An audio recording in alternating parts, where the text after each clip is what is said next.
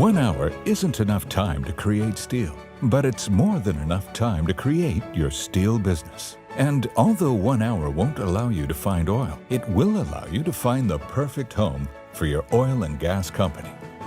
In business, speed is critical. And in today's world where everything moves so rapidly, you have to stay one step ahead of your competitors. At Hamria Free Zone, you can set up your business and receive your trade license in just 1 hour. By streamlining the entire process from A to Z, all you need to do is submit the relevant documentation and let our expert team take care of the formalities.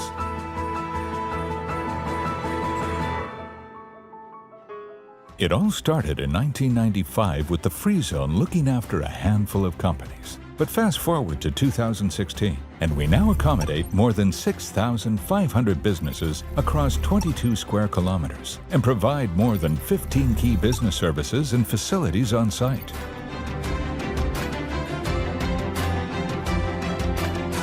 Sharjah is the only emirate with ports on the coasts of both the Arabian Gulf and Arabian Sea, providing excellent shipping links to all corners of the globe. And with the 180,000 square meter Sharjah Island Container Depot strategically located close by, you also have direct access to key highways and other industrial areas across the country. Additionally, you have... We're very soon going to have a raffle draw. And for the raffle draw, we'll be giving out one free ticket to Mahatriya, a life-transforming experience, which is going to be held on the 21st and 22nd of April. More details to follow. But before that, how many of y'all were here yesterday? Okay.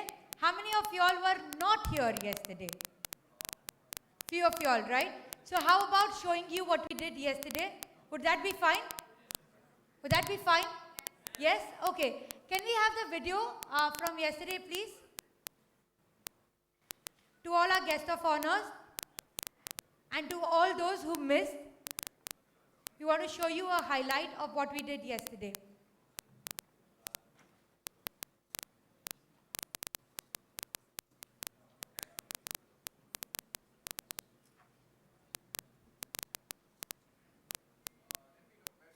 Until then, I just want to make one announcement. We'll be having an amazing lineup of speakers today. We also have a guest of honor who will be giving us the addressal. I just have one request. Anytime you want to use the exit, please don't use this door. It really disturbs everyone on the podium. You can use the door behind. Is that okay? Yes? Thank you. Okay.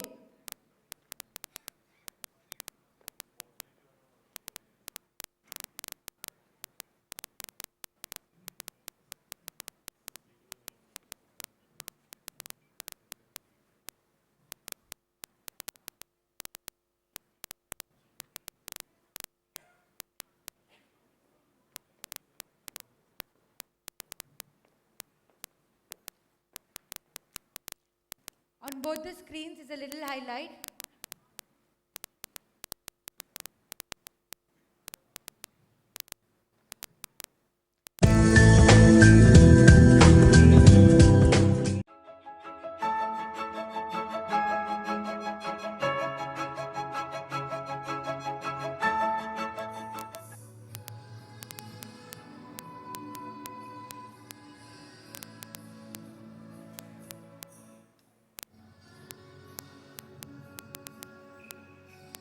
We had our president, ICAI, C.A. Nilesh Shivji Vikamse.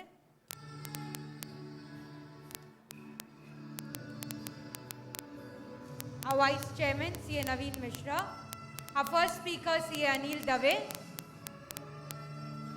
We also had me as the host yesterday. Then we had Major D.P. Singh, India's first Blade Runner, as a second speaker.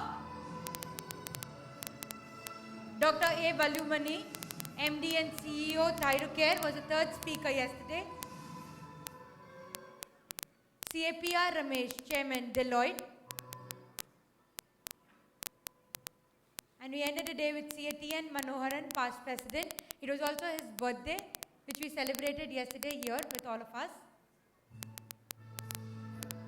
We have the felicitation of the past chairman. You can see the trophy here. Anyone who can have a look, you can have the look at the trophy here. It has the pictures of all the past chairmen. Then we had the felicitation of the entire executive committee, because of whom this event was possible. And then yesterday we had a raffle draw winner who got an iPad. Today we have a lot of iPads and raffle draws coming. Thank you very much. Thank you. Can we have a big round of applause?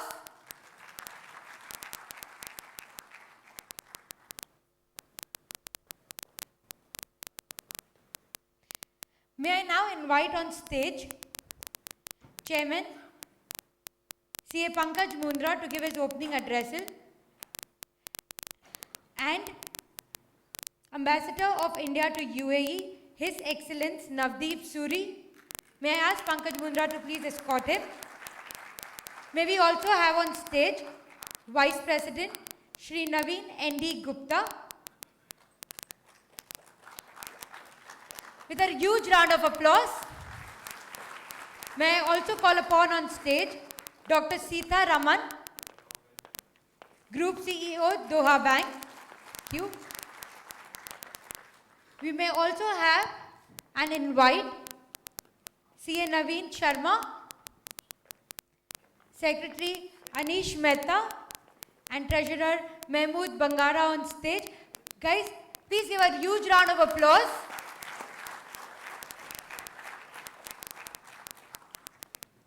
Thank you very much.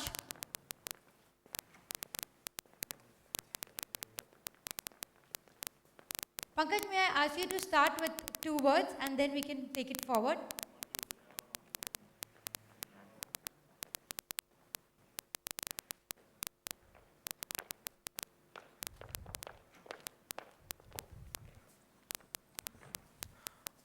Good morning, all the dignitaries on the dais, members. We had yesterday an excellent session on day 1, as we started with the inaugural session with His Highness Sheikh Nahyan Bil Mubarak Al Nahyan, who gave us the message that the future of future is the human capital, followed by our President, Shri Nilesh Vikamsi, and all the speakers who have flown across the globe. I welcome His Excellency Navdeep Ji Suri, the Ambassador from India to UAE,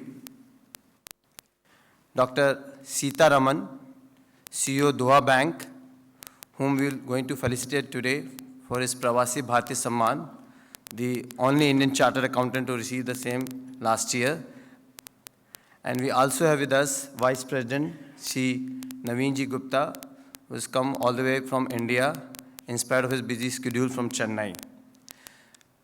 Without further ado, I welcome all of them on the dais, and we look forward to hear them today, followed by our speakers during the day. Thank you. Thank you, Pankaj. May I now call upon on stage and the podium Ambassador of India to UAE, His Excellence Navdeep Suri, for his address to the gathering. Huge round of applause.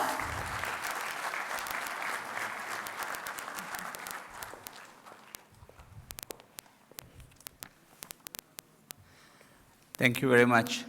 Pankaj, distinguished members on the dais, my friends, I must confess that when I got the invitation from Pankaj to come and speak at this conference on the future of the future, I was a little intrigued. It's daunting enough to talk about one future, but to talk about the future of the future seems to be an entirely different proposition. And my thoughts were, of course, where can I add value apart from showing myself up here? There is no doubt that we live in a world of tremendous technological change. We talk about artificial intelligence and machine learning. We talk about 3D printing of body parts. we talk about autonomous vehicles, we talk about a rate of disruption in technology that the world has never seen before. And we need to adapt to that. Here in UAE and in Dubai in particular, I think the government's been remarkably farsighted. It's one of the only countries, I think there's one other, that has a minister for the future. And that shows the importance that Dubai attaches, UAE attaches, not just to navigating the uncertain, uncharted territory of the future, but also in how do you mitigate risks that come from that uncertainty, and how do you prepare yourself to leverage the opportunities that come in that changing environment. We, as the practitioners of Indian diplomacy here, are determined that we should be partners with UAE in this process of change, in this uncertain future.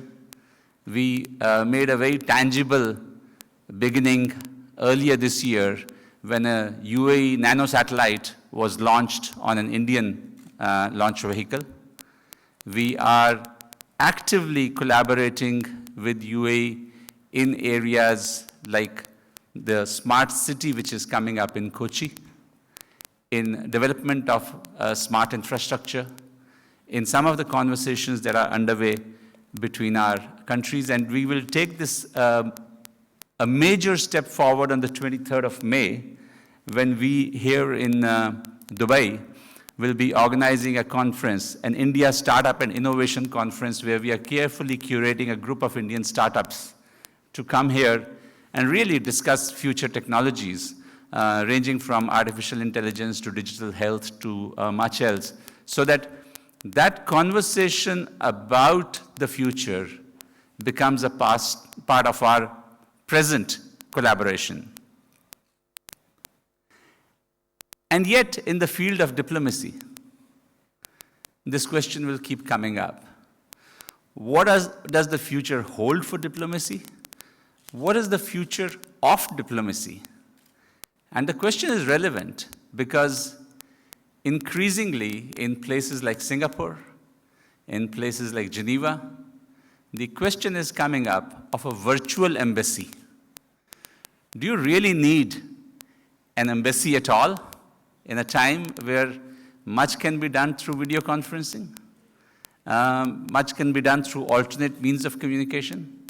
So countries are actually exploring this whole brave new word of virtual diplomacy, and to see, can you just have a roving ambassador at one place who then covers a bunch of countries without the establishment costs of an actual boots on the ground diplomatic mission?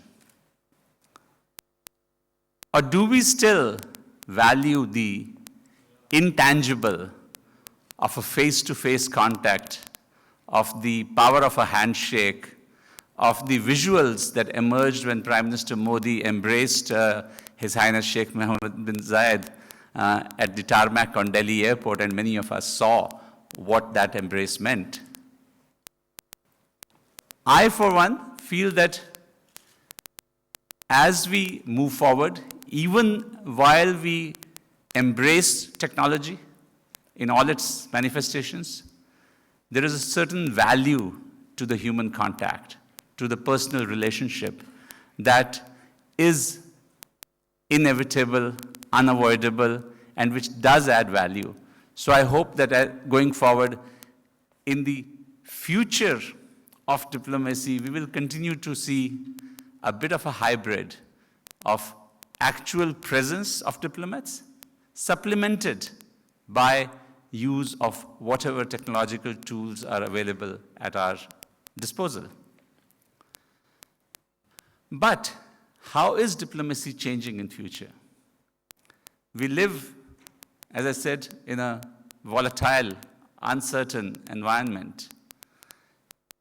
Many people didn't foresee the impact of US elections, of Brexit, of the uncertainties that we see from North Korea on east to Venezuela in the west.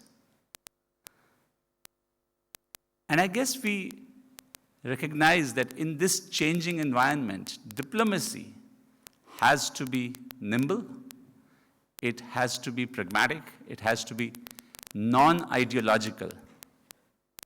We recognize that we are moving towards a world which will be increasingly multipolar, and in that multipolar world, we will not get caught up either in the business of alliances or in the detachment of non-alignment, but come through in coalitions of like-minded countries who have shared values and shared objectives. We would constantly remember that old adage that countries, nations, have neither permanent friends nor permanent enemies. They have permanent interests. And those interests are the business of foreign policy to protect and promote. But there are other dimensions. Look at economic diplomacy. For many years, the West championed the WTO as the panacea. Free trade was the mantra that all of us embraced. And yet we are beginning to see the winds of protectionism sweep across. We see major countries speaking in those terms. And so in this changing environment, we need to retool ourselves where bilateral FTAs between countries, regional economic groupings like RCEP become so important for our future economic well-being. Are we developing the toolkit that enables us to carry out those negotiations productively? Do we have the tools to measure the costs and benefits of those free trade areas, of those regional trade arrangements? Can chartered accountants be part of that process of developing those toolkits where you have people who are specialized in the business of international trade and what it means as we navigate the future? Look at the domain of cultural diplomacy. And again, we see a word where we are becoming afraid of the other. We don't understand the other.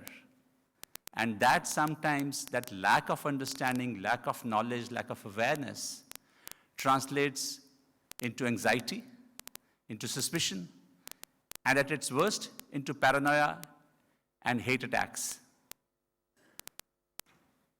Cultural diplomacy has a huge role to play in this changing environment. I'm very pleased that 3 days back, in the presence of His Highness Sheikh Nahyan, we launched an India-UAE cultural celebration for the coming year. We're doing this in other parts of the world as well. And I think India, with the kind of civilizational strengths that we have, with the soft power tools that we have, is ideally placed to embark on this area, particularly in the context of coming India at 70 celebrations, and to start a conversation about inclusivity, about understanding, about the example that India itself offers to the rest of the world in so many ways. So there's going to be, in this future, a lot of focus on cultural diplomacy, which is going to move center stage along with economic diplomacy. And then there's the whole area of digital diplomacy. New terms, new engagements. I used to be, at one time when I was heading our public diplomacy division in Delhi, very closely involved with the introduction of social media into the Ministry of External Affairs. And questions were asked, why does the Ministry of External Affairs need to be on social media? And my argument used to be, we're dealing with an increasingly skeptical public. The public doesn't really know what we do. It doesn't understand what our role is. And it is incumbent upon us to communicate what we do. It is about changing our own mindsets from a point where governments, and particularly diplomats, used to operate on a need-to-know basis, to move forward to a need-to-share basis. What is it that we have done or we do which can be meaningfully communicated to the public at large? We could, for example, talk about the consular services that we give. We could talk about our visits to prisons to meet Indians who are in distress, or repatriating back to India those who've fallen on hard times, and so much else that the work every day of a diplomatic mission involves, not just high policy, but little things that matter to people who need us. That's a changing paradigm of diplomacy. And if we don't do that, we will find ourselves on the wrong side of public opinion. And I think there's no better example than what our Minister, Mrs. Sushma Swaraj, has been able to do in terms of conveying that empathy towards members of the Indian diaspora. Which then brings me to my final element, which is what sometimes is called diaspora diplomacy.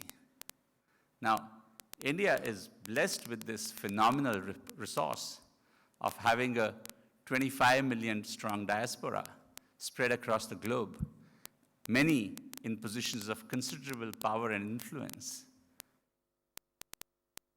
And if you see the evolution over the last 10 years, we were the only country around in the world to do something like the Pravasi Bharatiya Divas, to celebrate the achievements and accomplishments of Indian diaspora through the Pravasi Bharatiya Samman. And I'm delighted that we will be honoring Dr. Sitaraman for this.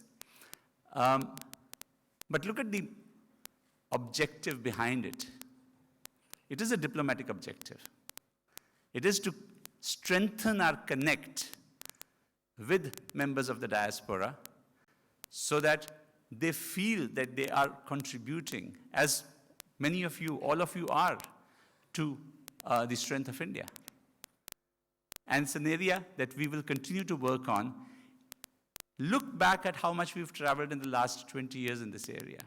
From a point where sometimes members, NRIs who went overseas were seen with a degree of condescension, to the position today we embrace their success. So, looking at the future then, Mahatma Gandhi famously said, "The future depends on what you do today." And I'm pretty confident that under the leadership that we have in Delhi, under the vision that is being articulated, we today are doing many of those things that need to secure the future of Indian diplomacy. Thank you very much.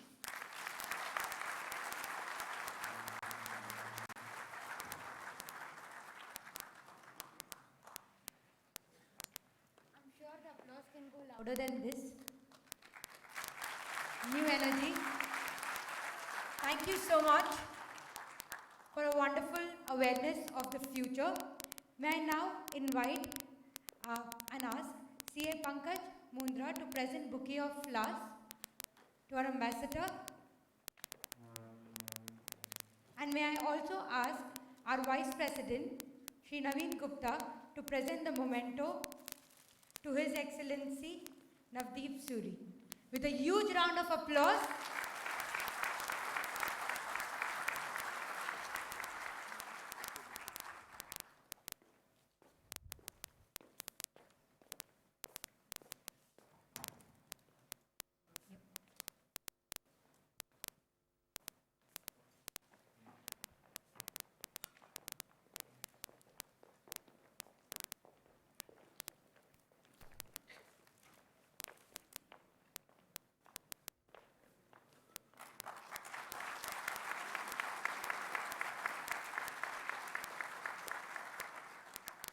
Just for a perfect picture, let me also have the bouquet of flowers outside.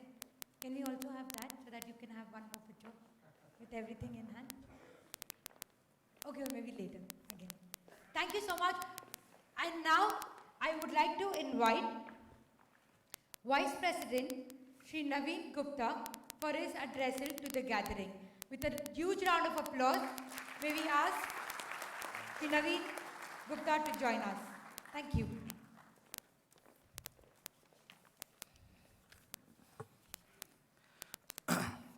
His Excellency Navdeep Singh Suri ji, Ambassador of India to Dubai, CA Dr. Sitaraman, CEO of Doha Bank, my colleague in the, Council, CA Pankaj Mundra, Chairman of ICAI Dubai Chapter, Chairman of Overseas Chapter present here, past Chairman of Dubai and other Overseas Chapter, Managing Committee members of Dubai Chapter, other Overseas Chapter, my distinguished speakers, specifically I can see Anil Dave Saab in the gathering, fellow member, friends, ladies and gentlemen, a very good morning to all of you. I, with the leave of Pankaj Mundra ji, would seek permission to first of all welcome you all to this second day of very fabulous annual function, 35th annual function of Dubai chapter. That makes it sure I am not a guest, but one of host, because all along the hospitality that has been there is exceptional and unparalleled, I can say, and the arrangements are also fabulous. On this momentous occasion, I would like to, after hearing the pulse of wisdom from none other than Navdeep Singh Suri Saab, I can say, sir, we are honored to have you here, and your words would be a vision and mission statement for us as far as economic diplomacy over accountancy is concerned. Thank you, sir. Thank you for being here today. And we are also honored to have, as we all see, Dr. Sitaraman and one of awardee of Pravasi Bhartiya. So all along, it's a great occasion, and we are all here. And I would like to share with you at the outset, Dubai is always special to all of us because it is one of the 30 chapters of Institute. It gives me great pleasure to share with you just last month, we have grown in size from 29th to 30th. Our council approved the 30th chapter being the youngest chapter that would be established at Amsterdam. And Dubai happened to be the second chapter that was opened, and today it is the largest, most aggressive chapter, and marching shoulder to shoulder with the government over here and bringing laurels to the profession. And all big round of applause to the team of Pankaj ji for all of this. And specifically me, Dubai has always and will always remain special to me, because on that fateful and fortunate day of 12th February 2017, when Nilesh Vikamseji, the Honorable President of Institute, and myself, we were elected to this position, while we walked out of the council hall after the election, the moment door opened, I saw Pankaj ji and Mahmood ji, Treasurer of Dubai chapter. They were among the first people to congratulate us on that day. So we are grateful also to Pankaj ji for that. We all know Dubai has a special place. Dubai happens to be the third largest trading partner of the country, and India happens to be second largest trading partner. But as we are seeing, the manner in which the warmth in relationship over economic diplomacy and political diplomacy is growing over last few years since the time the new government and our beloved Prime Minister has taken over. We have seen in 34 years, he was the first Prime Minister to make visit to this nation, and this 26th January, the Crown Prince of Doha was our chief guest as 26th January. So relationship is bound to increase, and we have a strong network of chartered accountants here. We are almost 2,200 chartered accountants here. So in the august presence of Ambassador Saab, I would like to give an assurance on behalf of profession today, sir, that we are geared up, competent to take up any task that could be given to us. And today is because we are here discussing on a very, very noble theme of future of future. So the future trend today is undoubtedly towards bringing in more transparency, better governance, better e-governance. So looking at our role that we are playing within the country also, our members are fully competent to take up any task that would be given to them here itself, be it we are partnering with the government back in India also in rolling out many legislation, be it goods and service tax, that is one nation, one tax, considered to be the biggest tax reform in the country, and also on the front of banking reforms, the insolvency and bankruptcy law that has come in. We are equally partners, and on both the occasions, we were called by the Standing Committee on Parliament, which drafts the legislation, and our contribution has been lauded, and most of our suggestions were accepted. So here also, any point of time where it is felt that any new law has to be brought in on the lines of goods and service tax or any other direct tax law, we are fully competent to shoulder that responsibility, sir. So I would like to assure you on behalf of our profession, big profession brothers present here, that we are fully competent to take up those responsibilities. Now coming back to, sir, conference, the theme of the conference is future of future.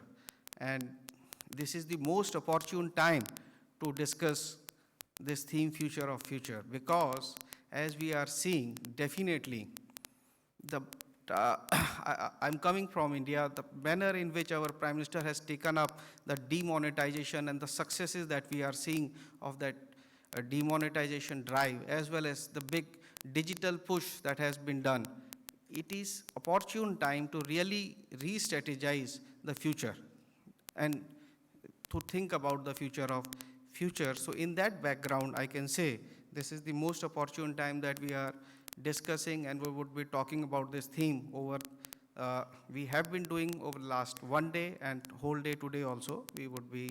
So in that direction, I am reminded of the words of our father of nation, Mahatma Gandhi, which said, the future depends upon what you do today. So it is also time to introspect what as a profession we have been doing over since the time we were born in the year 1949. So in that direction, I would like to share.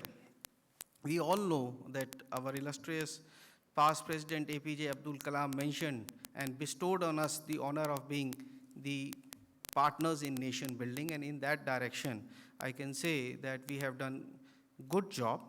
We have been not only partners in developing and helping government in various policy initiatives, but now we have also started going overseas, and over last few years, we have helped various foreign governments as well in developing accounting bodies and accounting profession in those nations where it was not there. We started the journey by helping the government of Nepal in developing Institute of Chartered Accountants of Nepal in that country. Then subsequently, we helped the government of Djibouti, Mongolia, in training their students in accountancy and English language. We just last year helped government of Bhutan in setting up Institute of Chartered Accountants of Bhutan, and we are on the verge of signing similar agreement with the government of Afghanistan for developing Institute of Chartered Accountants of Afghanistan in Afghanistan. Last year, as you guided us, we conducted a very successful Africa conclave where over economic diplomacy on the sidelines of accountancy, we talked in the presence of CEO of Niti Aayog, Mr. Amitabh Kant, and that initiative was also well appreciated by all concerns in government circles. So this is how the institute, the accounting profession is helping and foreseeing and seeing that we make the profession, the world, a better place to be. Now, apart from all these international developments that Institute has been doing, we are also helping our government, as I already shared with you, in various policy initiatives. We started during last 2-3 years specifically reaching out to the government at the stage when the law is developing.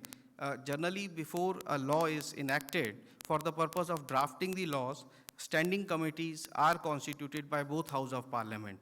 So now, repeatedly, over the period of time, whenever a new law is to be enacted, Institute is always called upon to contribute and give policy research-based thought processes at that stage itself. During last 3 years, I could share with you, we have helped government in coming out with the better legislation as far as Benami Transactions Prohibition Act that has been recently come out, and our beloved Prime Minister on the floor of the House mentioned while responding to the opening remarks of President that I urge the citizens of this country to approach the chartered accountants to get the knowledge about this Benami transaction prohibition bills and the nuisance and what are the rights and obligations under that law.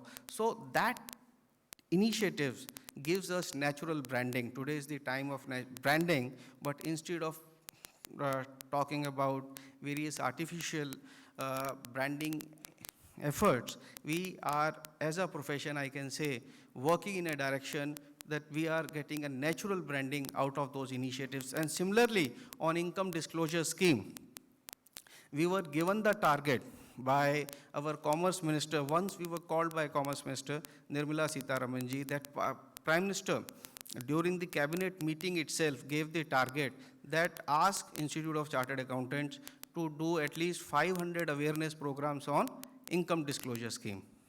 And it gives me immense pleasure to share with you, we did not, we tried to do better than what was the target. We conducted more than 500 programs during the target period, and the minister was particularly impressed by the fact on the first day of the launch of those programs on 2nd July 2016 on 100 locations, which was addressed by the finance minister sitting in his chamber, sitting in his office all across, and at all locations, apart from our members from various industry associations and members from the tax department were also available, also present. So everybody vouched for the contribution of the profession, and the result of all these efforts of your profession, your institute, was that the scheme was absolutely successful. In the, as per the government, we all know that last year, initially when the scheme was rolled out, not much response was accepted, but ultimately it was multiple times more than what the government was expecting to the income disclosure scheme. And as a result of that, at the mid of the night, same night, FM tweeted from his personal handle expression of gratitude to the profession and institute. The greatness of his tweet is not that FM tweeted about the contribution of the profession, but there are more than 5 million followers to the FM on tweet. So immediately, it gives immediate recognition of the profession in the fight against black money and money laundering, that we are really contributing in that fight of the government against black money. So these are certain efforts that we have been doing as an institute to ensure that we get natural branding, and in that direction we are moving shoulder to shoulder. So this is what we have been doing, apart from various other initiatives that we keep hearing about. But now, as it is said, change is the only constant, and we all know that present is important, but it is also said, and equally true, that you cannot do today's task with yesterday's techniques and survive in tomorrow, survive in future. So we really need to understand, analyze what lies ahead in future for all of us, and in that direction, the time is the big evidence that we have, since time immemorial, as accountants, we have always exploited the latest technology for the benefits of all stakeholders, be it adding machines of 19th century or calculators or computers of 20th century. But we need to understand the technological trends that lies immediately ahead of us are complex and different from whatever has happened up to now. As Mr. Saab was mentioning, the latest trends that immediately lies ahead of us are mobility, cloud, big data, robotics is coming in big way, and artificial intelligence. Robotics and artificial intelligence are no longer words of science fi or Bollywood masala, what I can say. They are actively used in accountancy. I recently visited a quite good size KPOs in Delhi, in Gurgaon. There they are doing more than quite a number of US tax returns sitting in Gurgaon. So there I was amazed to see they were using robots for filing the US tax returns from India. And I could see from my naked eye how the robos are doing all those jobs. They call it bots, BOT bots rather than robots in their technology. So these are the trends which are already in use. So it is no longer a choice, but a compulsion to understand those technologies and adopt those technologies. I personally see them as untamed tigers. It is for us, either we adopt those technologies and ride the tiger, otherwise technology will play its role. So, but it is up there. For that, I always remember since the time I qualified, the story of Kodak. What happened, it used to be when we were young, it used to be the most valuable company, a household company, and even the smile used to be called Kodak Smile. But no longer that company could be heard, and it flopped because it failed to exploit the technology it invented. Kodak was a company in the business of reel-based photography. And they were the people who invented the first digital camera in the year 1975. And when that camera was invented, it was taken to their boardroom, it was shown to the board of directors, and their response was that it's beautiful, but don't show it to the others. So if you are trying to close your eyes to the latest technologies, it is not going to help. We have to understand that is the time. And ultimately, they took courage, did a market survey in the 1980, in the 80s about that technology, and what they call, the results were some bad results and some good results. The bad result was that this new technology has potential to take over their entire business. But what they termed the good news was that it is still 10 years for this technology to get established and start working. So at that point of time in 80s, they thought 10 years is a big time. Rest is history. So similarly, we even don't have 10 years. This technology is already in use. Use in the business. The most loved practice that we are doing all across that is the compliance practice. It is already used to substitute what our fellow brothers have already been doing as far as ensuring various compliances. So it is up to us that we sooner adopt all these technological trends which are already on the horizon and take advantage of it, de-skill our time-consuming and repetitive nature of tasks and move to value added. But as institute, we have already foreseen all these technological trends, and we could be rest assured we are changing, and we are changing fast, and we are changing for good for the overall benefit of our membership. I can share with you, during last 2 years, we have set up a committee for digital transformation and process re-engineering within our institute. We are fast automating most of our internal processes, most of our internal committee meetings earlier, which used to be attended by physical quorum. Now, most of our membership which attends those various internal committee meetings are only on AV mode. So these are the things. Apart from that, we are fast making all our regulatory forms, those have to be submitted. We are ensuring those are all trying to create a virtual institute for our members, for our students. We are automating our examination so that centralized checking and all those things could be done. So we are identifying the processes, and we are seeing to it that most of the benefit of automation goes to our membership. Apart from that, only this year we have set up a digital accounting and assurance standard board, because digital accounting is fast approaching. So the first task that has been given to that committee is to come out with a white paper to understand the impact of the technology that may be there on the accounting standards as well as standards on auditing, and how the world behave, how the accountants would behave in an interconnected world, and what impact it would be, what changes are required by us to ensure that those standards are properly modified and evolved to match requirements of digital world. That's what we are doing. Apart from that, we have already, you have seen overall our entire popular diploma DISA course that has been done, and further we are very fast setting up more and more forensic labs all across the nation so that our members in nook and corner of the country, also in Mufassal areas, could evolve and automate themselves, and certain tools could be developed or on an institutional level, on a community level, for the larger use and larger benefit of our membership. So these are certain things we are doing on the technology front. Apart from that, yes, other value-added services are also important in that direction. Also, there is a need to move fast.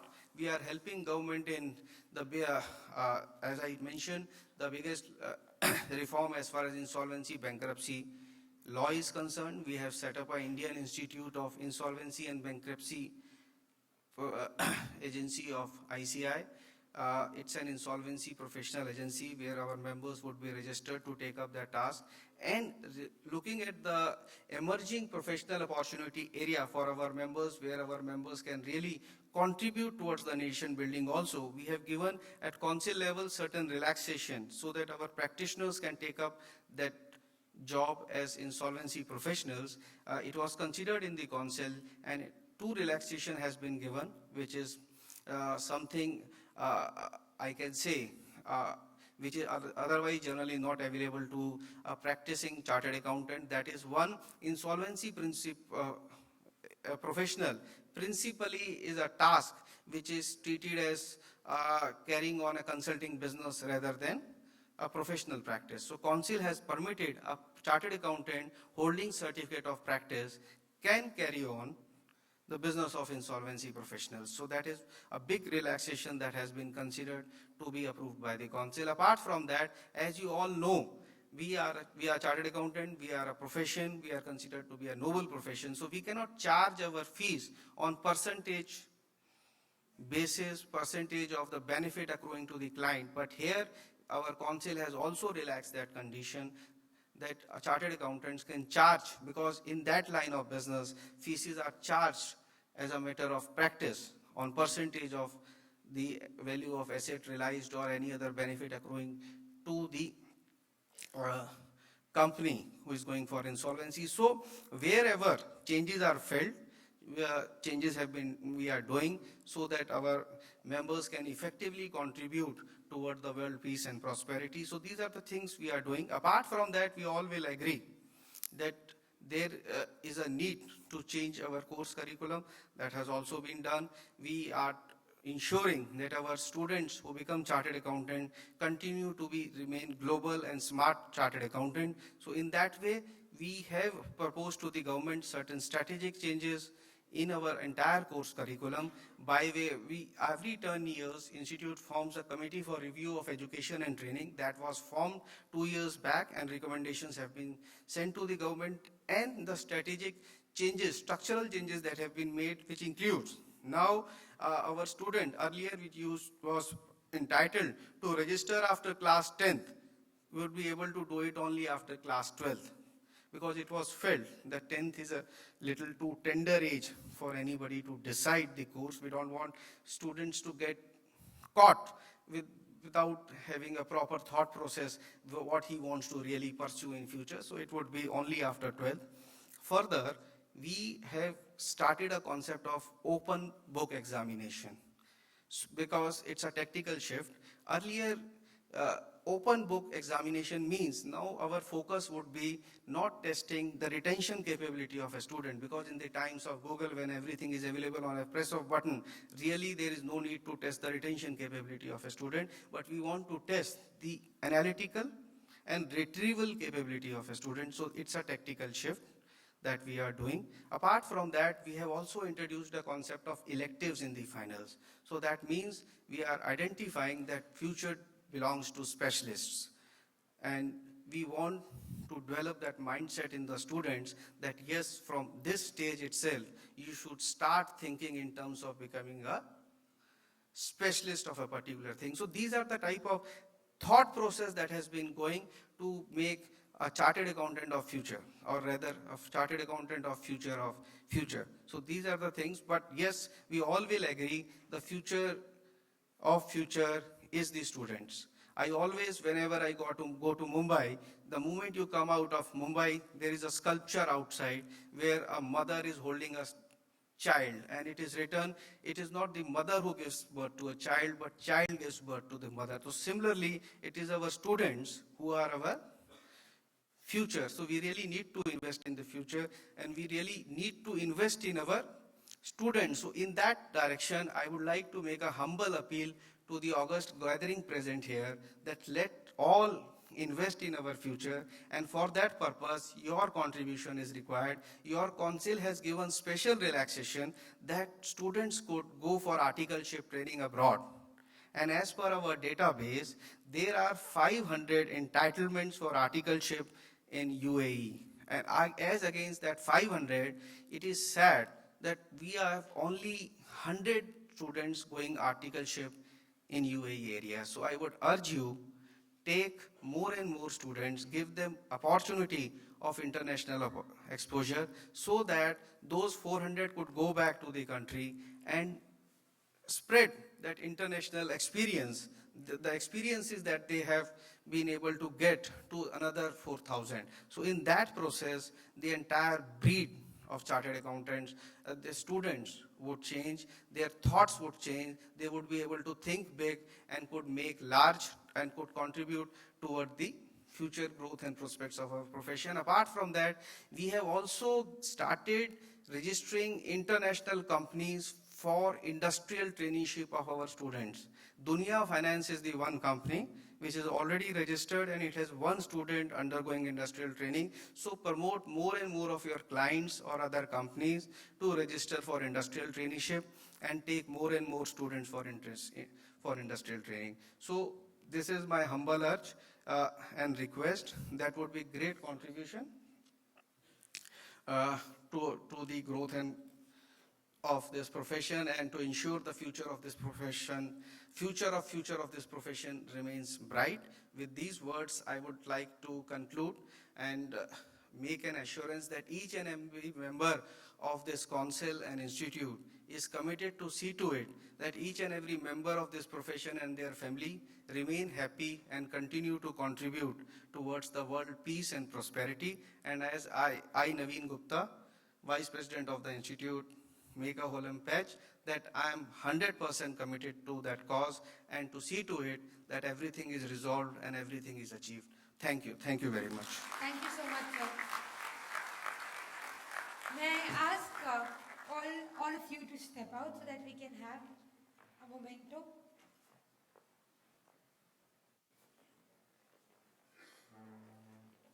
Since we spoke about Kodak, we want a Kodak perfect moment. So we could have everyone outside. And may I now request CA Vice Chairman Naveen Sharma to present the memento to Vice President CA Naveen Gupta.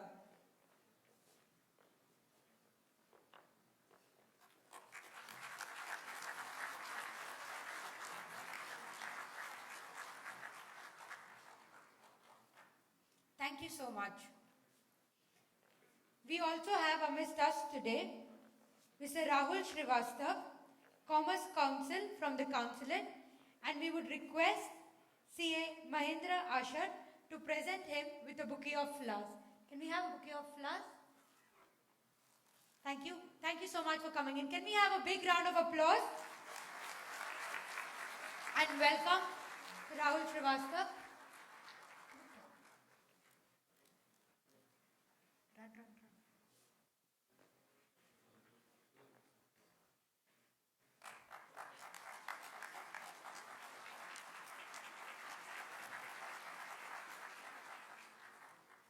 Thank you very much.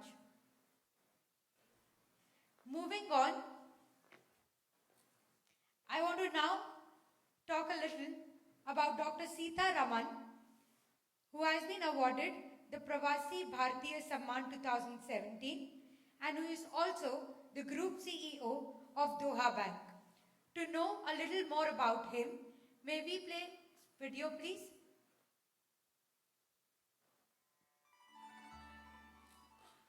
In recognition of your extraordinary leadership and your achievements in global banking, Washington College is pleased to present to Raghavan Sitaraman the honorary degree Doctor of Laws.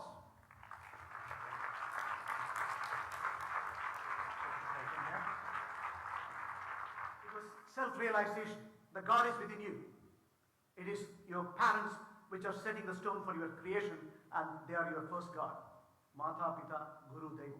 This is what my language says. Self-realization, integrating your heart, mind and soul is eternal, and that will set you the right kind of discipline for you to be peaceful. You create a world which is peaceful, for you create a generation which is peaceful.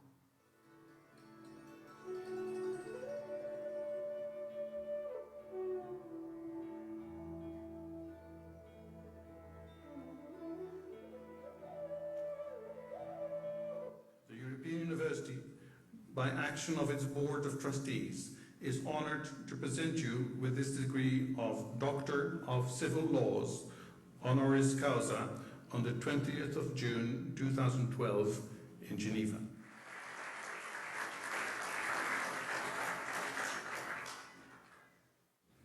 Ladies and gentlemen, and my dear students, everything is interesting and exciting. Everything is inspirational as long as we believe in principle-centered truth. Nothing but truth can take you places. Trust in yourself. God is within you. Realize yourself. World is yours. You will become better citizens. You will create a better world. Thank you, ladies and gentlemen, for your kind attention.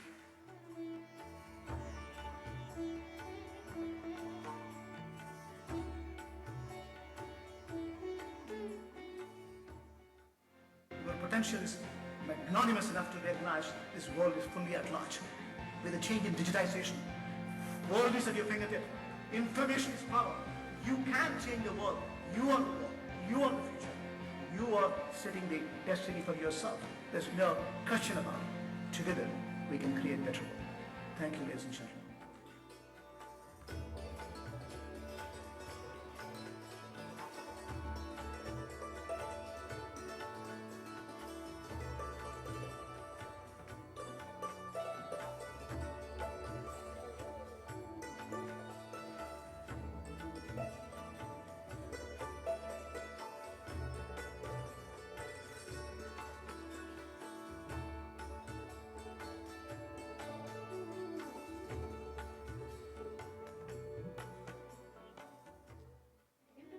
Business Management from Qatar, Dr. Raghavan Sitaraman.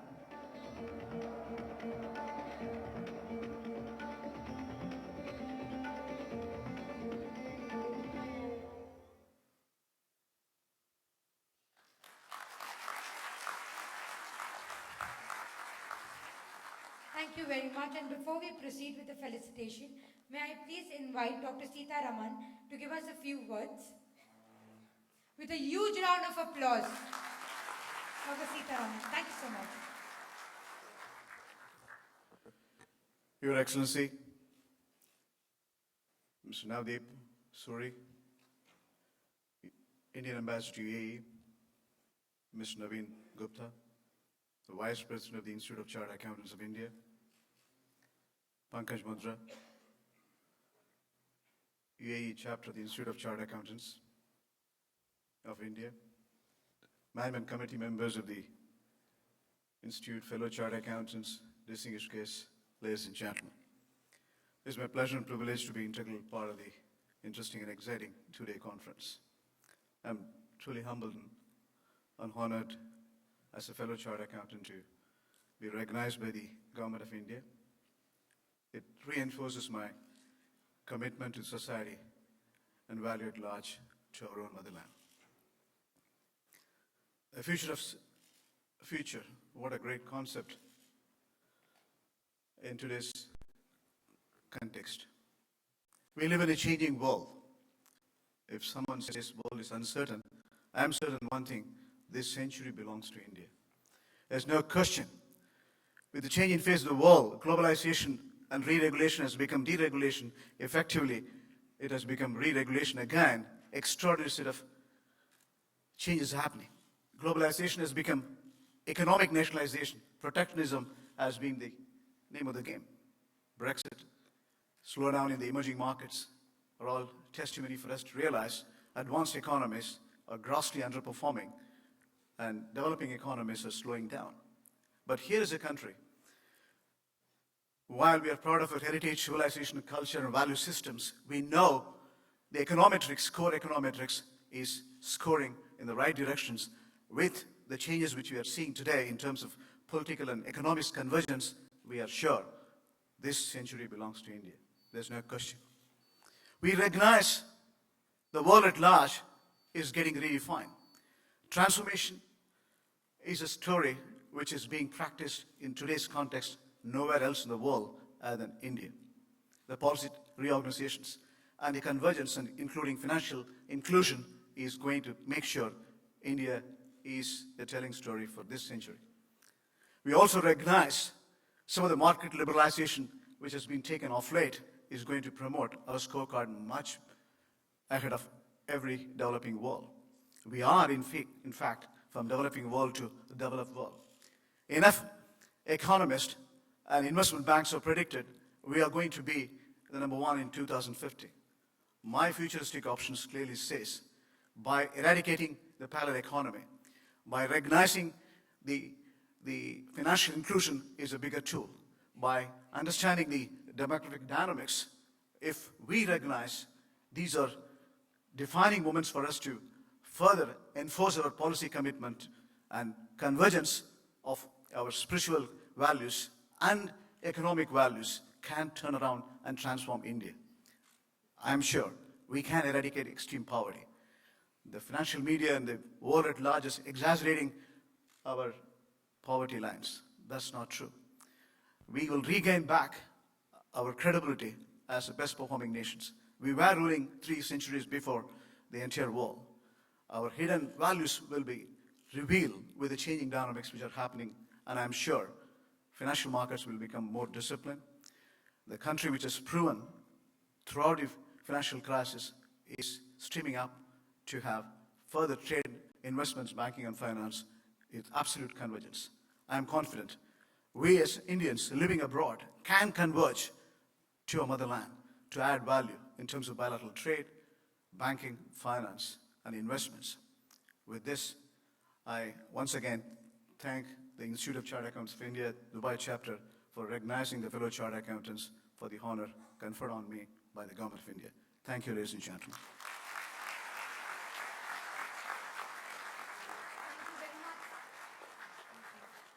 Thank you very much, Dr. Sitaraman. May I now ask everyone to step forward for a picture, and also may I also ask and request His Excellency Navdeep Suri to present the memento to Dr. Sitaraman.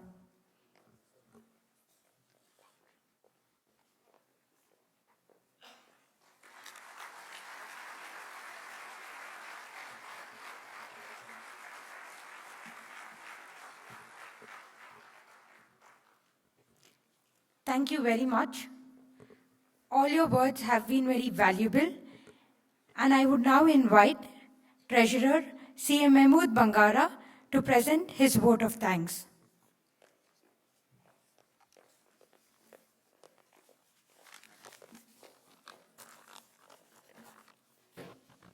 Hello. Distinguished dignitaries on the dais, speakers and guests, and our beloved members, as we are all running against the time. The most effective way of conveying our thanks is to be very brief and short. The dignitaries on the dais, sir, we have abundant gratitude for you all being here. And let me start with the first citizen here, His Excellency Ambassador Navdeep Suri. You have come from Abu Dhabi and shown interest to take part in our event. Sir, it inspires us. And as a man with wealth of experience and tremendous exposure to diplomacy, your words of wisdom has been an inspiration for us. And thank you all on behalf of all of our members for being with us. And really, I was amazed to see our young vice president to make a comment, because when we went to Delhi, the headquarters in Delhi of ICAI was packed with a number of chartered accountants coming from various regions. And myself and Pankaj Mudra were there. And he still remembers it. Gentlemen, it is not just remembering us, it is a tribute to the chapter, how much love he has for the Dubai chapter. And I wish you to acknowledge that with your note of gratitude. Sir, everyone is changing, and we heard from Dr. Suri about the virtual diplomacy, and within my limited time, I'm saying even robots filing returns. Sir, the future of future theme has become so relevant because every speakers have got their own say in how the thing is relevant, and especially our leader, Naveen D. Gupta, because we are perceived to be the boring people who are just relying on debit and credit. Now our thoughts are flying so much forward. It is future, and not just the future, but future of future. And you see Mr. Naveen CA, Naveen Gupta explaining you the tremendous degree of automation and changes and transformation that has been happening in the institute. Sir, thank you so much for sharing the happenings in the institute and your words of wisdom. Thank you. Dr. Sita Raman, yesterday our president said to be proud of being a chartered accountant, sir. We are all proud that you are a chartered accountant because you brought so much glory to the profession by being so excellent in your career, in the domain of banking, and the achievements that you have been making throughout.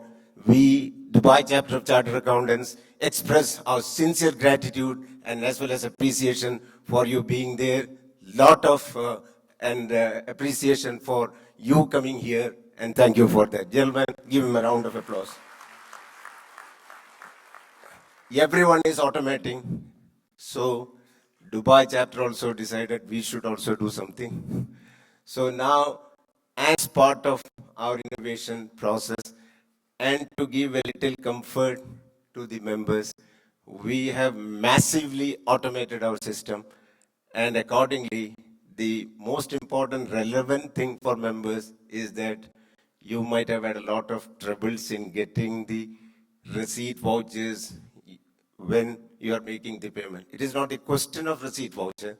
Your payment acknowledgement is a basic criteria for you being recognized as a member. Now our all system, that is, we have secretarial system which is sending you notices and receipt voucher for acknowledging your payments. Everything is integrated into one system, and we will show you one receipt voucher now being generated with the permission of our chairman, Pankaj Mudra. We are showing the system from the back. It's not working?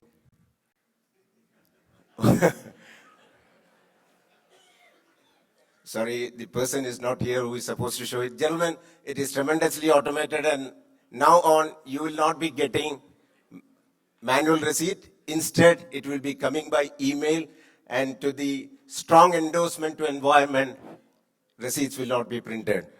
And not the least, for all the speakers who are present here, our valued and distinguished members, chapter express our thanks for you being here. Thank you all. Thank you so much.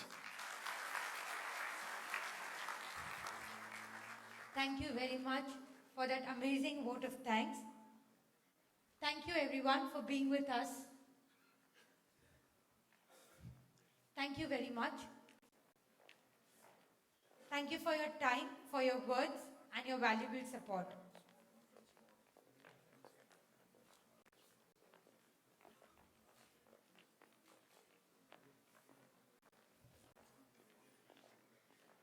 Today, before I invite our next speaker, I want to let you know that we have a lot of prizes for our members, and as and when we move ahead, we will let you know about that. One of the prizes, as I already told you, there will be a draw for Mahatray, one ticket to the workshop to be held on 21st and 22nd. We also have draws from our sponsors, which we will let you know about.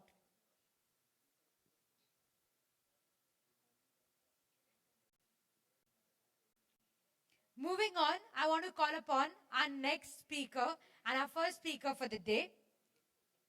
Our speaker today, Dr. T.V. Rao, is going to enlighten us about entrepreneurship and HR.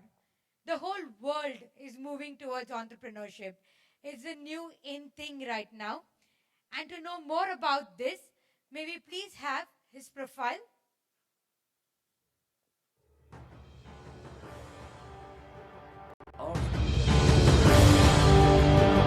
Our speaker today, T.V. Rao, Chairman TVRLS India. Dr. T.V. Rao, Chairman TVRLS, is associated with the Indian Institute of Management, Ahmedabad for the last 40 years in various capacities, including as a professor. He is a member of the IIMA Society and the Board of Governors. Dr. Rao is founder-president of the National HRD Network, which has over 40 chapters in India. Dr. Rao authored 60 books in various fields including entrepreneurship, HRD, behavioral science, education and performance management. Dr. Rao worked as HRD advisor to the Reserve Bank of India and served as a member of the HRM Review Committee of Public Sector Banks. Dr. Rao worked as a consultant to UNESCO Bangkok, USAID Indonesia, NERTA Malaysia and the Commonwealth Secretariat London.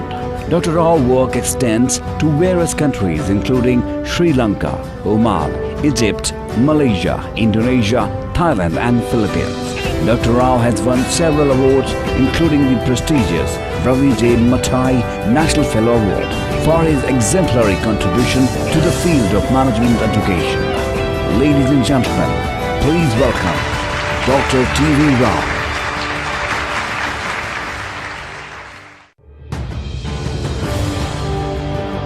Our speaker today, T.V. Rao, Chairman TVR. I want to start by thanking Pankaj Mundra and team for having thought of me to get me here. Frankly, this is the second time I'm addressing the ICAI, not in Dubai. Dubai first time. First I did that sometime in somewhere in Rajkot, quite some time ago, on entrepreneurship, strangely. This time I will ask her to share my thoughts on human resource development and entrepreneurship. I was very happy when I was asked her to do this. I want to start by telling you a little story of the human resource development movement in the country.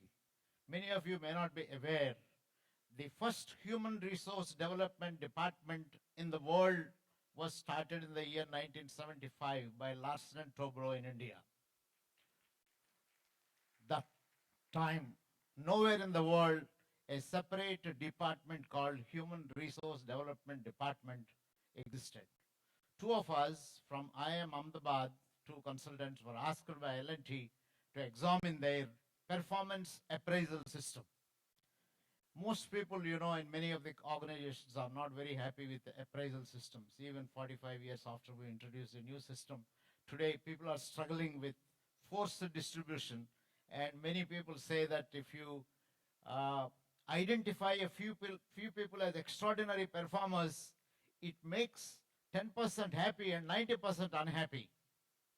So HR departments today, in spite of all the development that have taken place, have not fully contributed to happiness. But in 1975, we thought, when we examined the performance appraisal system, we asked some of the managers, what is the kind of performance appraisal system you want to have? The current chairman of L&T happened to be one of the junior managers at the time. I happened to personally interview him at the time. In fact, I think most of the managers said, where is performance in the performance appraisal system? The system started with some kind of a self-assessment. Then the boss looked at the self-assessment and then commented upon the qualities of an appraisee and passed it on to the personnel department, and personnel department filed it and did whatever they liked. And when asked the managers, what is it? What is the kind of a performance management system that you like to have? They said, we want to know in the beginning of the year itself what we are expected to perform. Then they said, somewhere in the middle of the year, please tell us whether we are performing what we were expected to perform or not. Have a performance review discussion, 1975. And let our seniors coach and mentor us and help us to grow in the company. And at the end of the year, before you give the final rating, please tell us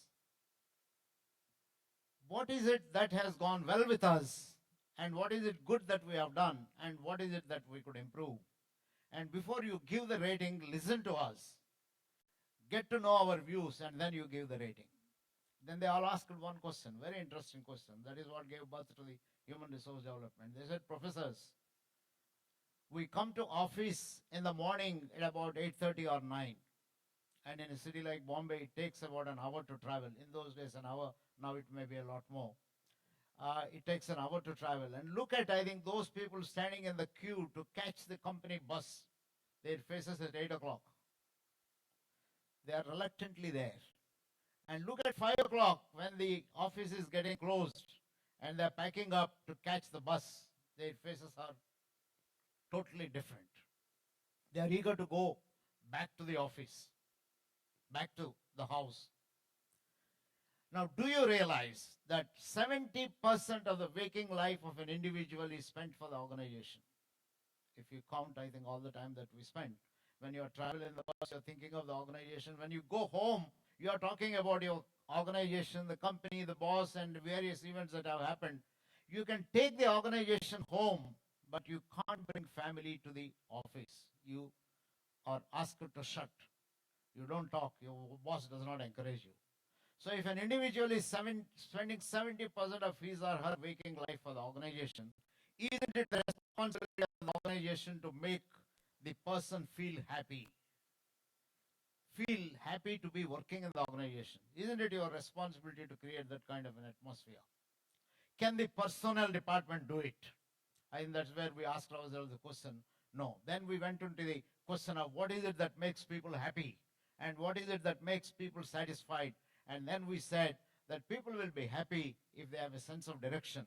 People will be happy if the organization treats them as significant resources to the company. And the personnel department regulates, and they don't treat human beings as human beings. And therefore, we need a separate entity which can take care of the human resources. And that's the entity we called as Human Resource Development Department.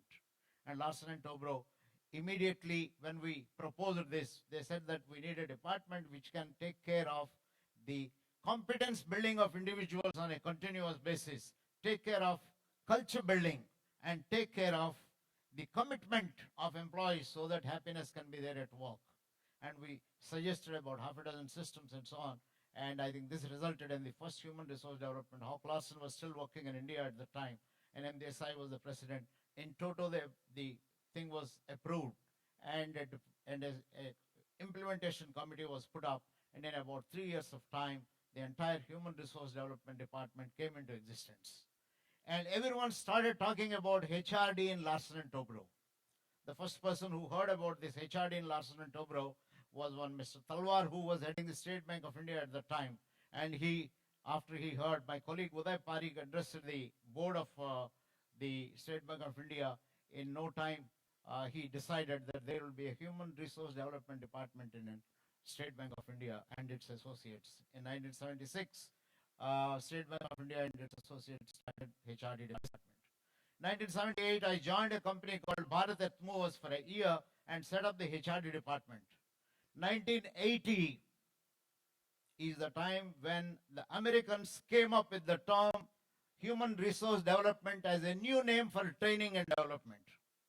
Training and development, the American Society for Training and Development suggested that there should be a new name for this because the scope of training and development needs to be expanded. The moment you have something from US, you know what happens in India. We immediately copy. So organizations like BHCL renamed the Training and Development Department as HRD Department. And there are about half a dozen companies that followed. So you have here L&T and State Bank of India that started HRD as a philosophy, as a value, and you have a set of companies who renamed the training and development as HRD. By 1982, HRD became a very valued word. And personal people felt the HRD came from personal, therefore we should rename ourselves as HR departments. The personal departments became human resource departments, not development. HRD was human resource development, but personal departments renamed them as human resource departments. So there is confusion. Human resource training and development becomes human resource development.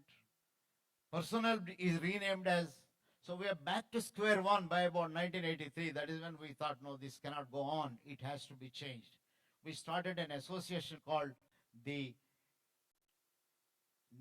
National Human Resource Development Network to promote HRD as a philosophy. The philosophy of HRD is every human being is born talented. That's what we heard yesterday.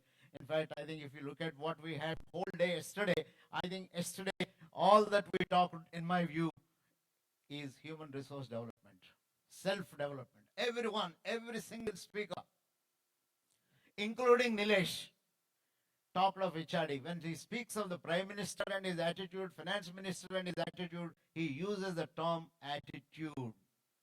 And that is human resource development. So HRD philosophy is every person is born talented. Organizations are platforms to nurture the talent of individuals. Organizations can nurture by providing right kind of values, right kind of a culture. So it is the job of, if there is a department called HRD department, it is the job of that particular kind of a department to promote and nurture talent in organizations. I'll come back to you. What is the linkage between this? I want to go on to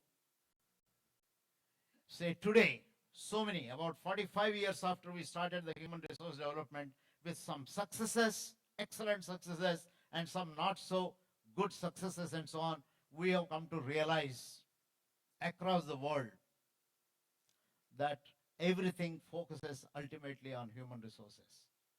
Today, if you ask me or if you ask anyone, and there can't be a better evidence to this than what we heard yesterday, either from Major Singh or from Velumaniji or from anyone, all that they have talked about self-realization. You are talented. Discover the talent within you. Use the talent for purposes of yourself, for your own growth, for the growth of your colleagues and society and things of that kind. So today, if you realize, I think today is the day of human resources. It is a HR world. It is people's world. It is competency world. It is talent world for those who recognize it. I strongly believe the more and more technological developments take place, the more and more human being will become important. Technology can never replace human beings. Technology will make human being more and more significant, because who is the person who finds this technology, who discovers the technology, who uses the technology? It is a human being. Therefore, talent gets under more and more focus. I must say, a very interesting article that has appeared in Harvard Business Review recently. Now, this talks very nicely about the current kind of a situation. Great CHROs, now good CHROs make great CEOs. This is one of the findings. Great CHROs, they are highly paid because they are rare to find. And they also make good. We have had excellent examples in India. Some of the human resource managers, people like Santrup Mishra and Birla, with Aditya Birla Group, or you have, I think if you look at State Bank of India or any of the banks, you have excellent example here itself who addressed you, Dr. Khandelwal. I'm sure he would have talked about how he has used his own kind of human resource knowledge to manage the bank and put the bank in a totally different kind of an orbit and so on. So also, the finding is that successful CEOs are largely human resource managers themselves. They are people-oriented. If you are a people-oriented person, you are likely to be a successful person. And there is an interesting study conducted in USA looking at successful CEOs, and they profiled them using 360-degree feedback. And when they profiled the successful CEOs and profiled various CXOs, including finance managers, they found those CHROs who have close kind of similarity with the successful kind of CEOs are likely to make themselves as good kind of a CEOs and so on. In fact, they found more and more of these. Now, this is a very significant lesson. If a CFO or a CA wants to be a good CEO, what is it that he or she should have? I would say you need to have some of the qualities of a good, successful CHRO. And what are the qualities of a successful CHRO? I'll tell you, I have had a very interesting experience. Have you all heard of this technique called, this methodology called 360-degree feedback? How many of you know this? Oh, wonderful. That is very nice. Now, I had a very interesting example of a chartered accountant who was heading a particular company as the senior vice president commercial. He became senior vice president commercial in this particular, is a group company across the world. It is there. They have about 60 to 70 countries they were present in, and this unit was located in India. Now, this chap became senior vice president commercial, a chartered accountant, started in the company at the age of 22 or 23. Almost about half a dozen promotions he has had.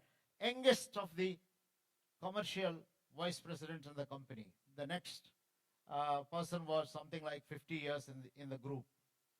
Now, this person used to go to office. If the office started about 9 o'clock, he will be there in office at 8 o'clock. If the office closed at about 5:30 or 6, he will work till about 8 o'clock. Very hardworking, very loyal. I suppose most CEOs are, and very meticulous. Very meticulous. And no mistake escaped his attention. He was good at collecting money. He was good at managing the money. Obviously, the chairman of the company felt very good about, very happy to have somebody like him, and promoted him every 2 years, and he became the youngest of the vice president, senior vice president commercial. But the HR department had a terrible problem with this gentleman. Anytime they posted a few people in the commercial department, either the people left within a short period or wanted to be transferred from that particular unit to another unit. So the HR manager thought that what is the matter? And he interviewed some of the employees, and then he discovered that the senior vice president commercial worked very hard, was very loyal, but he expected everyone to work hard like him. And some of the employees say, sir, he has another 23 years. He is now 37. Another 23 years before he retires. He is senior vice president. And none of us can become senior vice president because our future is blocked for the next 23 years. He is going to be there. So how do you expect us to? He is married to the company, but we are married to somebody else. We don't want to be like him. And that is the way they would respond. And so the HR head went to the senior vice president commercial one day. He came across an announcement of a 360-degree feedback, and he said, sir, this is a very interesting kind of a technique. You are such a great person. You got promoted. You are perceived so well by all the people.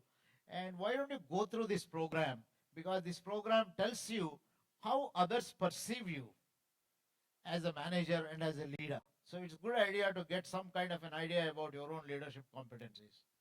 So apparently this person read the brochure about 360-degree feedback and told the head of HR that Mr. Das, I'm just taking a name, don't look for Mr. Das's and their companies to identify who this chap is. So Mr. Das, you tell me, in the last 3 years, how many people did you post in my department? Das counted and he said 13 people. How many of them are still here? 4. You posted in the 3 years 13 people and 4 people only are there. 9 people have left. What time do I come to office? 8 o'clock, sir. When does the office begin? 9 o'clock. When do I leave? You have been seeing me. You leave quite late. How many promotions have I got in the last? He said, but sir, why are you asking me all this? I'm asking you all this to let you know that I have been working so hard. You post people in my department and they don't stick around. And I get promotions and you can't show me anybody else who get promotions like this. Who should go for 360-degree feedback? You or me or the people who don't have any commitment to the company and who keep leaving this company? So Mr. Das didn't know what to do with this. So he called me up and he said, Professor Rao, I like this program, but I'm not very sure if this, our senior vice president commercial, how do you convince him? I said, the chairman of your company is talking to me already about the 360-degree feedback. He probably wants all the MDs of the company to go through. So you go to the senior vice president commercial and tell him, sir, before the chairman conducts this program all through the company, why don't you yourself go? Because this is a public program, announced program. Go and experience it, and then you can advise the chairman whether it is worth investing this money or not. So I think it caught the attention. You can imagine the mindset of the senior vice president commercial. It attracted his attention. He said, if that is so, that's a good idea. Are you sure chairman is wanting to conduct this program? He said, yes, sir. So he agreed, and the 360-degree feedback was conducted. It's an anonymous feedback conducted, a survey conducted by all those who worked with him, people who left also earlier who worked with him, his seniors, his colleagues, and so on. We collect the feedback anonymously, tabulate the feedback, and then we normally, when we give 360 feedback, we call the person for a program and prepare the person to receive feedback. No matter what you may say, if negative feedback has to be given, the person has to be prepared. Even if positive feedback has to be given, sometimes it is important to prepare the person. So we hold a 3-day program. 1 full day is spent to prepare. For example, the way we prepare is, we tell them, if all people have said good things about you, are they your good friends? If somebody on a 5-point scale rates you 5 out of 5, is he a good friend? Normally we say, yeah, that's good. I think those people who know me rate me 5 out of 5. If somebody rates you 3 out of 5, is he your good friend? Not really. He may not have understood. We said, no, sorry, the reverse.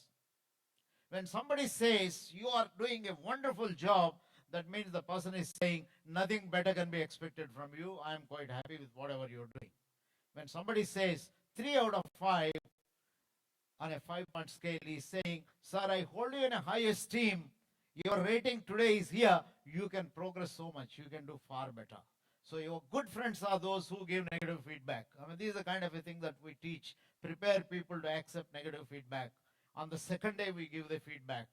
And on the second day, when Mr. Senior Vice President Commercial got the feedback, he flared up and he felt very unhappy about this whole thing. He said that, look, I told Das I am not the person to go for this kind of a feedback. He should have come or somebody else should have come. Professor Rao, I don't agree with the feedback that I've got. So I said, so what is the feedback that you got? He said, people are saying that they don't like working with me. I'm a man with short fuse. I'm autocratic. I don't care about their own kind of personal needs and so on. So all negative things he has said. And in fact, 80% of them don't like working with me. This is what, and I don't agree with this. If this is so, how would I have got promotions every 2 years? I said that, sir, is that all they said? Is there something more they have said? He said, of course, there are many good things that they have said. They say, I am loyal, I am punctual, I'm very meticulous, and I have added a lot of value to the company. So he read out about half a dozen more positive things. He said, you are ignoring all those and you are only talking of the negative things. He said, no, whatever you may say, negative things touch me and I am not convinced about it. But on the last day of the program, he came to me and he said, Professor, I am thinking, I've seen 25 other people from different companies in the same program. Half of them are not competent. They are not even as half competent as I am. But they all managed very good ratings. And I'm wondering, where have I made a mistake? That's all. I think the reflection started. But I was not very hopeful. Until 6 months later, they called me and they said that, look, we want the 360 to be conducted in the entire company. And when I went to visit his office, they gave a big party. And in the evening, I asked, what happened? You all seem to be celebrating this, and what is the matter? They said, sir, phenomenal change in the Senior Vice President Commercial. He's a totally different kind of a person today. What is the change that you observed? I'm very surprised. I'm very happy to know this. Sir, the most important thing, he never smiled earlier. Now he smiles. Most important thing, he smiles. Whenever we wished him good morning, he would wish good morning in a very routine way, as though it is his right to be wished. Never replied back. Now he stops, wishes good morning, asks us about how things are. He once in a while has informally coffee and tea with us. He is a totally changed person. And we are very happy. Of course, I asked them one more question. that is there something that he has not changed? It's only 6 months. He said, sir, but one thing he has not changed. He still throws papers. Whenever we make a mistake, he still throws papers. But the change is he offers us a cup of coffee and after some time he throws papers. When he gets angry. Oh, it doesn't matter. 3 years later, he was made the managing director of the company. He invited me to visit. He showed a large room and he said that how he uses the room to encourage participation in his managers. He says, even my departmental meetings I don't conduct. I call them for a meeting. I go around the plant. They finish the meeting and after I come back from the plant, I give them the feedback of my observations and they tell me what they discussed. Totally participative management, and his unit topped that particular year onwards in terms of the positive employee satisfaction in the entire 60 units of this particular kind of company. Now the lesson from this, people are waiting to discover, strong people, good people are waiting to discover if there are one or two small things they can improve which can make change in the lives of others. HRD is this. This is one technology that uses to help people to discover what is good in you and how do you leverage this. Now this is what this particular 360-degree feedback has indicated, that if you do 360-degree feedback, you can discover how close you are in terms of the talent that is required to be a CEO. I have another point that I wanted to make. I have analyzed this. Do you realize that when you pay a salary, let's say in Indian rupees, 10,000 rupees a month to somebody, how much are you paying to that person? You don't pay to anybody 10,000 rupees. Nothing less than 30,000 rupees, even for a person who serves you coffee and tea, or to a lift operator, or your driver and so on. 20 to 30,000. But if you pay 10,000 rupees, you are paying 1 rupee a minute. 30,000 rupees, 3 rupees a minute. That means a 15-minute tea break is costing actually to the company 15 multiplied by 3, 45 rupees. And if two people decide to have a 15-minute tea break, it is costing to the company 30 plus 30, about 60 rupees. And if you are in a salary bracket of 1 lakh, it is 10 rupees a minute. And if it is 10 lakhs a month, many of the CEOs, CHROs, CFOs get more than that. If it is 10 lakhs a month, it is costing you simply about 100 rupees a minute. That is the value of talent. 100 rupees a minute when you pay 10 lakhs, 10 rupees a minute. Not only that, when you pay 1 lakh a month to any employee, opportunity cost in manufacturing sector is 10 times. That means 100 rupees a minute. Now, what do I mean by opportunity cost?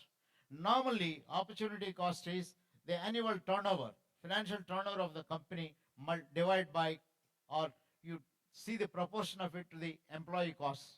In manufacturing sector, employee costs are about 10% of the turnover. That means by investing 10 rupees on an individual, you want to get 100 rupees out of the value addition from this individual. That means opportunity cost of somebody whom you are paying 1 lakh of rupees a month is 100 rupees a minute.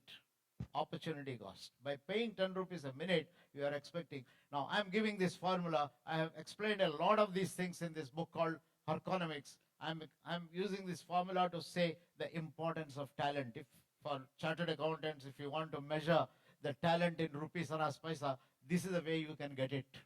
So, the assumption, economics, human resource economics, I think it tells us a whole lot of things in terms of how to value talent. Now, come back and apply it. What is the cost of a smile?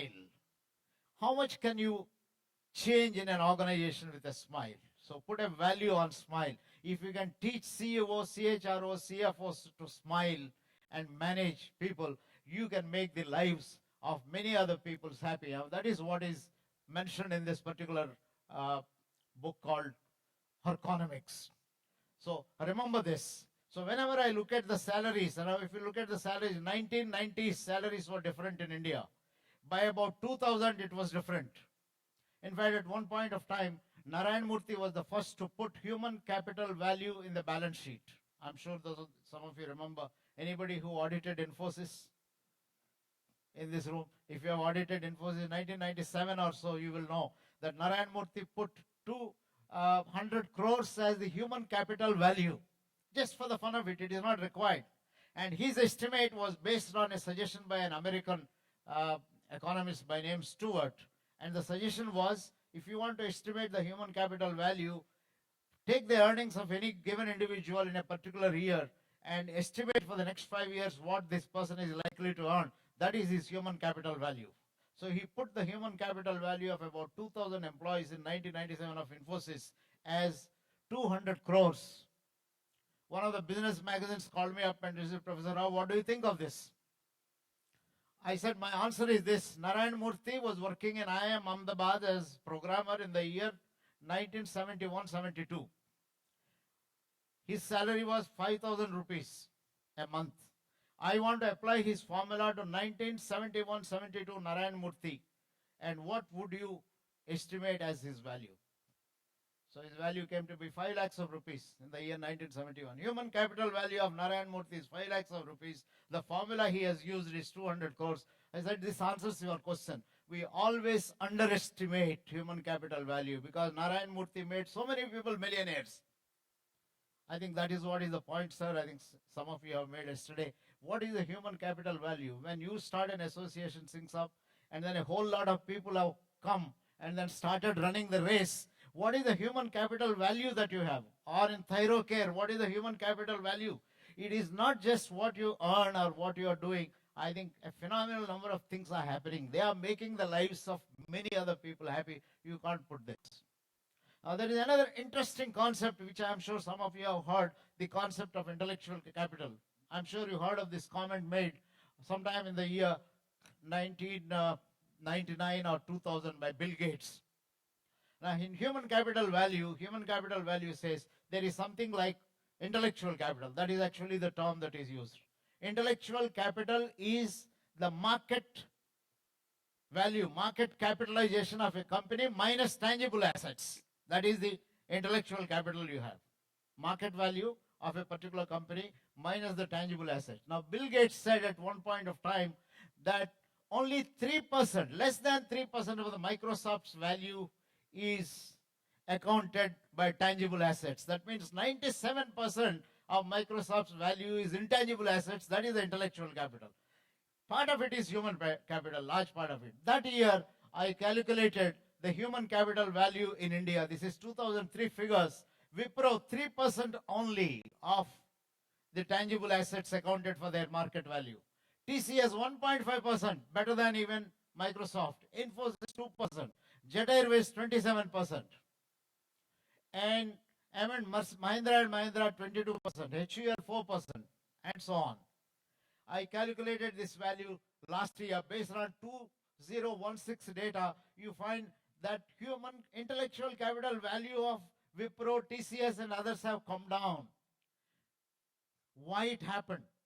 Because these companies are slowly investing on tangible assets. They are increasing because they are uncertain about how long the human capital is going to be there and how long the brand value is going to be there. Therefore, what they are doing is they are slowly converting all of it. I'm sure, I think in the recent controversy, I mean, a very simple one comment that Narayan Murthy has raised. The comment he raised was that should the top management be paying themselves much higher salaries, what should be the proportion? Shouldn't they be in some kind of a proportion and so on? And you see what is the kind of an impact. Now, the point that I make here is that companies should become very much conscious of intellectual capital. And the job of HR department is to create a high level of intellectual kind of a capital in the company. Now, how do you create intellectual capital? By putting to use, right kind of a use, the investments that you make in financial terms. Now, whether you are contributing to intellectual capital or not can be assessed by a new term that we have introduced. I think in the year 1992, we happened to introduce this term called HR audit.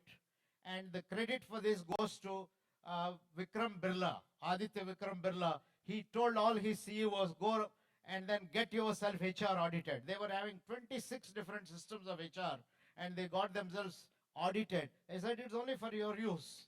So this is at the point of time that we happened to work with them and we created this HR audit. HR audit audits whether your HR systems are contributing to happiness, competence building, commitment building, culture building, whether your line managers are oriented towards learning, whether your CEO has the right kind of styles, whether you have created the right kind of values and culture in the organization.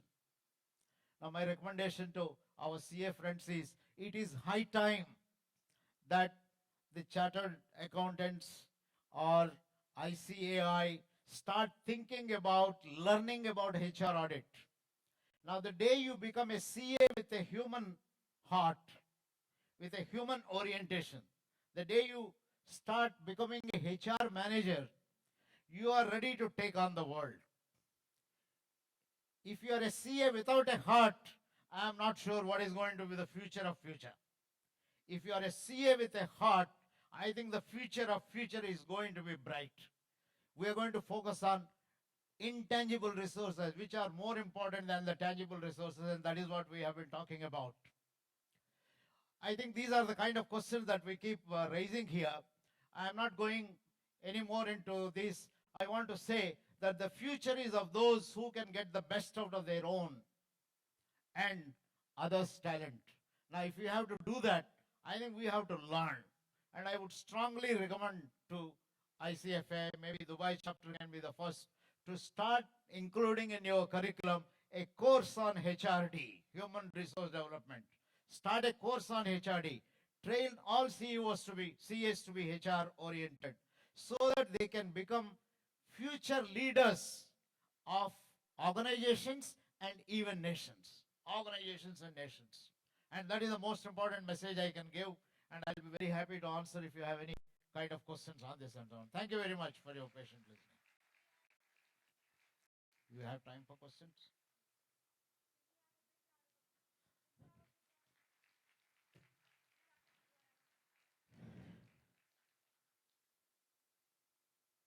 My mic wasn't working. May I now call upon on stage CA Smriti Mishra along with CA Pankaj Mundra to present the memento to Dr. T.V. Rao.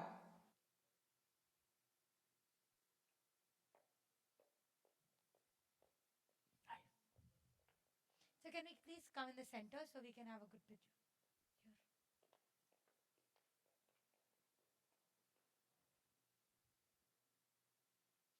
Soon after this, we are going to have a raffle draw, so I would want all of you all to be seated and be excited too. Can we have a huge round of applause?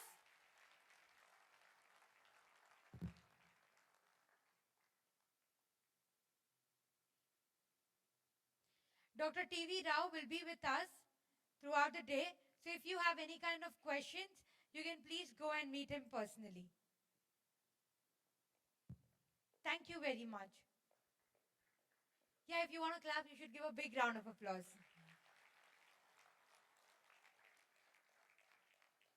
Up next is our first prize for the members. But before that, may I please play the Mahatriyara video so that you know what you are in for. Thank you.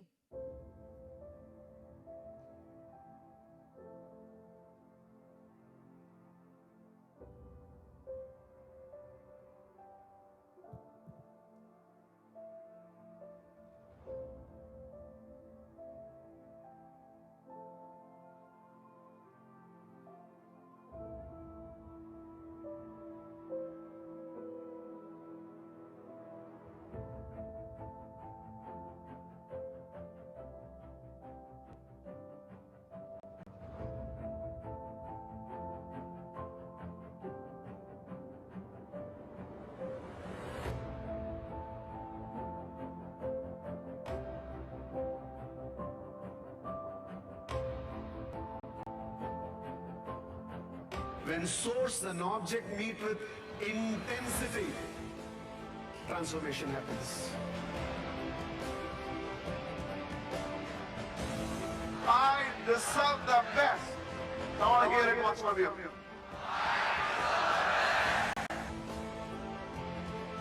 Every good human being has the moral responsibility to be rich.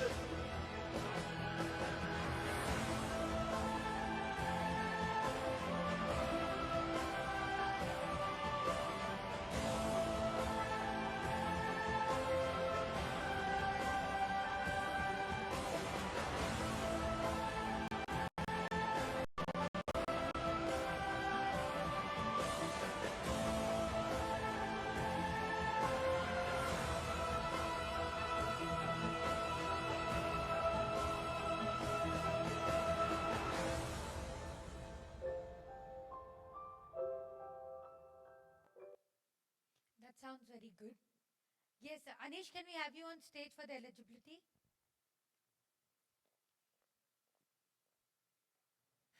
This is a raffle draw for our event on 21st and 22nd of April. This is a workshop with Matreya Rai. Title, it's a life-transforming experience. The theme is this and that. So only the people who have registered online and are present in this hall at this point in time will be entitled for this workshop. And this will be through a macro running through our list of people who have registered online. Smriti Mishra will run a macro, and the person who will be picked from that selection will get this award, get this prize. Can we have the macro running, please?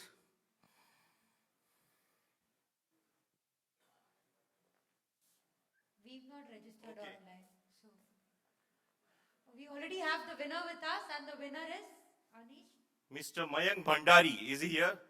Do we have CA Mayank Bhandari here? Next one, please. Please let him know that he missed out. Sir, you are not member of Dubai chapter, so you are not entitled.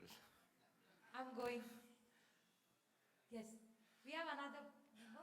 CA Hakim Lalipurwala. See what they are missing now. Next.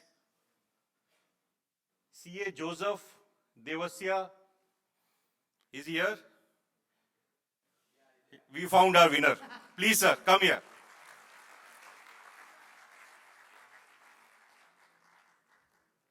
Can we please call upon on stage CA Pankaj Mundra and also Supraja from Mahatriya Rat team to present the workshop ticket to our winner.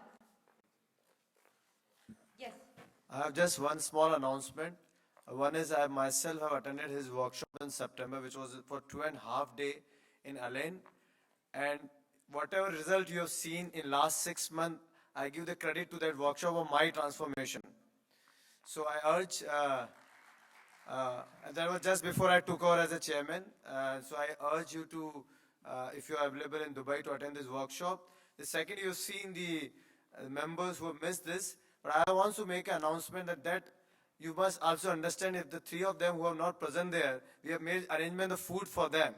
So that goes how much we waste our resources and how much committee take this effort to put all these resources, but the members does not turn up. So this is the the practical experience we've seen it. But however, we have the winner today. Yes. Yeah, hopefully. This workshop is to be held at Al Habdur Polo Resort and Club, and I've heard it's a brilliantly open new venue.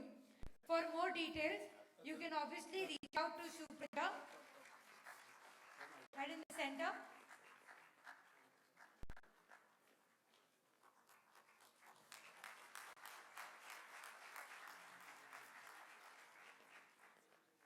Thank you, Smriti, for the raffle. And for more details, you can reach out to Supraja at stall number 13. Just one more announcement. Yeah. After the lunch break, Hamria Free Zone will have a raffle draw for the iPad. So during the lunch break, please visit their stall, discuss with them, and drop your business card over there.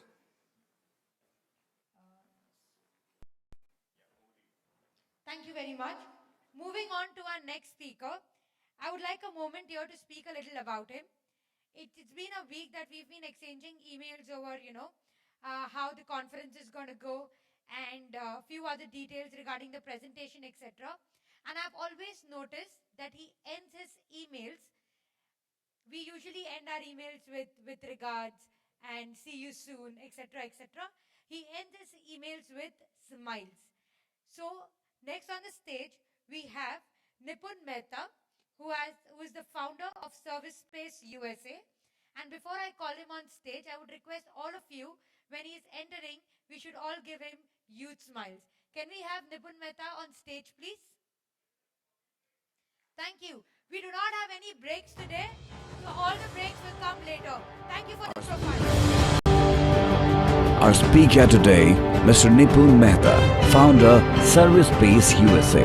Nipun Mehta is the founder of Service Space, an incubator that leverages technology for gift economy projects. At the age of 24, Nipun quit his job to become a full-time volunteer What started as an experiment with friends is now a global ecosystem of over 500,000 members who have not only delivered millions of dollars in service for free but are regenerating a gift culture. Their projects range from Daily Good to Kind Spring to Karma Kitchen. Nippon has received many awards like Dalai Lama's Unsung Hero of Compassion Award. And in 2015, President Obama appointed him to a council on poverty and equality. Nippon is routinely invited to share his message with a wide range of audiences, and his speech at UPenn commencement was read by millions. Nippon's mission by heart. Ladies and gentlemen, please put your hands together for Mr. Nippon Mehta.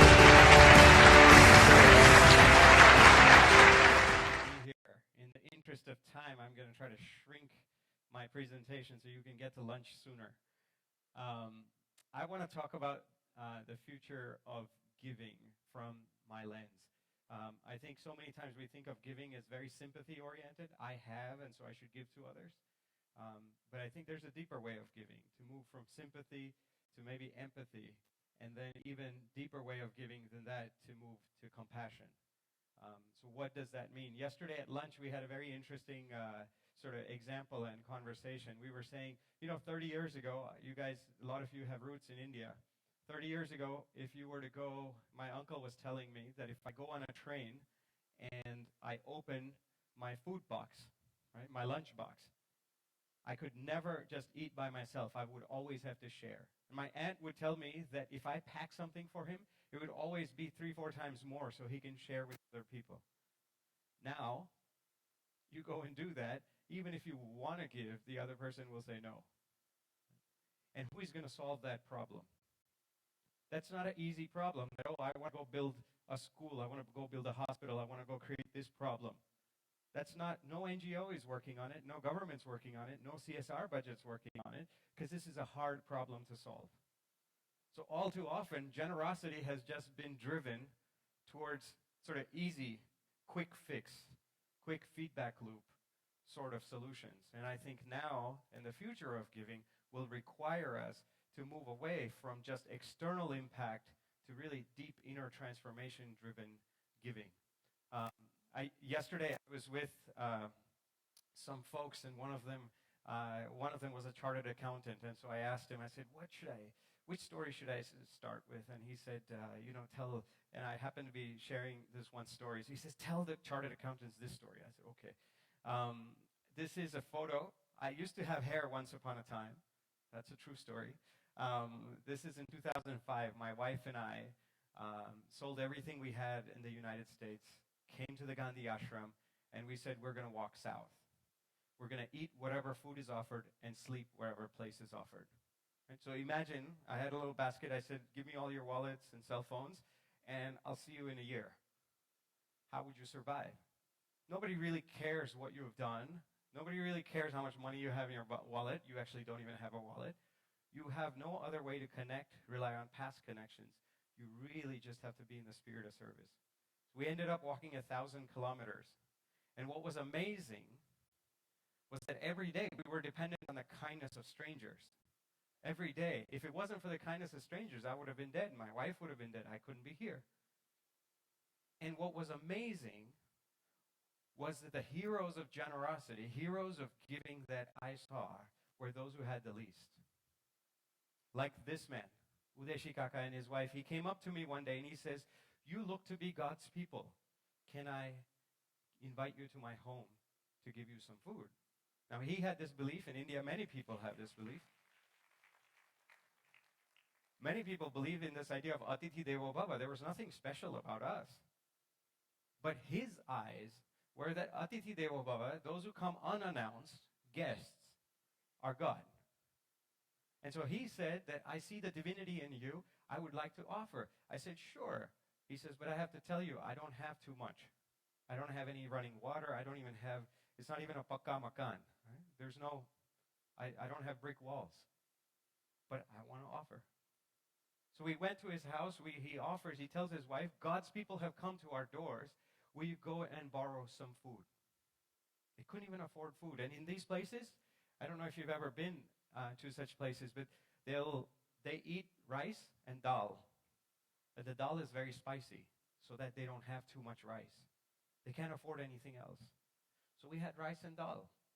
But because we were guests, he says to his wife, please make a sweet. So they made some sweets. And because I am sort of greedy and I have a sweet tooth, I went for the sweet first. I actually said, let me go eat this sweet, and then I'll get to the rice and dal. And mind you, this is like 45 degrees in Gujarat heat in May, right? This is like a very hot time. And I'm tired, I'm hungry. I'm like, oh, yes, okay, but I'm going for the sweet. I took a bite of the sweet, and I realized it had no sugar. And the question I asked myself was I eating the sweet, or was I tasting their love? Right? I ate the whole sweet. And by the time, and my wife and Udeshi Kaka in that photo, they ate in the normal order. They ate the rice first, and then they got to the dessert. So Udeshi Kaka eats his dessert. He realizes that there is no sugar. He looks at his wife with almost tears in his eyes, and he says, God's people have come to our doors. Can you go borrow some sugar? Right? That is generosity. That is transformation-driven love. And how can we create a field where such generosity is amplified? There are so many examples I could give you. Since we're short of time, I'll skip this story, but in short, this is a friend of mine. She's a janitor, and she says she collects pencils and erasers and sharpeners from the trash because she says it's not the size of the pencil that matters, but the love that's wrapped around it. And this is actually the stuff that she gives. She gives to me. The first bag she gave to me. And she says, will you pay it forward? I don't know who to go to. I don't know who to give it to that need these people, but it's wrapped in a lot of love. I remember when I first opened it, I was in tears. How can you not be? It's not the size of the pencil. If you look at all people and say, who are your heroes of generosity? Everybody will say, this person has given this much. But what about the heart that's behind it? And if we forget about that altogether, we have forgotten about the regenerative aspect of generosity. So I think we live in times where we are disconnected. I don't know if you saw this. Those 8 men own more financial wealth than the bottom 3.5 billion. 8 men, 3.5 billion people. That is not right by any means. Right? This is everybody taking a selfie, and should we be surprised that they're not looking at each other? Right? They're all taking a selfie with Hillary Clinton. They're all looking out this way. We kind of create this sort of world, and that's really emblematic of sort of the problems and the designs that we create. We think, oh, I want to take a photo with you. And the photo is about a connection. But now it's just about the data and the pixels, and so I don't really even care to look at you. So there's a lot of divides that we see in the world. I think the root cause of it is that we ultimately put price tags on everything. And the problem with putting price tags on everything is that we lose connection with the priceless. Right? This is actually cover of Economist magazine. They called it the sharing economy until they finally realized that if you're just using money to trade stuff, that's not the sharing economy, that's just the rental economy. This is the cover of Time magazine. They said, we don't really know how to motivate our children to go to school, so let's bribe them. Let's pay them to go to school. And this is the cover of Time magazine. You can't read it up there, but it says, this is an uncomfortable question, but guess what? It's working in thousands of schools. We can't even motivate our kids to eat vegetables, so they're paying kids to eat vegetables. So we have lost connection with the intrinsic motivations. We've lost connection with that, and I think giving can reconnect us, right? How do we reconnect? This is the question. I run an organization called Service Space. This is the question we have been asking. How do you reconnect? Right? How can you use generosity as a means to reconnect? Because if we don't, we're going to have a lot of problems in society. So I want to share 4 sort of stages, 4 steps that I see as critical for us to reconnect and awaken a different future for the world, but certainly a different future of giving. The first is that everybody is good at something. This idea that we usually say few people are great at all this, but you're kind of not so good, you're not so good, you need to be more like that person. So we have a very narrow funnel. What if we broaden that and we say everyone is good at something? This is not my friend. I'll get to my friend in a little bit, but this is Einstein. He says everyone is a genius, but if you judge a fish by its ability to climb a tree, it will live its whole life believing it is stupid. And this is unfortunately what we are doing with our current world and our current paradigms. This is my friend Firoz. Firoz had a dream life. He was, at the age of 36, he had 5,000 people reporting to him. He was running SAP labs in India. But then something happened to him that changed his life. He became a father, and a father of an autistic son. And that totally threw him for a loop, and he didn't know how to process this.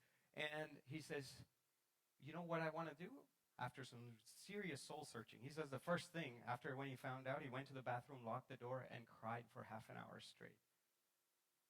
And as he found a deeper calling, he says, this is his son Vivan in the early days. As he found a deeper calling, he says, this is my mission. I want to change the world for Vivan, and my wife is going to change Vivan for the world. And so they decided to go at this. Now, he is at SAP. He's running this big vision. They have a lot of problems to solve. Now, usually when you hire people, you say, this is what I need. What are you good? Can you fit that bill? But Firoz flipped it around, and he said, everyone is good at something. And can I include people who are on the autism spectrum? So let me look at their assets and see if I can restructure my problem so I can include them. And it turns out to be amazing that people who are autistic, who are on the autism spectrum, they never lie, they never get bored, they're never late. He says, wow, I wish everybody was like that. So he restructured the problem, hired 5 autistic people, and it was so successful, became a Harvard case study, and it ended up changing, you can say, the history of SAP, because the CEO of SAP got a wind of this, and he says, you know, by 2020, I want to have 1% of my staff on the autism spectrum. Someone walked into his office and said, Firoz, Vivan has just created 650 jobs today. Right? But not only that, now there are all these companies all around the world, all the big companies, where they're all adopting this pledge. And it starts with this idea that everyone is good at something. The onus is on us to figure out what they're good at and to include them. So if we get this right, and this is really this idea, I should especially say this to chartered accountants. Right? Like, we know about financial capital, but with this idea, what we start to realize is that there are multiple forms of capital. And we do so much for money to be relevant. We have markets, we have different derivatives. We do so many things to have money be what it is. So its circulation is there, so its value is retained. But we don't quite do that with other forms of capital. And so how can we start to build a bigger pie? Because the current pie is clearly working for those 8 men, but not for those 3.5 billion people. So how can we start to think in a more creative way, include multiple forms of capital? And this starts with the idea that everyone is good at something. The second insight, I think the second step, once you get to everyone is good at something, is actually seeing that not only is everyone good at something, everyone can be great at giving. Everyone. This is another one of my, this is not one of my friends. This is Martin Luther King Jr. He says everyone can be great because everyone can serve. But we haven't understood that deeply as a culture. This is one of my friends, Raghu. Raghu is interesting because he doesn't have legs. He lost his legs to polio. Because of that, he has to scoot on the ground with his legs. He lives opposite the Gandhi Ashram in Ahmedabad, Gujarat. And in the slum community of 100,000, because he's always walking on his legs, guess what kind of capital he has that nobody else has? Trust capital. Nobody's intimidated by Raghu. No one thinks Raghu's going to come in and do anything. And as a result, they keep sharing very intimate details of his life. So a lot of people who are victims of domestic violence come and tell him about it. And so you know what he decided to do? He decided to grow tulsi plants and offer them tulsi plants. He would go to their house. He would offer them a tulsi plant. He says, this is for you to take care of. And he would do prayers.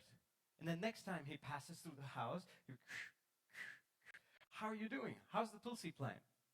And along the way, they would have a deeper relationship. Sometimes they would share stuff. And in so many cases, things got a lot better because the whole family started to take care of the tulsi plant. In a span of 2 years, Raghu gave out more than 900 tulsi plants. So you look at that kind of a person, and you say, wow, this is actually a burden on society. This is usually how we look at this. In fact, Raghu was able to do something that probably none of us in this room could do. No NGO could do. But he was able to go in there with his trust capital because he was uniquely positioned to offer what he offered. But not only was he good at something, he was great at giving. He didn't want to monetize any of this. He just cared. He had compassion. And so I think the third thing, I can tell you a lot of science behind it, but in the interest of time, I'll just go to the third thing, which was that once we realize that everyone is good at something, and everyone is great at giving, everyone can be great at giving, the third big insight is that as the giving gets connected with each other, a very different kind of circle emerges, a gift ecology emerges. Mini gift economies start to emerge. What is that? Let me explain. This is Karma Kitchen. They have Karma Kitchens all around the world. This is the one in Dubai at Pantry. I haven't been there, but I've been told this is my second day in Dubai, but there are lots of wonderful volunteers here that have been doing a lot of great work.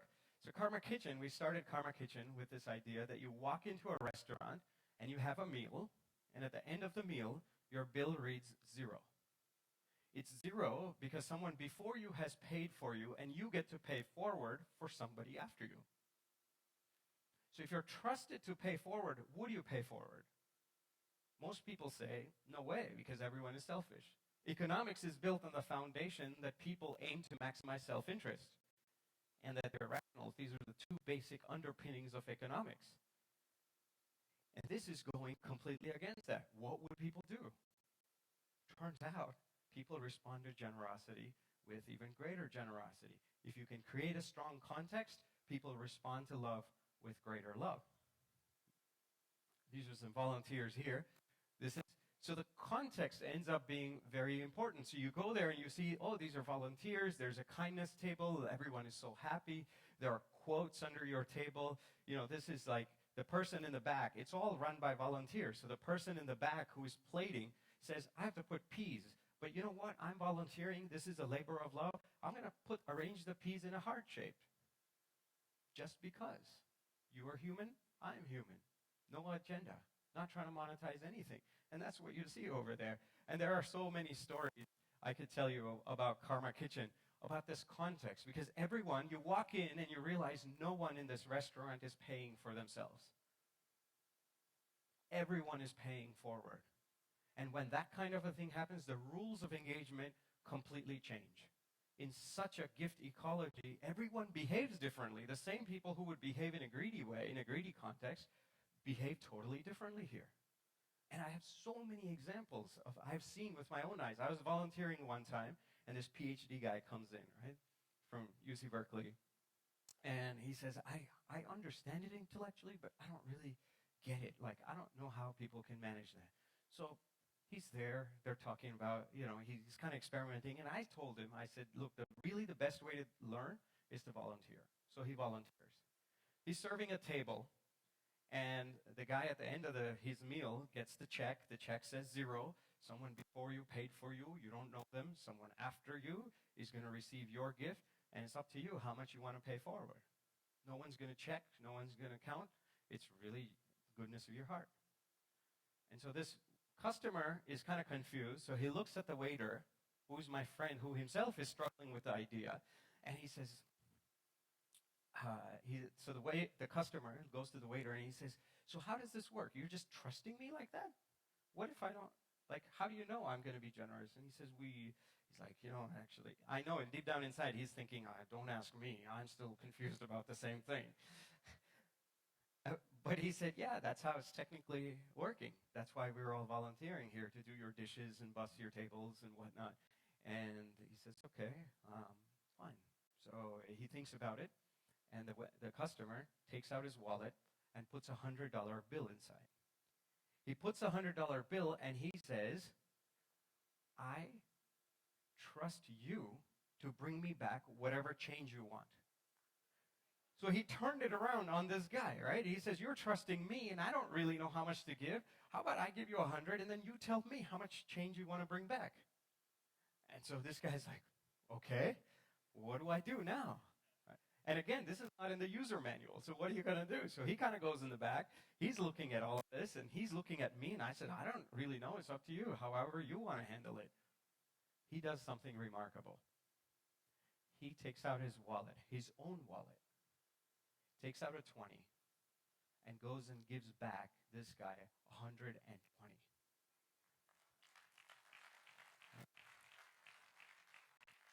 No instruction manual, no HR department, no nothing.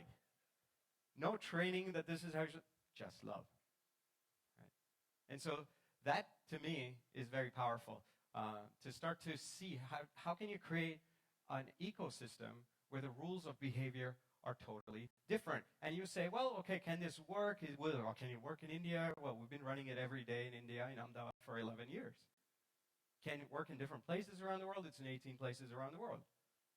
Is there research on this? Yes. There's research on this at UC Berkeley, seminal research. The title of the research says, Paying More When Paying for Others. People are actually not selfish. People are wired to care. You don't need to do fancy marketing. You need to teach people greed, but you don't need to teach them generosity. Even little kids know about the power of love. Great stories. I will skip them in the interest of time. In the spirit of giving forward my time to future speakers and to be kind to your bellies,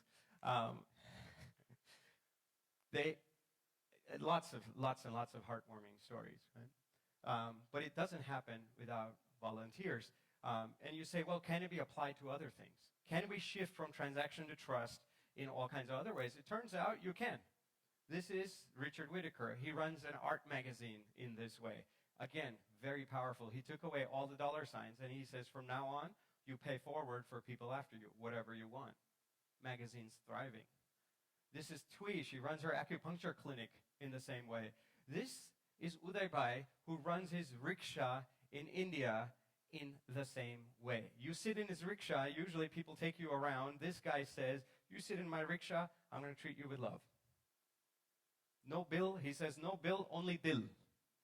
Right? It's a typical Uday Bhai kind of a thing to say. Everyone comes and asks him, he says, so Uday Bhai, does it work out? Because I know you need money on a day-to-day basis. You know, he makes a couple dollars every day. Uday Bhai says, well, we told him. We said, everyone's going to ask you that, so keep a ledger. He has a ledger.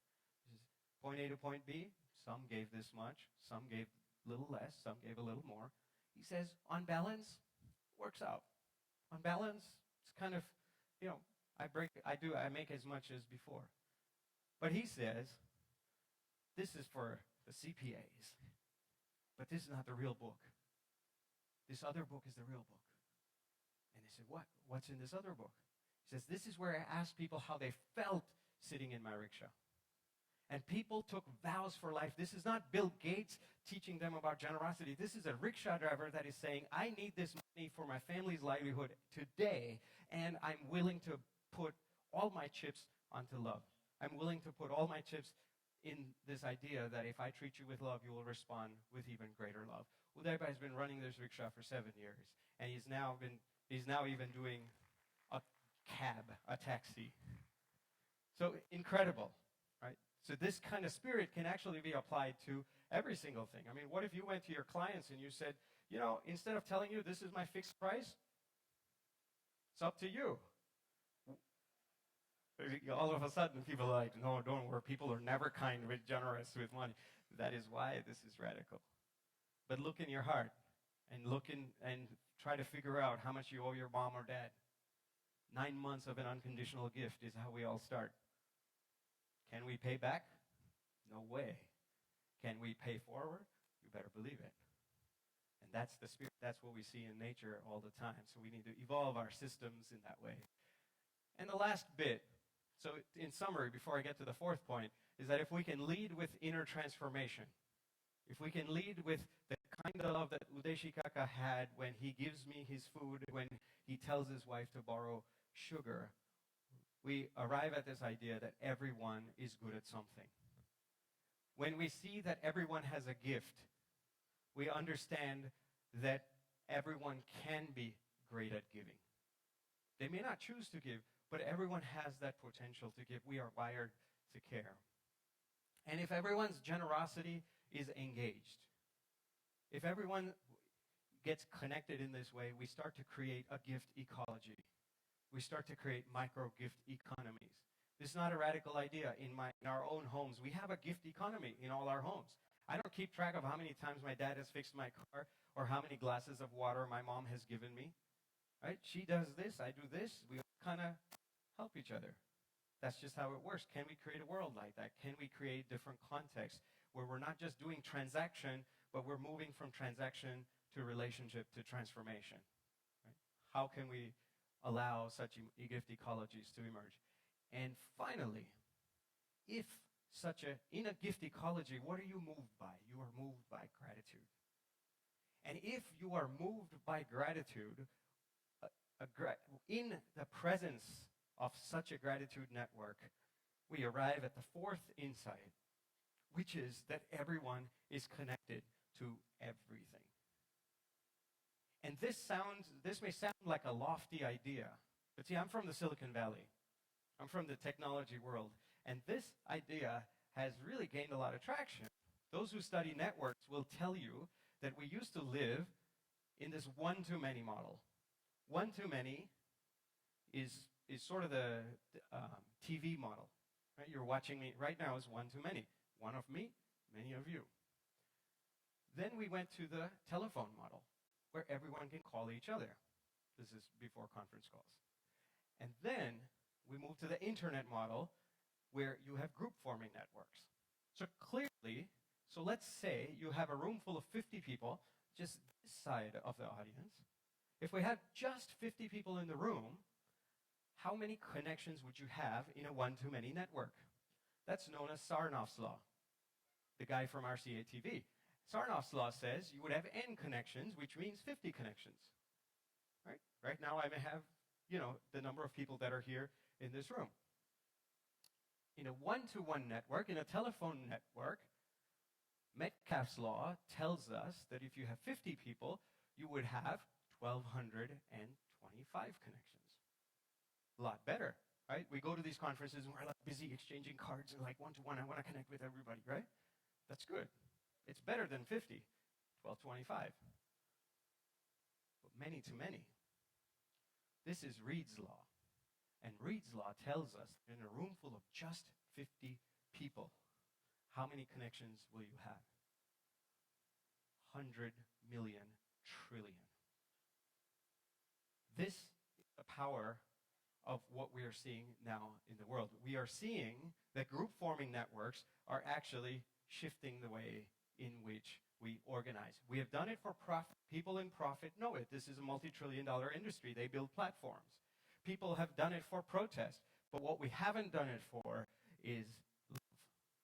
We haven't done it for love. We haven't done it for compassion. We haven't done it for kindness. And that's the future of giving, is to connect in this many-to-many way. But we will not get there if we don't start to realize that everyone is good at something, everyone can be great at giving, and we can connect all of those generosities to create a gift ecology. So in conclusion, I think generosity helps us connect the branch tips to the roots. We are disconnected. We live in times of disconnection. And to reconnect, I think generosity, not just sympathy-driven philanthropy, that creates a top-down dynamic. That doesn't feel good for the person receiving or the person giving. But really evolving philanthropy into philanthropy, root of philanthropy is love of humanity, right? So going back to that root and saying that the divine in me sees the divine in you, we are deeply connected. And if you operate with that, I think generosity will help us connect the branch tips to the roots. In this era, we are completely just focused on the branch tips.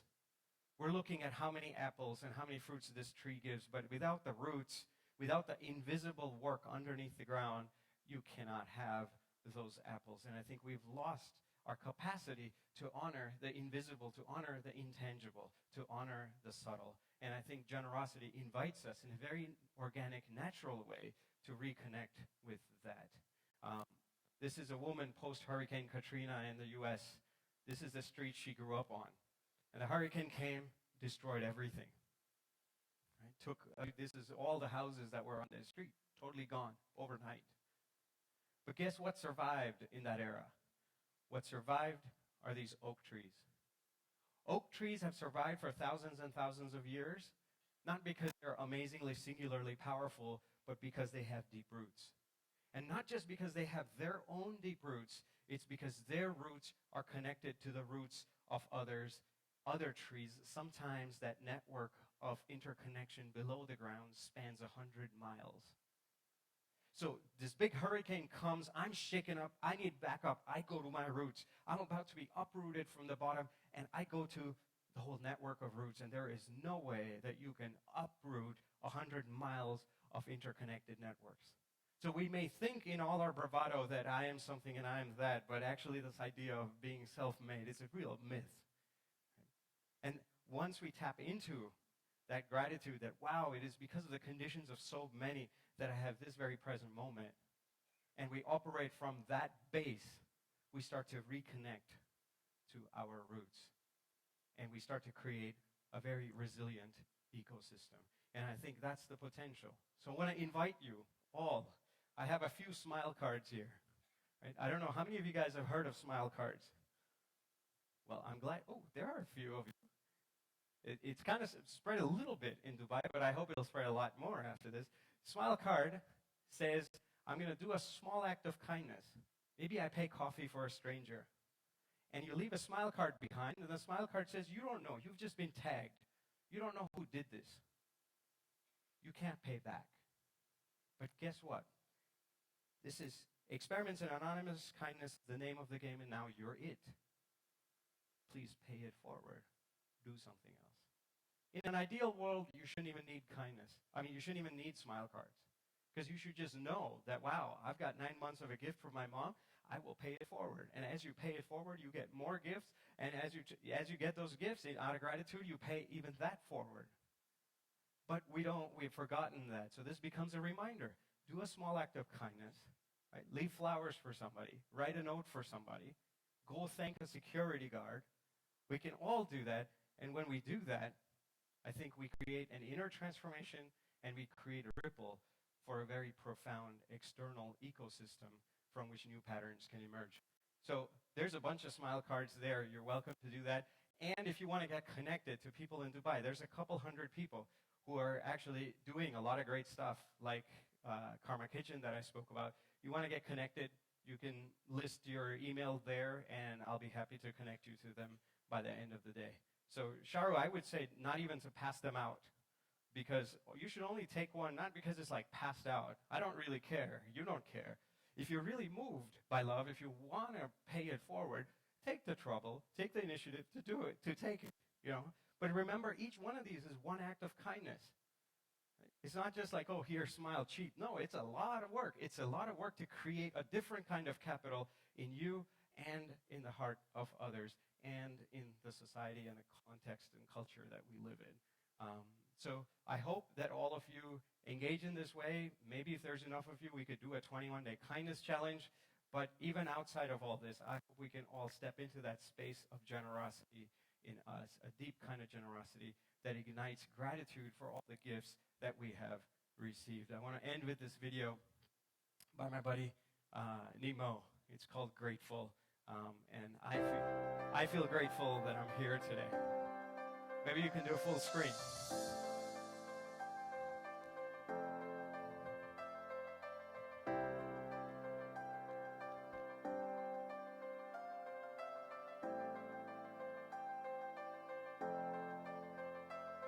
You're my life, you're my breath, you're a smile, you're my guest. You're the earth, you're the sun, you're the grass, you are love. You're my hands, you're a bug, you're my eyes, you're a hug. You're the light in the dark, you're the spark, you are fun. You're my mom, you are water, you're the stars, you're my daughter, you're my friend, You can clap. Feeling it all around the hemisphere in the clouds. You're my pain, you're my sorrow, you're my hope for tomorrow. You're the strength when I'm hollow, you're the path that I follow. You're the blessings that exist, the small things that are bliss, the gift to realize that everything is a gift. All that I see, all that I've been, and all that I'll ever be, it's a blessing, and it's so amazing, and I'm grateful for it all, for it all.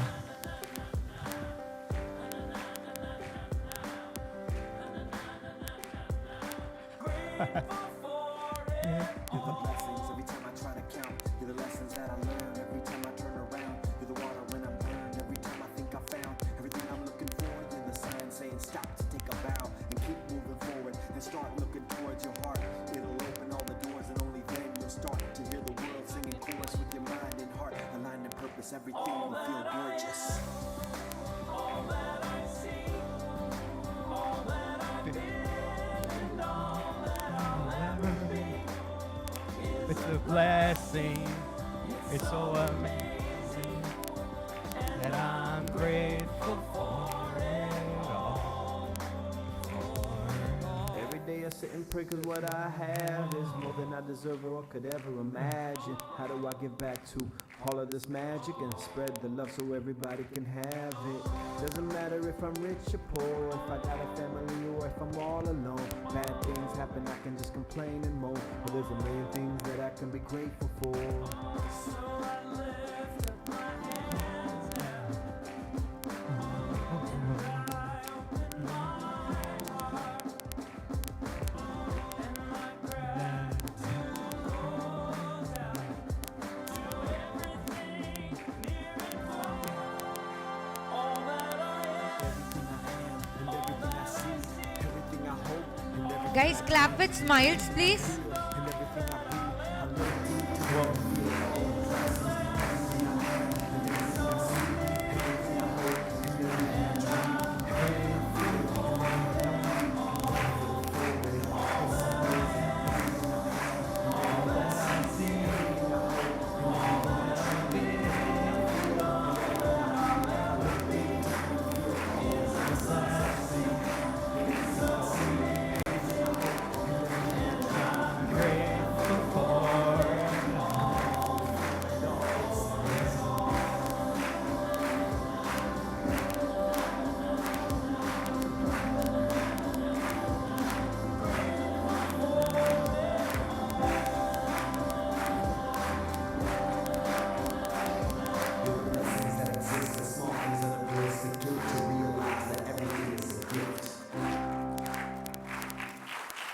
Thank you so much. I hope we can all pay it forward. I'm here for hugs. I hope we all hug each other. Thank you. Oh, do I need to be here? Thank you, Nipun, for connecting us to a very, very, very important emotion of gratitude. Yes. Right? And I'm sure all of you all, when you go back home, you will at least pick up one act of kindness. If you agree, say yes. Yes? Okay. That's Great. If we run out of smile cards, we'll have them for you, more for you later. May I now call upon CA Charu Karana and CA Pankaj Mundra to please present our gratefulness to Nipun Mehta. Please in the center, Nipun. All right.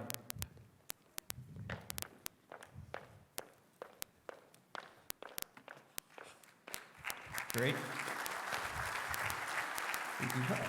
Thank you. We'll be informal and let's just hug. Yes. Thank you. Let's spread love to Dubai. Yes, I'll keep this. Thank you. Thank you for spreading smiles. Yes. Thank you.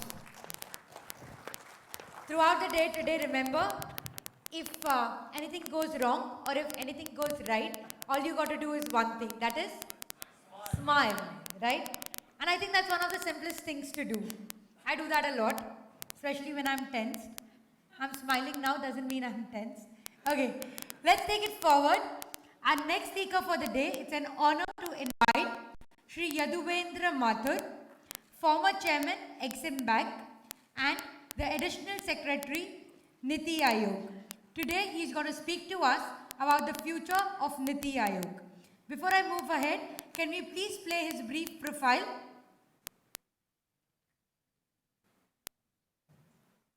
Shri Yaduvendra Mathur. Our speaker today, Mr. Yaduvendra Mathur, Additional Secretary, Government of India Niti Aayog. Mr. Mathur is an Indian Administrative Service Officer of the 1986 batch, a first-class graduate in economics and an MBA in finance. He has had long stints in various positions in the finance department, including African Development Bank. Prior to his appointment as Additional Secretary Niti Aayog, he was Chairman and Managing Director of Exim Bank, Mumbai. Mr. Mathur has interest in entrepreneurship development, infrastructure financing, regulatory issues and behavioral sciences. Ladies and gentlemen, please put your hands together and welcome Mr. Yaduvendra. Thank you very much. Thank you and good afternoon, good morning, good afternoon. This is a smiling morning and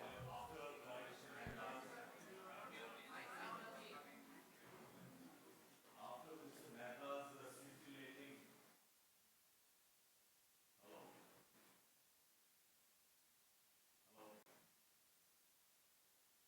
I think I can be audible even without a mic. First of all, I'd really like to thank CA Pankaj Mundra and his executive committee to invite me. And like Mr. Mehta was saying, I'm smiling. It couldn't have been a better weekend for me. I'm sorry, but I think they will change it. No, this is absolutely fine. Please smile, yeah, that's better. Okay, so once again, good morning, and I'm delighted to be here, and thanks to Pankaj and his team. You know, this invitation was extended to me last year. I think, Pankaj, it was in May. During the annual conference, I happened to be transiting from Dubai to Tehran. An Honorable Prime Minister and the government was, we were all traveling to Tehran, and that was a very historic occasion for India to engage with Iran, and I was also fortunate as the CMD of Exim Bank to be in Tehran because we were to ink the agreements for financing the Chabahar port and various other interventions. And I happened to, transit, and I think there was a change in the flight schedule when I met Pankaj and his family. And he mentioned that why don't I come next year and come and speak to the audience, to the fraternity, to the family. And I said, yes, Pankaj, that day.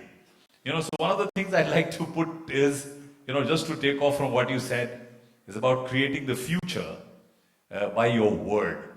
So lots of time we give our word, and if you can honor your word, then really you are at the source of transformation. So creating the future, my friends, is emanating from you giving your word. And I'm so happy today that I was able to honor my word, Pankaj. But till last night I changed flights. The Prime Minister kept a meeting in the evening, and there was another meeting in the evening, and I couldn't move. Tomorrow at 9:30, the Honorable President of India is going to announce the prize winners of the digital campaign of India, where we are giving 15,000 people are winning a small cash award every day. 15,000 people every day in India are winning a cash prize for doing small value transactions digitally. And on 14th of April, Honorable Prime Minister will announce the winner of a prize money of 1 crore rupees to somebody who's been using the digital mode of transaction over the last 100 days. So that prize winning award is happening tomorrow. So Pankaj, it took a lot for me to be here today. And I, till last night, I was told, by Mr. Amitabh Kant, who's my boss, he's the CEO of Niti Aayog, that Yadu, is it important to travel to Dubai? I said, sir, I'm going to catch the closest flight and I'm going to come back by the next closest flight, because for me, Living is about keeping your word, honoring your word, in fact. And my friends, in fact, like Mr. Mehta was saying, the future is out of giving out your word. And if you give out your word, you will actually challenge yourself. It will be so difficult to keep your word. But the people who are real leaders of their own lives can actually then honor their word. So doing what you said what you would do, when you said you would do it, and doing it on time, doing it as it was meant to be done, without cutting corners, or telling that you wouldn't be doing it on time, but because something else has come up, but clearing it up, communicating back, and that is the definition I have for integrity. We talk about the word integrity. If you look at the dictionary, it's got two meanings. One is pecuniary and financial, the domain of morality. The other definition of integrity is integer, which comes from wholeness, being whole and complete. So the source of the word integrity is from the root word integer. And integer means something which is whole and complete. So for a tire of your car, it might be 30 pounds per square inch. So the tire is in integrity when it is at 30 pounds. It's not in integrity if it's 29. It's not in integrity if it's 31. It is in integrity at 30. The human body is at integrity at 98.6. I think that's temperature. Whatever. So the body is in integrity if it is exhibiting that temperature. So for a human being, you are in integrity if you can honor your word. So I think, my friends, as chartered accountants, as the fraternity, I also took the civil service exam, Pankaj, with commerce and accounts as my subject. Though I'm not a chartered accountant, but I qualified. Not only did I qualify, I stood first in the All India civil service exam, taking commerce and accounts. And the other subject I took was psychology. So these two have remained my passion, though I'm not a CA, but most of my career I've been heading finance corporations. I was in the finance department. All through I've been either in finance or in in training and stuff like that. So psychology and commerce and accounts defines who I am today. But friends, it's an honor to be speaking to you about NITI Aayog, which is actually the National Institution for Transformation of India. Many people colloquially think NITI means policy.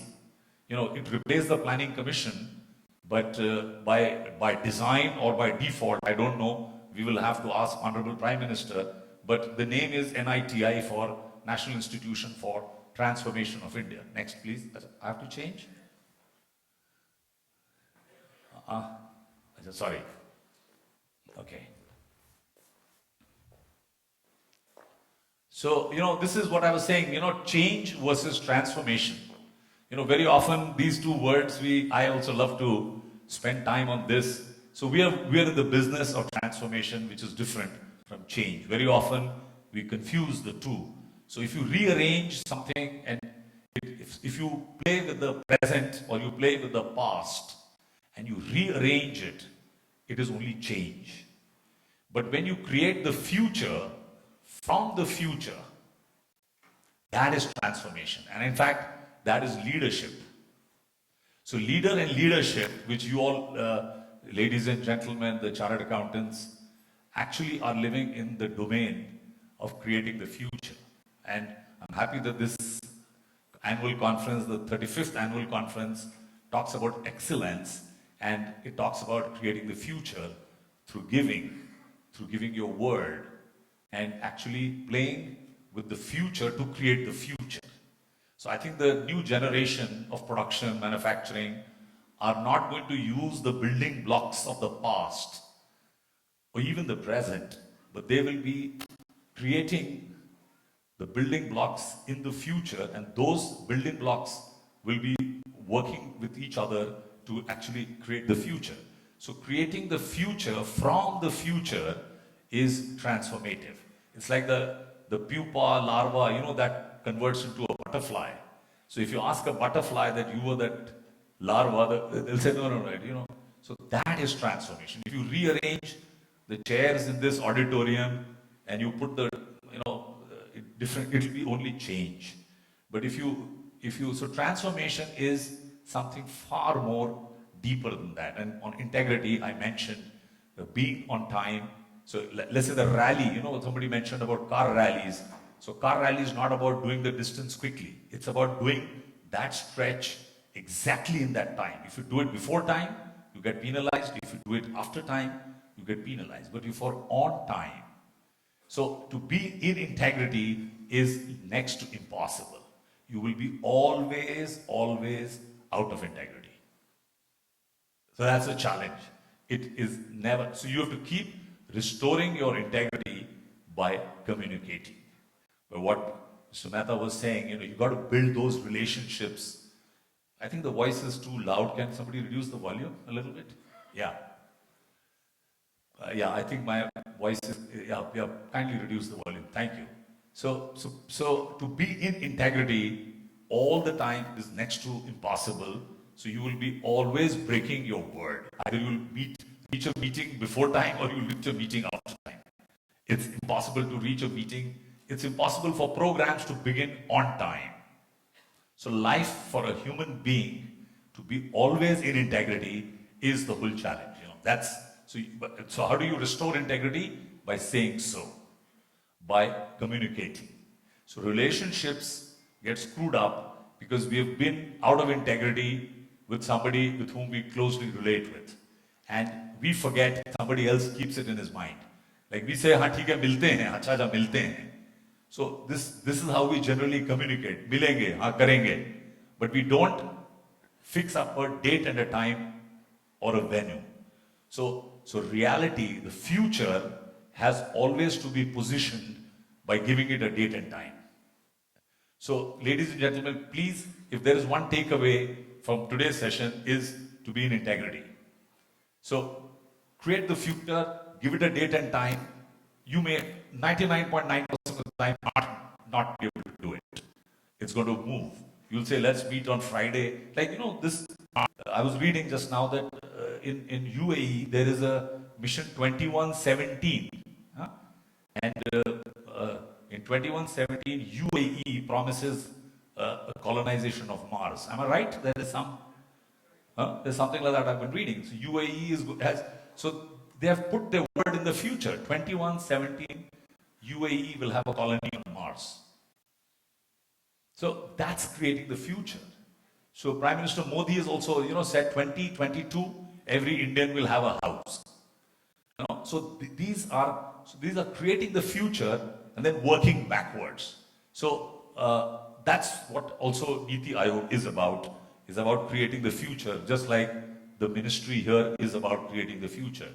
So it replaced the Planning Commission, and so the key functions are cooperative federalism. In India, cooperative federalism is something which was missing.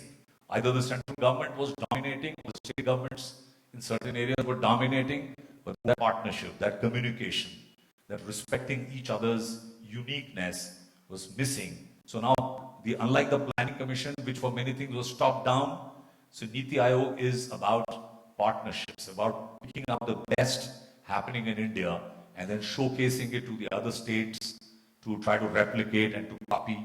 And of course, we'll spend a little time on all the four areas to act as a resource center and knowledge hub, and to design policy and program frameworks, and for monitoring and evaluation. I'm also holding the charge as a Director General of Monitoring and Evaluation in India. So lots of programs and schemes, they need to be monitored, evaluated. I invite the technical expertise of the Chartered Accountant Association of India, and of course your chapter, to partner through either individual or through institutions to do on this major task of concurrent evaluation, monitoring on real time, using the latest state-of-the-art geotagging of data banks, so that we can really deliver. So the real voyage of discovery consists not in seeking new landscapes, but in having new eyes. So this is a good quotation, and this is exactly, it's not to go, but to have new eyes. You've got to look at the same thing differently. Mr. Mehta was rightly mentioning, it's about the context. Very often we get stuck about the content, but the content gets transformed if you start playing with the context. So if you are a rich guy and you stay with very poor, and you are with poorer people, you spend time with those disadvantaged. So whoever you are, whatever you are, you will appear to be, nice and rich. But if you spend time with the Bill Gates, the richest of the world, you'll always be a smaller guy. जैसे कहते हैं ना कि वो छोटी line को, एक line को बड़ा या छोटा कैसे कर सकते हैं? You have to do nothing with that line, but उसके बगल में you can draw a bigger or a smaller line. So the context is decisive. So start playing with the contexts in which you are looking at your life. So work on the context, don't work on the content alone. It's great to transform the content, but contexts are decisive. So in this sense, this quotation I find useful. Now, in the policy making and programming sphere, Niti Aayog has led the closure of lots of sick public sector enterprises in the last 1 year, and strategic disinvestment of central public sector undertakings happening. The Atal Innovation Mission is a big program, and we are setting up more than 500 tinkering labs, and the schools are being transformed. So this is one big program where innovation, there is a mission, there's a mission director, and the innovations are being funded, and this is one big work that the Niti Aayog is leading. The Medical Council of India again came in for a lot of criticism, so that is being now revamped, and Niti Aayog has been driving this, and the act is now to be finally approved in the parliament, and we will have a new medical council regulation. The Mumbai-Ahmedabad high-speed rail corridor, the bullet train, you must be reading about it. It's a very big, transformative project, well on track, and the Japanese and the Indian strong collaboration, and the deputy chairman of Niti Aayog, Dr. Pangadia, chairs the committee, and we are all very actively working with JICA and the Japanese companies, and this high-speed rail corridor will deliver. Then the digital payment movement, you might be reading about post-demonetization, how the economy is shifting, and more than 30 billion transactions per month. That is every adult in India should be doing one digital transaction per day by December 2017. So that's the target. Every adult in India does at least one digital transaction every day, starting by December 17. It's a humongous task to go to the remotest village, the disadvantaged people don't have mobile phones. They say they don't have electricity, but we are a country with 100 million, mobile phone. No, it's a billion mobile phones. Sorry, a billion mobile phone, and there are more than 2 million bank accounts. The Jan Dhan bank accounts. In India, very few had bank accounts, and for some strange reason, I was also heading a bank till 2 months ago. And sitting in Bombay, we bankers would talk to each other that why was it that the bank accounts were not opened? But it took the Prime Minister, Mr. Modi's drive, and he pushed the banks, and in a record 12 months, we've opened more than 200 million bank accounts.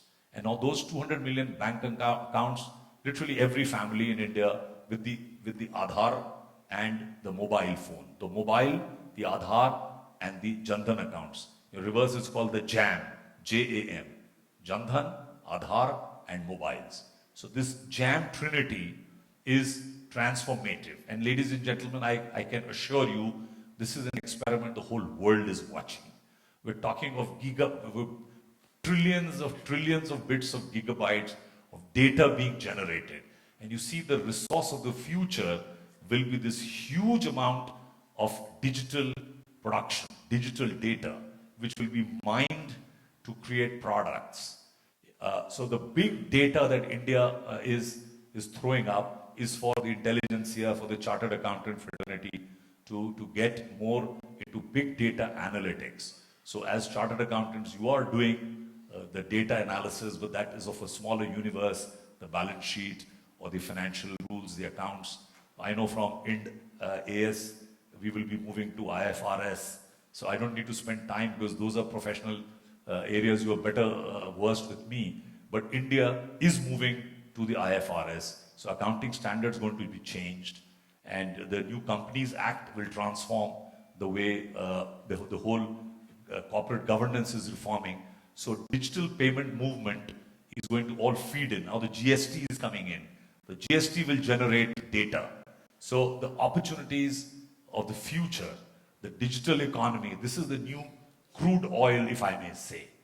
The crude oil of the future is going to be this digital, the gargantuan amount of data that India will throw up for being productized, for doing the relationship 1:1, you know, and actually the sharing of the data itself is throwing up issues, you know, security issues and privacy issues. So we have the Supreme Court looking at, or at the Aadhaar, should it be, should it not be, you know, so it's an open society, it's an open agenda, and the dialogue is going on, and it's not as if there is one person or a few of them driving. All institutions in the country are being digitized. I could spend a lot of time talking about the digital economy of India and the various initiatives. We have 2.5 lakh gram panchayats, and 1.9 lakh gram panchayats are already digitally connected. So only about a huge amount of connectivity. Of course, the bandwidth might be a little lesser, but 1.96 lakh gram panchayats out of the 2.5 lakh gram panchayats are connected. There are more than 1.5 lakh post offices. You know, we all grew up in India depending so much on the post offices, and then something happened. For the next 20 years, we kind of forgot the post offices because the courier and they all took over, and the digital took over, the telegram and sending the inland letter and the postcard, we all forgot. So these gram panchayats still, these post offices are still there. And I can tell you, a huge revolution is happening in the postal system of India. It's being all digitized, they've got a banking license. So you'll have more than 1.5 lakh, 2 lakh post offices in the country, in remote villages, in remote corners, completely tech savvy, state of the art, doing 4G transactions. It's going to have again huge impact.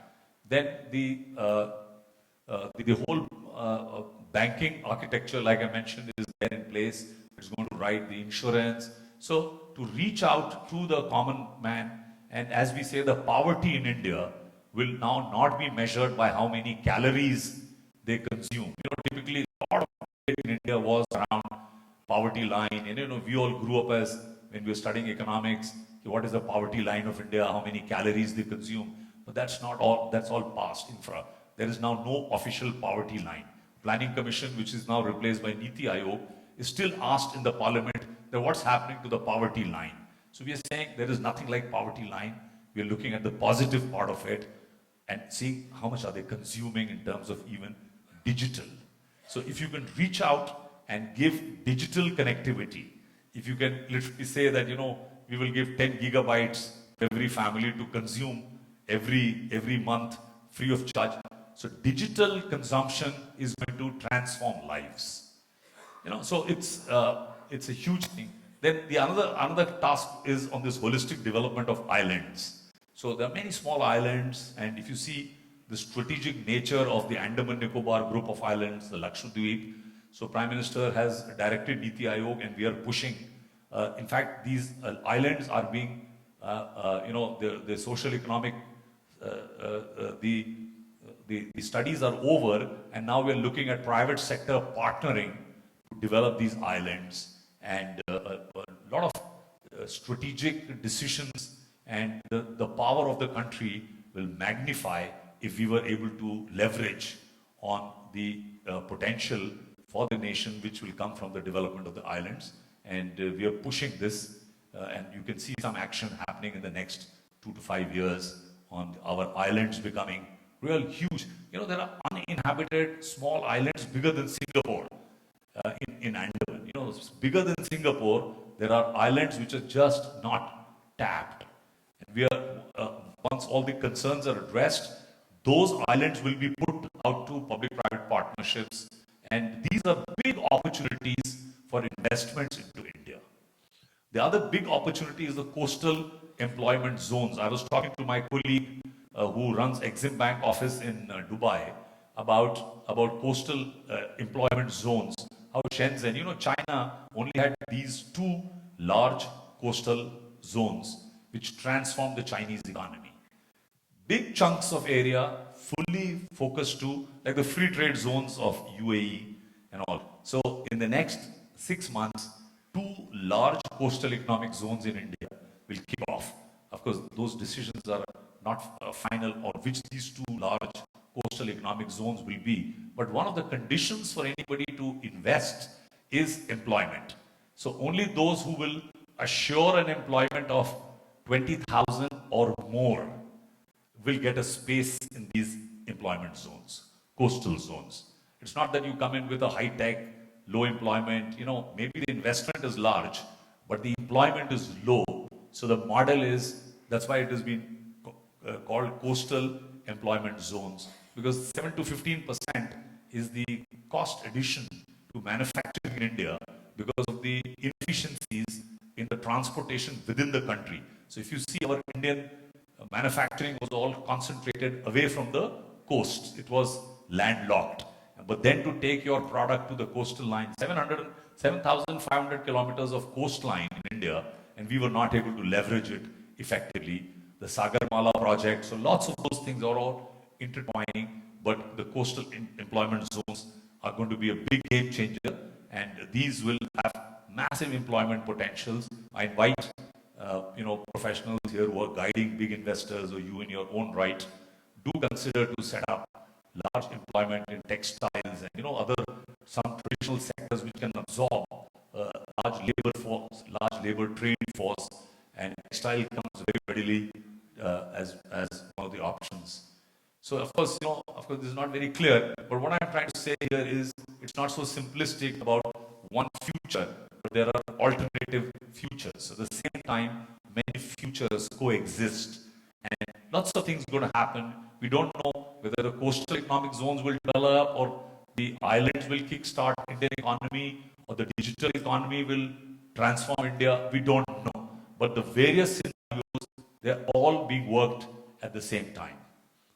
And of course, this cooperative federalism, so reforms in agriculture, the land leasing law. Currently in India, we don't have a very standardized format in which land can be leased up by the farmers to big corporates. There were a lot of issues. There is some traction. It is still contentious, but this would be one game changer. The agriculture market in India is transformed. We now have a digital, all the agriculture societies, the mandis as we typically call them, are becoming all digital. So now farmers in Bikaner can know what the cost of wheat which is being sold in any remote, any faraway mandi in Madhya Pradesh. So farmers can now take informed choices through this Agriculture Produce Marketing Committee Act, and a lot of reforms are happening. Of course, again, big challenge, but again, big opportunities for the whole food chain, the whole value chain to kick in. And the other innovation that Niti Aayog is doing is to really compete the states on against the other on developing index. So all the 1,000 district hospitals in India are now going online, and literally on a daily basis, a hospital administrator can know where in India his hospital is in the 1,000. It's like a little bit of competitive spirit is what keeps India ticking. So I was a district magistrate, and if somebody told me that, oh, your district hospital is making the news in Delhi, then we as district magistrates 25 years ago, we used to feel very enthused, very excited. Just like your chapter will feel very proud if they came to know, Mr. Mundra, that your chapter is the most active international chapter out. I'm sure you are. There couldn't be a chapter which is as active as this executive committee I was seeing. So I'm sure this is where it drives you, the fact that you are doing better. So the same, the indices in health, education, and water management. So we now have literally on a daily basis, you can evaluate which district is doing better on which index. Of course, there are challenges we have. People will question that how did you rate the district hospital in Agartala as a better district hospital than a district hospital in Thane. You know, so there will be questions, but at least the competitive spirit has been unleashed. And of course, the chief secretaries talked to us on video conferencing. Yesterday, the cabinet secretary was video conferencing with all chief secretaries and more than 500 district collectors. So our technology is available. Within half an hour, you can reach out across the country and talk digitally and, you know, take decisions, quickly share. So things are happening, and a good decision, a good suggestion quickly reaches out to the remotest corners of India. And I think the Niti Aayog is playing a role there. And of course, capacity building of the urban local bodies for the smart city campaign. So we are 100 smart cities are coming, and we are leading the sharing. I'm sure there's so much to learn from Dubai, from Singapore. There is an active collaboration with Singapore on urban local bodies through Niti Aayog.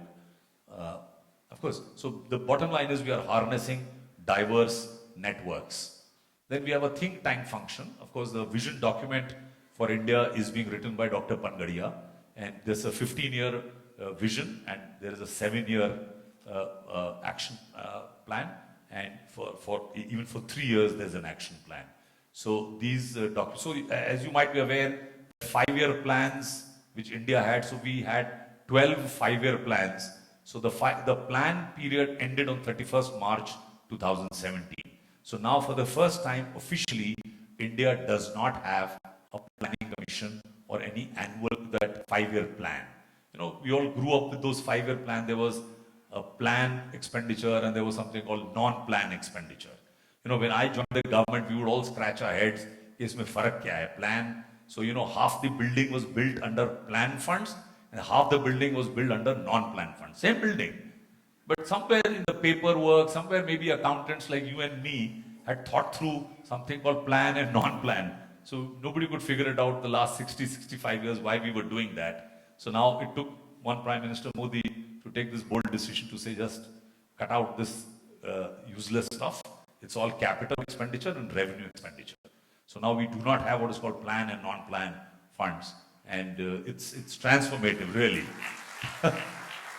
And of course, this is the whole economic policy is undergoing a change, and there are Niti lecture series, you know, like the lectures we had from Mr. Mehta and other distinguished people. I invite good speakers to come to Niti Aayog. Every day we have 2 or 3 lectures. We're getting the best of guys.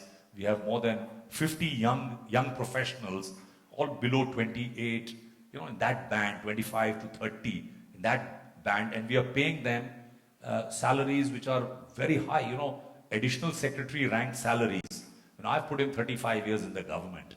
So that kind of salary which I'm getting is being given to a young Harvard or an Oxford or a Princeton a graduate with a couple of years of experience to work with Niti Aayog for 2 years. We're calling them young professionals, research associates, research assistants, senior consultants. They're just recruited through a competitive process, but these are some of the brightest youngsters. You know, Prime Minister Modi does not like to, you know, don't quote me, but if people go and make presentations to him who are above 50 years of age, so he says, ki, mat bulao usko, you know. He wants to listen to the youngsters. You know, so it's people, you know, oldies above 50 have no place. You know, so the thing I'm saying is, we're tapping the youth, the latent power. So if you come to Niti Aayog, there are more than these 50, 60 of these young kids from the finest universities in the world, and they're giving their precious time, 2 years, 3 years, they're working with Niti Aayog. So these young kids, they're told something in the morning, by evening they prepare a smart 6-page document, better than what Boston Consulting Group does or one of these McKinsey's or these consulting firms. We're running better than them. I can tell you that we are the best think tank, you know, as good as it can get. And that 6-page document written by these bunch of kids, by evening, 8 o'clock, reaches PM. So PM tells us something in the morning, by evening we can prepare a world-class small document, and not by old foggies like me, but by those young kids who are giving it a new perspective. And he knows that these are written by kids Yeah? So I think we are connecting the best from this think tank. And like I said, we've prepared a compendium of best practices every year.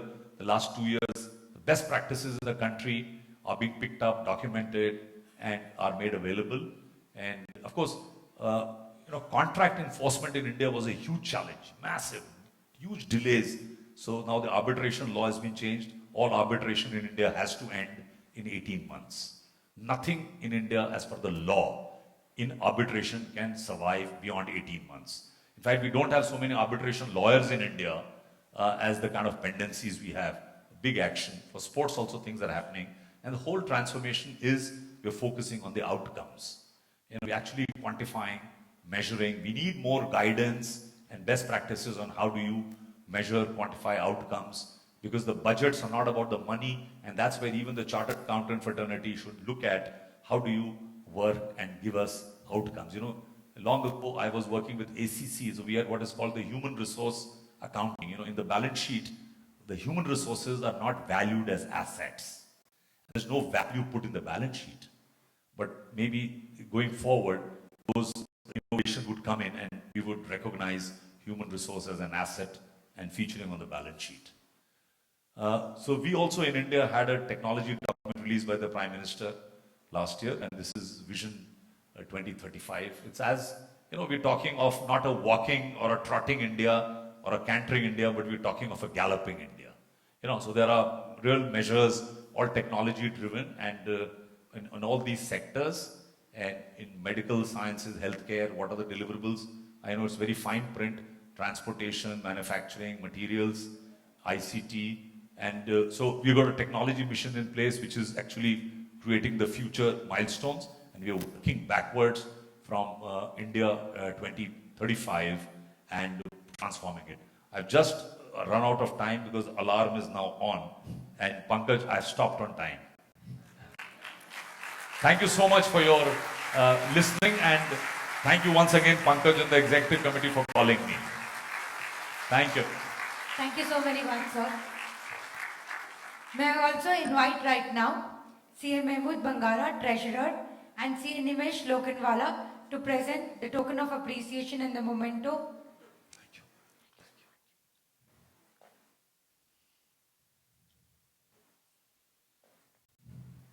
Any question? Any question? किसी के पेट में दर्द हो रहा है? You want to ask me a question? None like that. Okay. But it's nice to get feedback. Any question? Yes, one question. Yell out.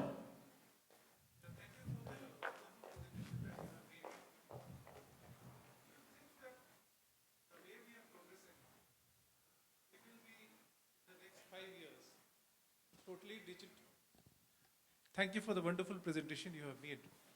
Do you think that in the next 5 years that we are looking forward after the digitization move, we'll be progressing at a galloping stage that we are, considering that we have so much rural folks who are not connected with the internet and all those things? Yeah, but thing to understand. no, you're right, absolutely right. There's a huge challenge out there, no doubt about it. There are still villages who did not have electricity, but this 31st March, all villages of population more than 100 have got electricity. It's pakka, done deal.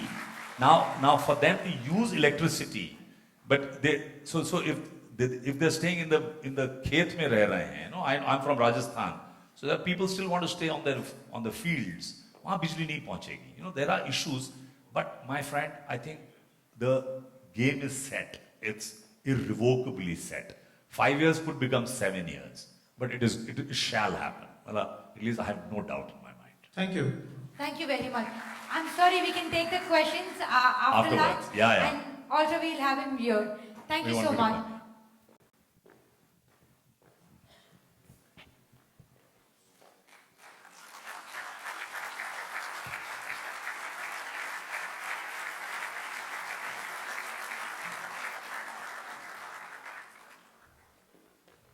Thank you very much, sir.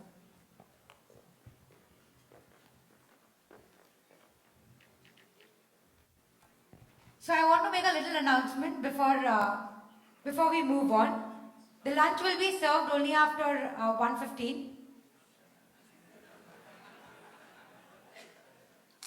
Right? And a few more exciting announcements about the amazing lineup of prizes which we have. But before that, I would like to introduce our next speaker for the day.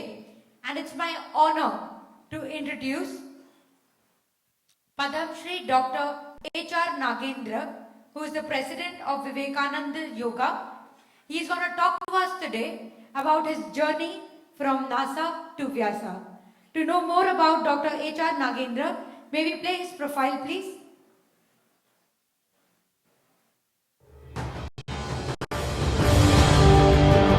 Our speaker today, Padma Shri awardee Dr. H.R. Nagendra, President, Vivekananda Yoga Anusandhan Sansthan, Bangalore, India. Padma Shri awardee Dr. H.R. Nagendra holds PhD in Mechanical Engineering from Indian Institute of Science, and he is the President of Vyasa and Chancellor S. Vyasa University. In his career from NASA to Vyasa, he served as faculty of IISc, Research Fellow in the University of British Columbia, Canada, Research Associate in NASA Marshall Space Flight Center, USA, Consultant in Harvard University, USA, and visiting staff at Imperial College of Science and Technology, London. In 1975, joined Vivekananda Kendra as a whole-time honorary director of Training Center in Kanyakumari. He has published 30 research papers in engineering, authored and collected 110 papers and co-authored 35 books on yoga. Currently, he is the chairman, Internal National Day of Yoga. He is a recipient of many awards including Bharat Gaurav Award in British Parliament in 2015, Global Peace Award in UNO from World Peace Council, Vienna in 2015, Padma Shri Award from Government of India in 2016. Ladies and gentlemen, please welcome Padma Shri Dr. H.R. Nagendra.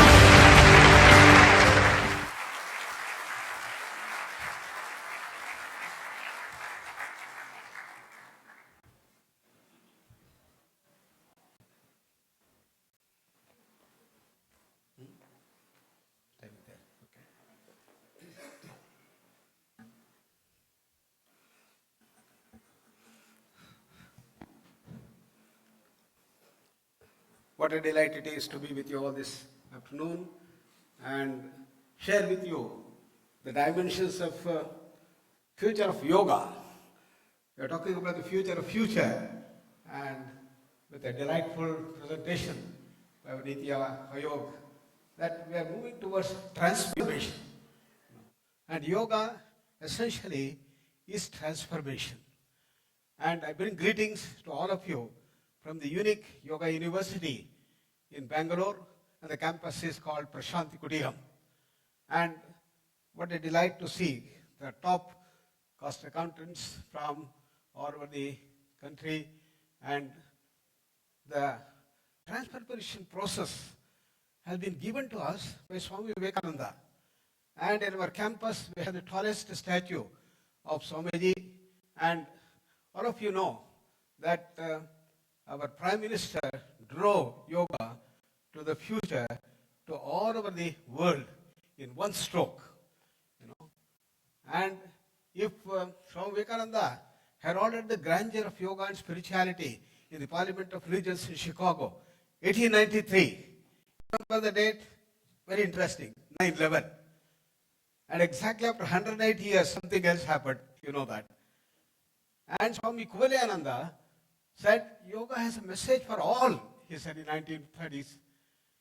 And yoga for education, yoga for health, yoga for stress management, yoga for science and technology, yoga to build ideal social orders. That has been the message given by Swami Kuvalayananda and others.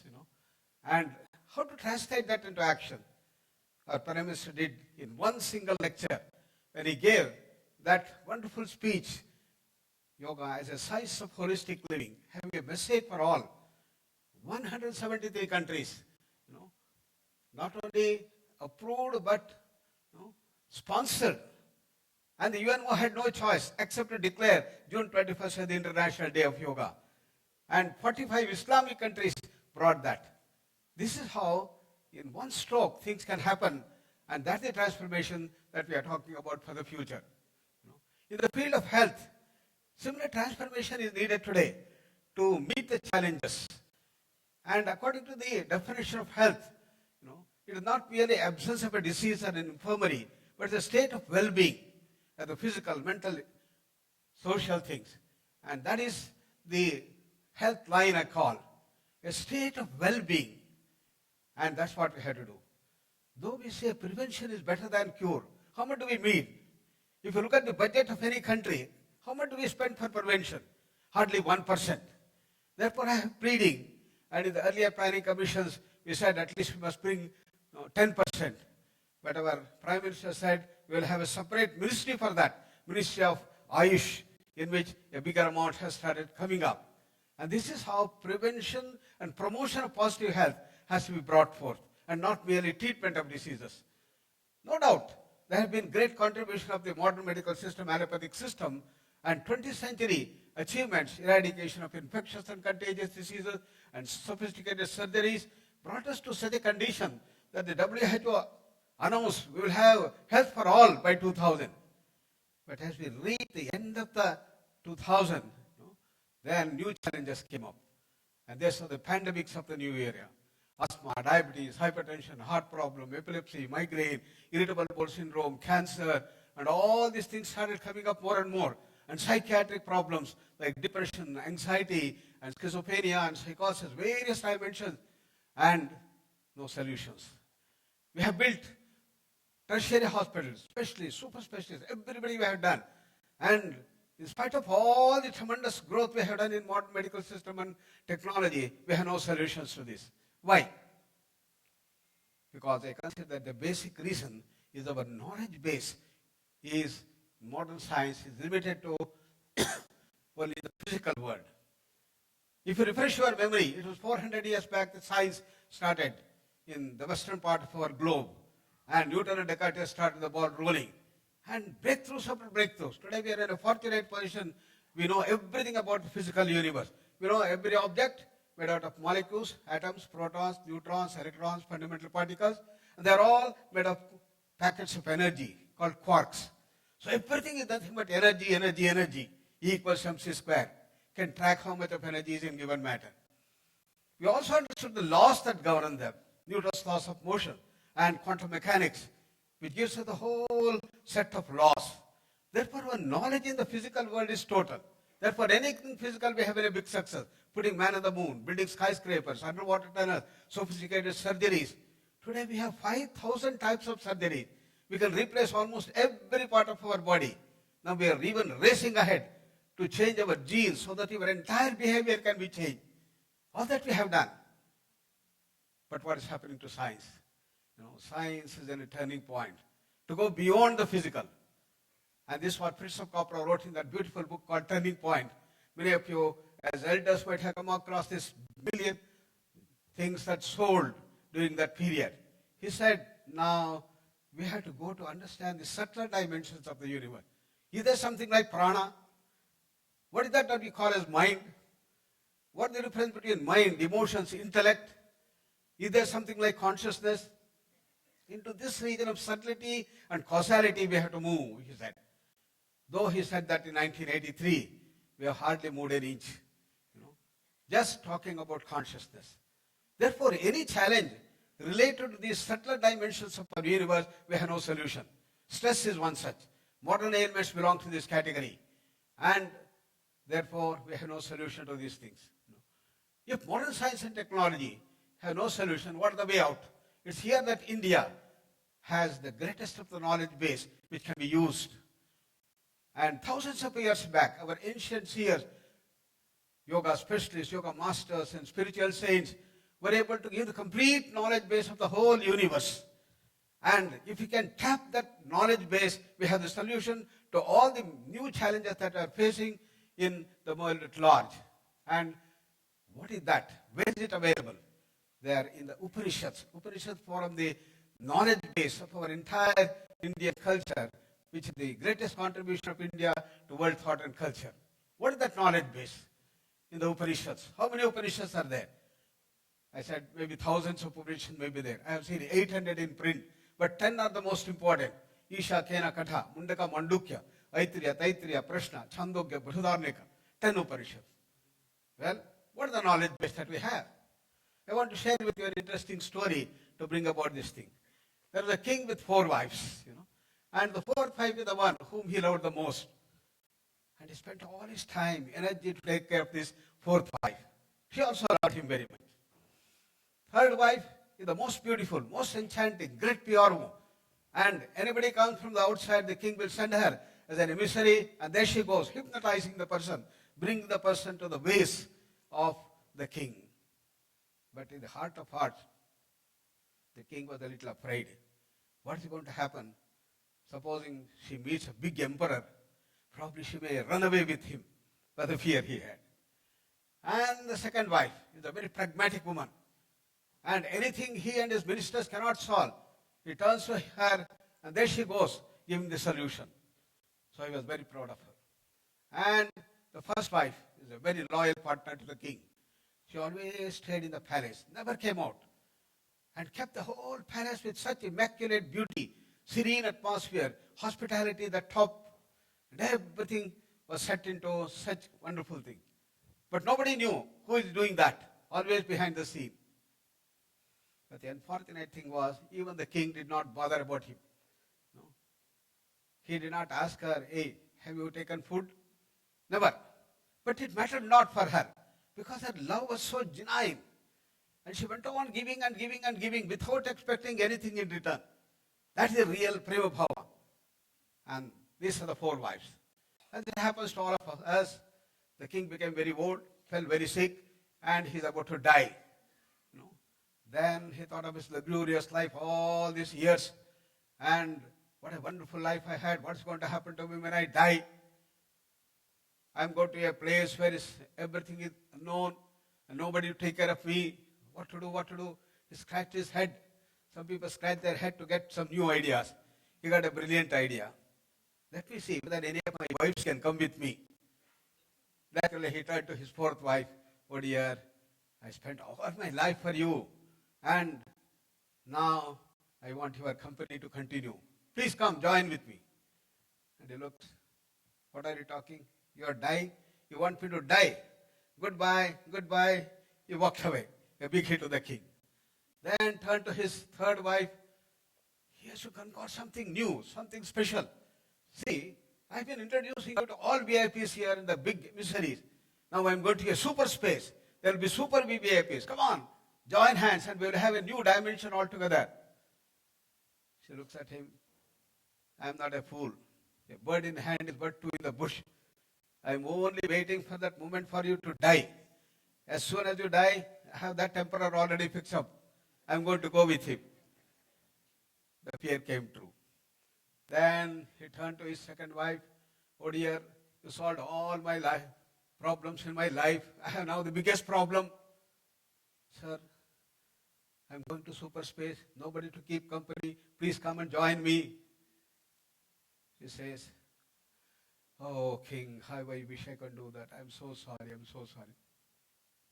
The best I can do is carry a dead body to the grave or the crematorium. All the hopes collapsed. Then he has a sweet voice. Don't worry, my dear. I'm going to go and join you and serve you as I have been doing all these years. Who looks at? Who is that? His 1st wife. How is he? Very thin, emaciated, as if she is suffering from malnutrition. The king felt so bad, cut up, guilty. Shame on me, when I could have done everything and never looked at her and asked her. This is a story. Now, who is that king? Who are the 4 wives? Upanishad tells us each one of us represents that king. Each one of us have 4 wives. Who is the 4th wife? The fond body that we love the most. Spend all our time, energy, everything to take care of this body. But what is going to happen when we die? Goodbye. Who is that 3rd wife? Most enchanting. Our possessions, our wealth, property. Look at my beautiful property and the huge building I have built in the prime place in Marine Drives, 40 stories and 56 rooms. How many people staying? 3 persons staying in the house. And what is going to happen to all these things? Yes, it's going to go to someone else. So the third wife is going to go to marry somebody else.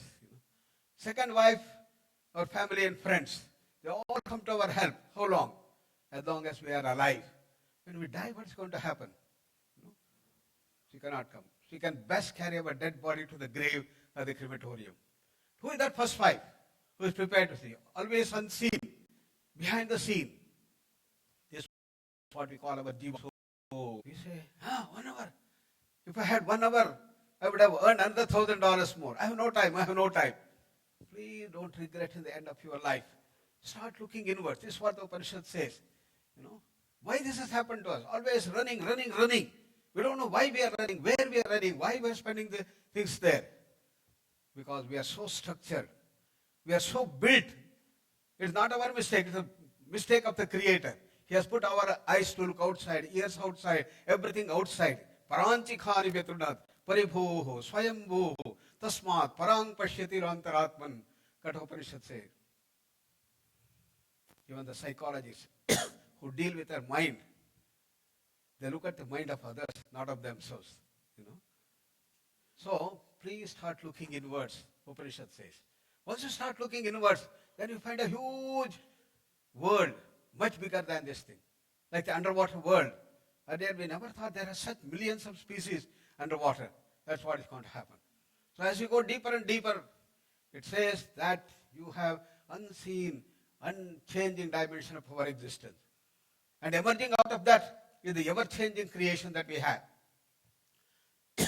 This unchanging dimension is called Brahman, Atman. That is the self of all of us. In science we may call it as reality, pure consciousness.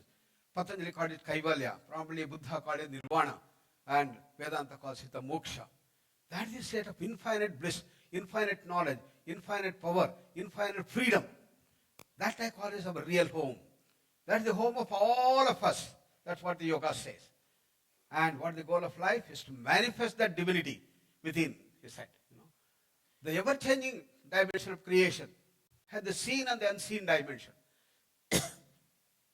This is the famous 5-layered concept that has been given in the Upanishads.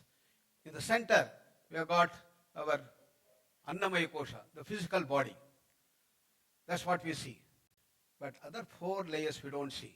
Immediately next to that we have the Pranamaya, then Manomaya, Vijnana, Anandamaya Koshas. And today we have the technology to photograph the Pranamaya Kosha.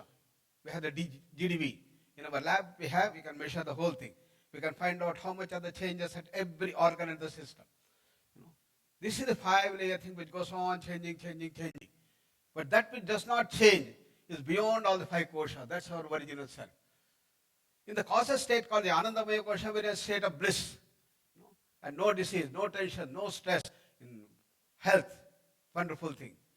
And when we come down to the next level called Vijnanamaya Kosha, our mind starts working. But the knowledge is total here. And in Vijnanamaya Kosha, a person knows all the knowledge, past, present, and the future. They are called the Trikala And if not just the epic characters like Krishna or Rama, our country excelled with such great masters in every state. We have Sant Ramdev, our Shankaracharya from Kerala, Gnanadev from Maharashtra, Swaminarayanji from Gujarat, large numbers Siddhas from Tamil Nadu. Madhya Pradesh abounded with great Hatha Yoga masters, and Kashmiri Shaivism brought many great masters. Lahiri Mahashaya, Yukteswari Giri, Baba from the West Bengal. Every state excelled with such great masters who could see through the whole life. And they are the people who were making the entire law of the whole universe. They understood, and everything was set to build ideal social orders. And I was thinking, how is it possible? That you know everything in the universe? Is it possible? Thanks to modern technology, any information you want, you can just Google it today. I call it as our infinite Google. That's our Vijnanamaya Kosha. You must know how to take the mind to that. You have all the information. Then you come to the Manomaya Kosha, constricting further. Now the likes and dislikes start coming up.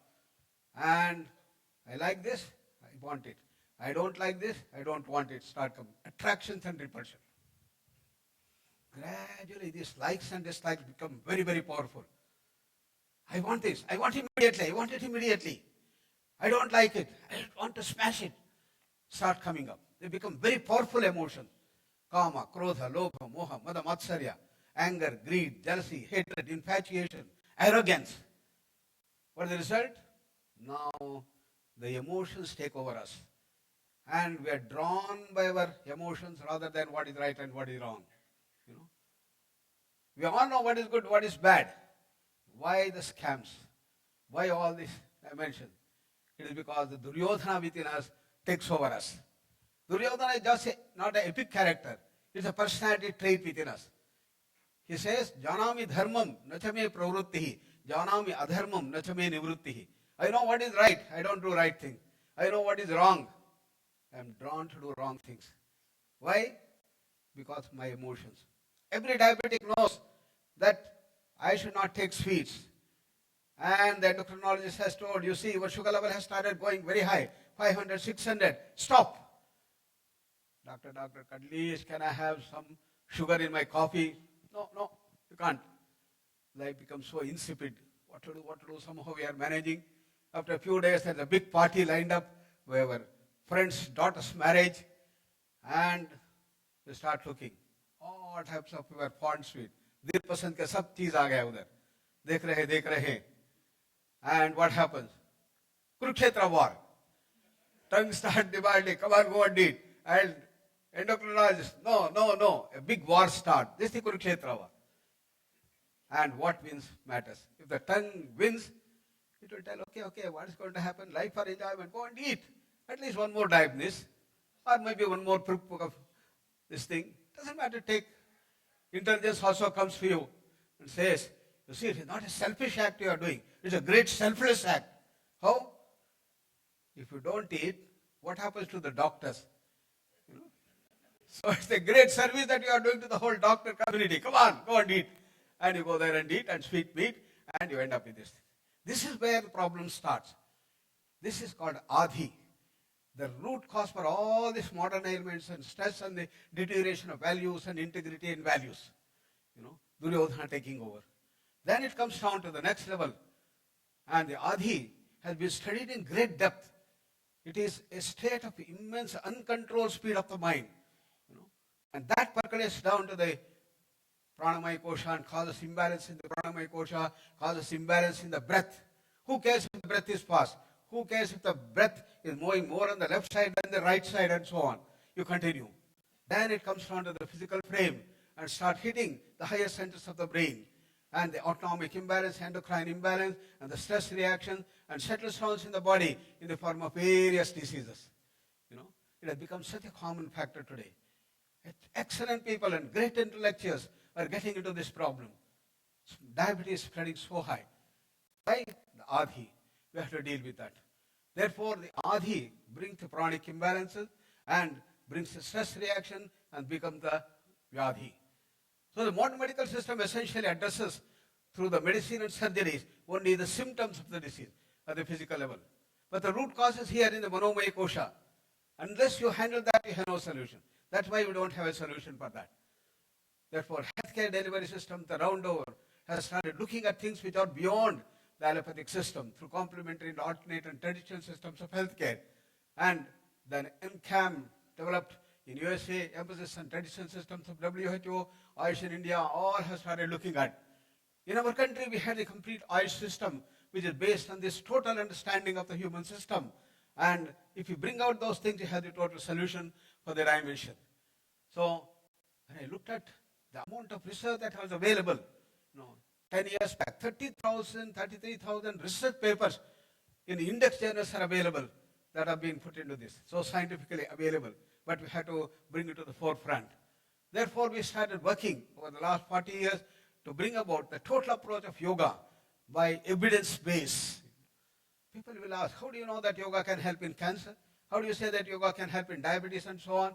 And we have published large number of papers using dimensions, working at the Adhi and the complete level.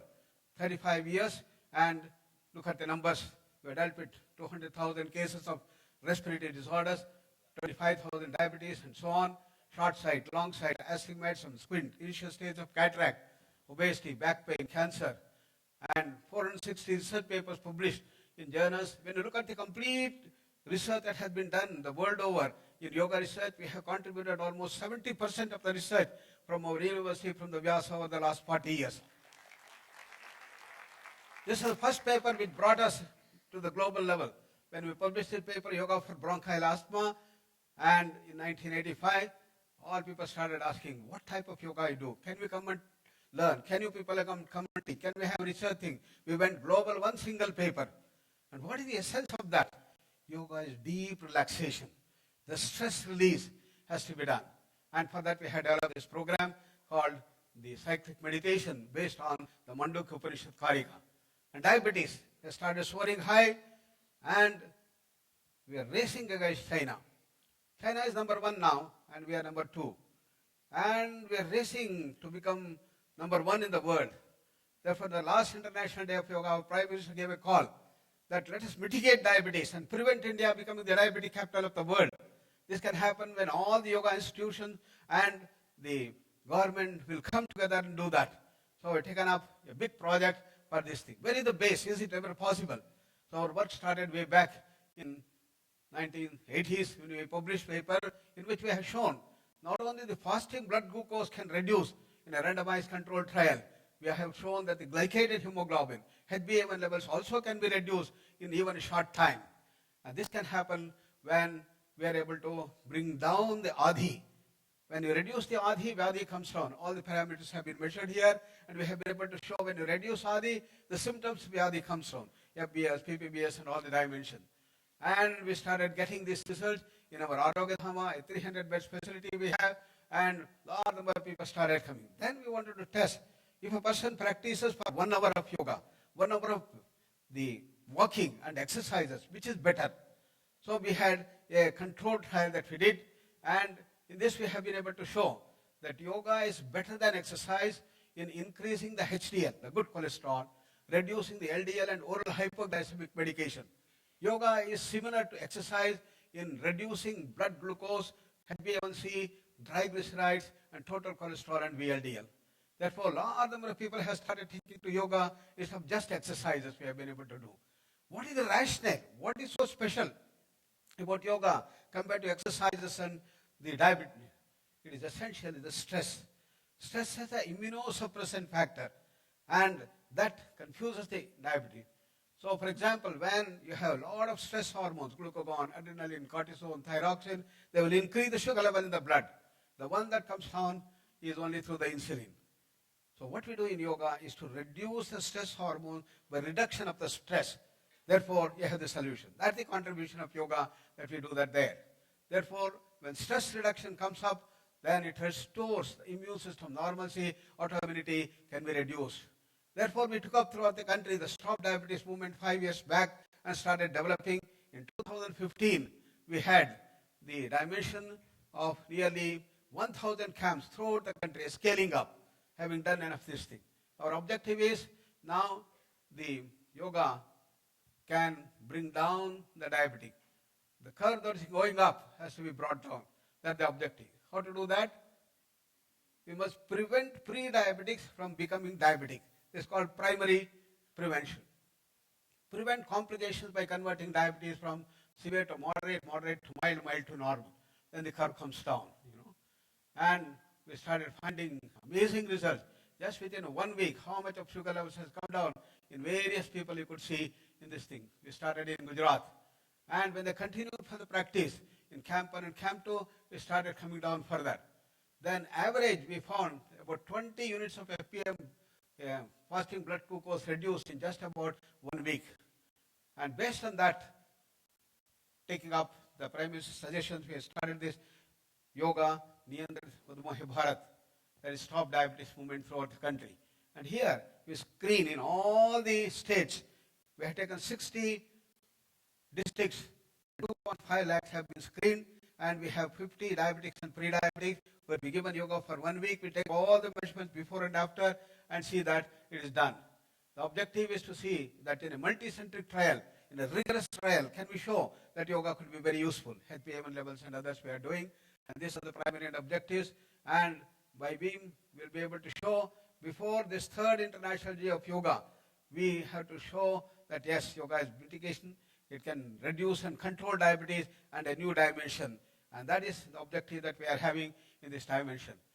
And to make diabetes-free India is the goal that we have taken up. We have brought all the yoga institutions in the country together under Indian Yoga Association. Under this, we are taking up this dimension.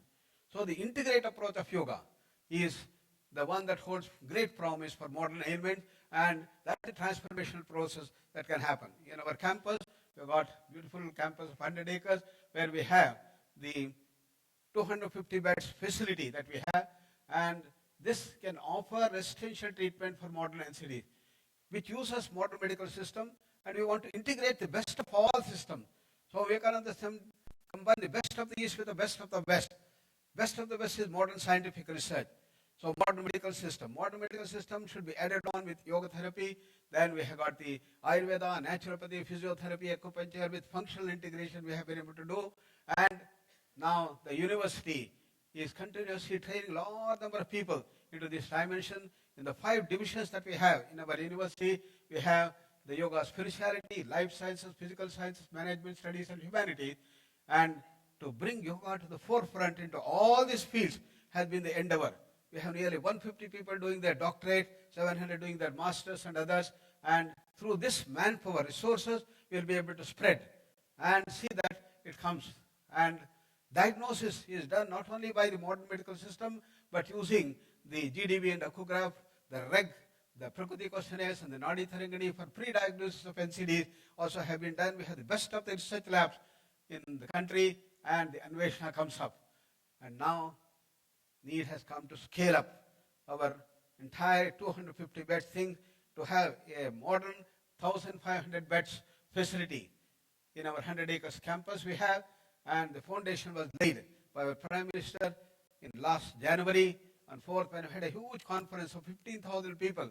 All the top experts from the modern medical system had come, and we showcased the research that we have been able to do, and this is the thing. And this will give a new direction to the whole world to see that we bring the best of all systems to bring effective thing.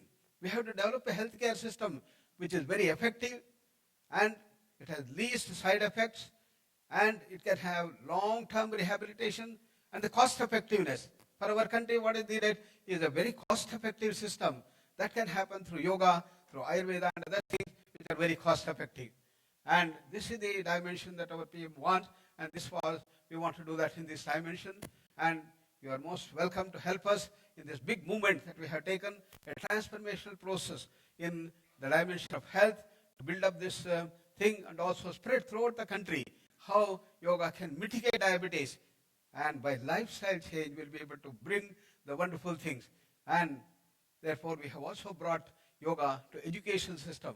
The NCT came forward and introduced yoga for all the teacher educators. Probably you'll be surprised to know in our country, every year we train 13 lakh teacher educators under the NCT. Yoga has been made compulsory.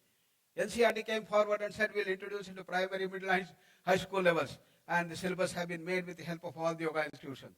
And the higher education people came and asked, we want to have the departments of yoga in at least 6 central universities, and many universities have come forward. Yoga preparation has been done for the bachelor's degree, master's degree, and doctoral program. Complete syllabus have been set with the help of all the yoga institutions, and this has been available today. It is coming up. And this is how the entire education system is being brought forth using the yoga dimension. This can really bring the transformation needed in the country in the field of education. Because education is not just bread-earning education. As Swami Vivekananda said, it should be man-making education. Bread-earning education is necessary, but it should be holistic. Total personality development, physical, mental, emotional, intellectual, with a total spiritual knowledge base is necessary in the country, then India can soar high and give direction to the entire education system. This is what our Prime Minister has been heralding based on the teachings of Swami Vivekananda. And with these things, now in the field of education, in the field of health, we have been doing. Similarly, in the field of corporate sector, stresses have started mounting so high. And we have a program to deal with stress, very effective program called the SMET program. And we have been conducting a large number of corporates to reduce the stress. Just 2 days program. And half an hour is what you want. And it works wonders. ONGC has come forward and considered this program as the best among the 120 training programs they have. And this is how into the corporate world we have. I'm sure all of you have so much of stress that develop with such things that happens, and we have the solution that we have through this yoga dimension. So yoga has a message for all, and we have got the future of yoga to be brought forth, the greatest contribution of India to world thought and culture once again. And this is what our Prime Minister has given the direction, and we are bringing it into all aspects of human system. I once again congratulate for your wonderful conference that you have organized, the 35th. The future of future is to bring the Indian lore, Indian cultural heritage of yoga spirituality to the world at large, which has the total understanding of the whole creation and not just the physical one that modern science and technology has done. Therefore, should we say that we are very grateful to our Mandara or to the entire team who has organized these things, and we place our gratitude to all of you for making such a wonderful conference here and bringing the total knowledge base to our great leaders of this wonderful organization.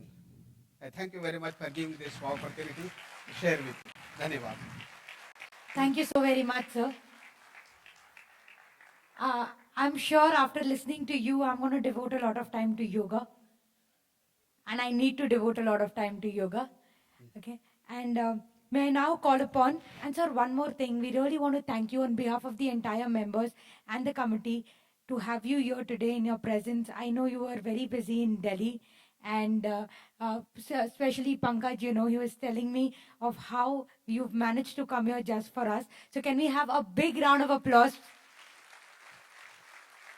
for letting us know? Thank you so much. I may also now like to invite CA Anish Mehta, Secretary, along with CA Pankaj Mundra, to thank and present a memento to Padma Shri Dr. H.R. Nagendra. With a huge round of applause, let us have them on stage.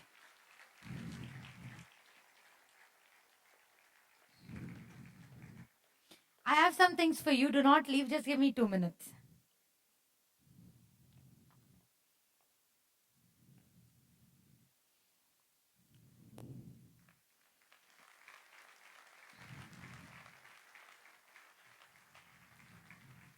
Thank you very much. I would request you to be on the stage. And while I make the announcement, just before that, I would request all the speakers present here from yesterday and today, and all the committee members to come up on the stage for a picture, please. We want to record some of the good memories.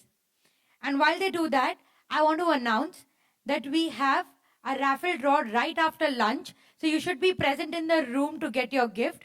From Hamria Free Zone, you're getting an iPad. What we would like you to do is drop your business cards when you go out there. We also have a draw of future from KPI if you've registered online with them.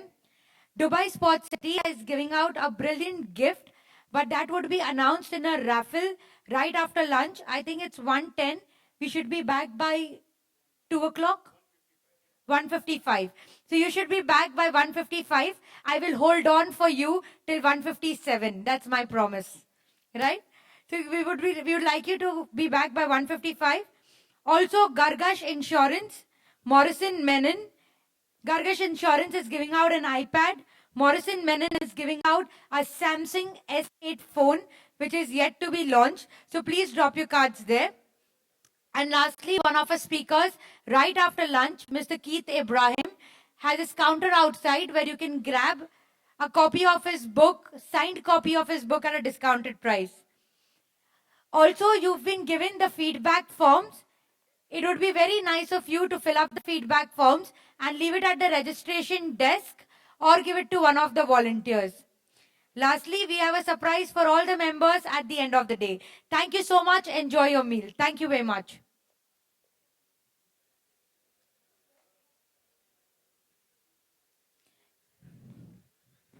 Can you please coordinate with Naveen Sharma ji also, because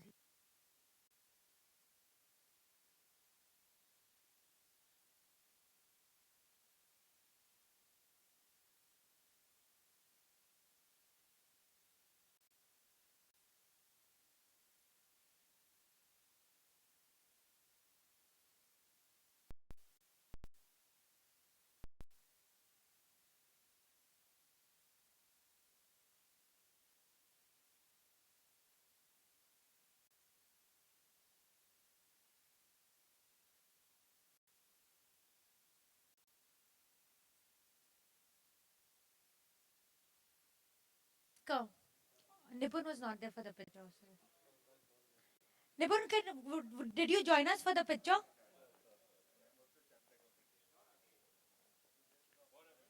Yeah.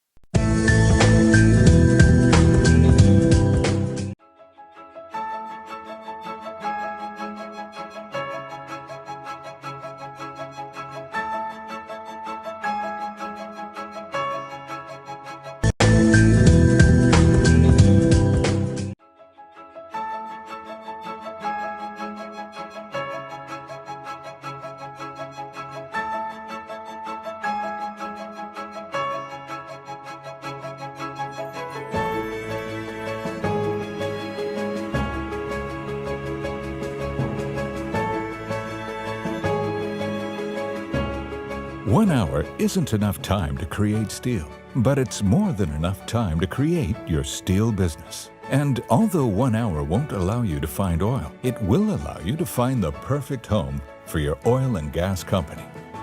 In business, speed is critical. And in today's world where everything moves so rapidly, you have to stay one step ahead of your competitors.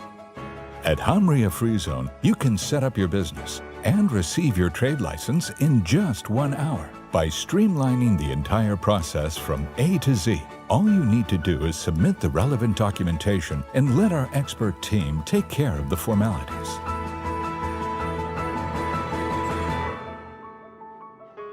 It all started in 1995 with the Free Zone looking after a handful of companies. But fast forward to 2016, and we now accommodate more than 6,500 businesses across 22 square kilometers and provide more than 15 key business services and facilities on site.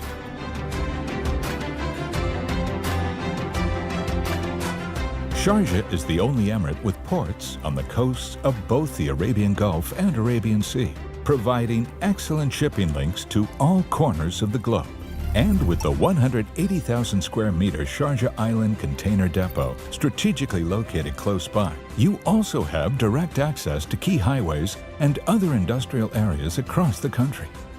Additionally, you have convenient access to 230 global cities via the city's bustling international airports. As the cultural capital of the UAE, Sharjah is unique among the 7 emirates, home to the largest number of educational institutes in the country, with vibrant communities and a rich heritage. The city also has highly developed infrastructure and telecommunication systems, reliable and inexpensive energy, lower labor costs, and affordable housing. And just 20 minutes from Dubai, your business is strategically positioned in the heart of the United Arab Emirates, with an extensive road network to major cities across the country. As your gateway to a host of international markets, you receive a number of direct benefits, such as foreign ownership, tax exemption, no commercial levies, the ability to transfer capital to your home country, and renewable long-term leases. Foreign ownership permitted, no import or export tax, no corporation or income tax, exemption from commercial levies, repatriation of capital and profits, renewable 25-year leases. In addition, round-the-clock security and CCTV, banking facilities, a range of business services such as accountancy and currency exchange, conference rooms and staff accommodation are just some of the invaluable support services that facilitate day-to-day operations of your business. With its world-class facilities, warehouses, factories, office units, and investor-oriented management, Hamria Free Zone is currently home to 6,500 companies from 155 countries. A variety of licenses are available, including commercial, service, and industrial. Perhaps the jewel in the crown is Hamria Port, a center for export and re-export to global markets that handles a variety of cargo and containers every hour of every day. We are proud to have some of the foremost global, regional, and local organizations as part of our business community. Steel industry giants Eversunday, and Balali. Oil and gas industry giants Lamprell and Seco. Artisan food manufacturer Italian Dairy Products. Marine industry leaders Damin and Al Islami Food Packaging. Producers of the highest quality halal food packaging, to name just a few.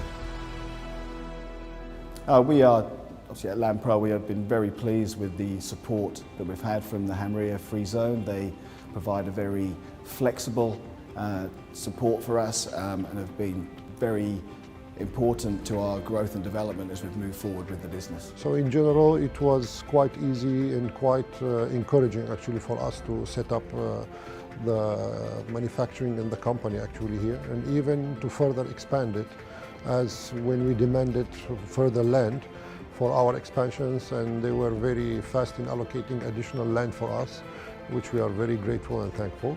And this will allow us now to expand even further and to grow more within the Hamria Free Zone group in general. Here there is very good example in terms of efficiency.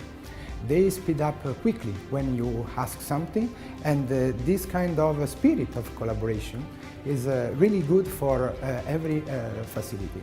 We consider this one excellent area in terms of ability and facility too. Setting up your business with Hamria Free Zone is as easy as 1, 2, 3. Step 1. Complete an application form at our sales counter. Our friendly professional team take care of the rest. Step 2. Submit the necessary documentation and fees.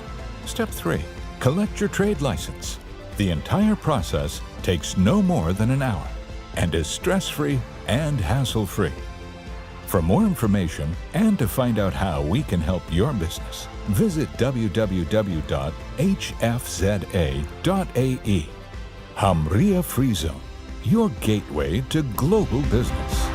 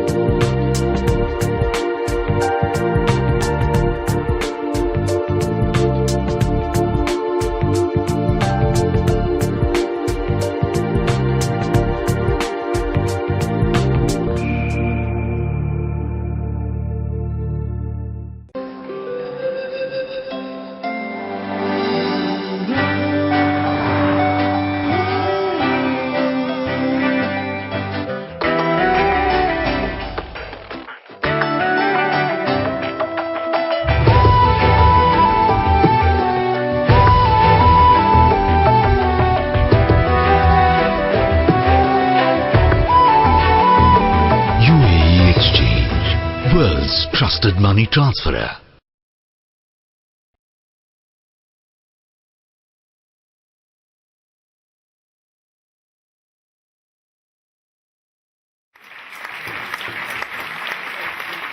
And the award goes to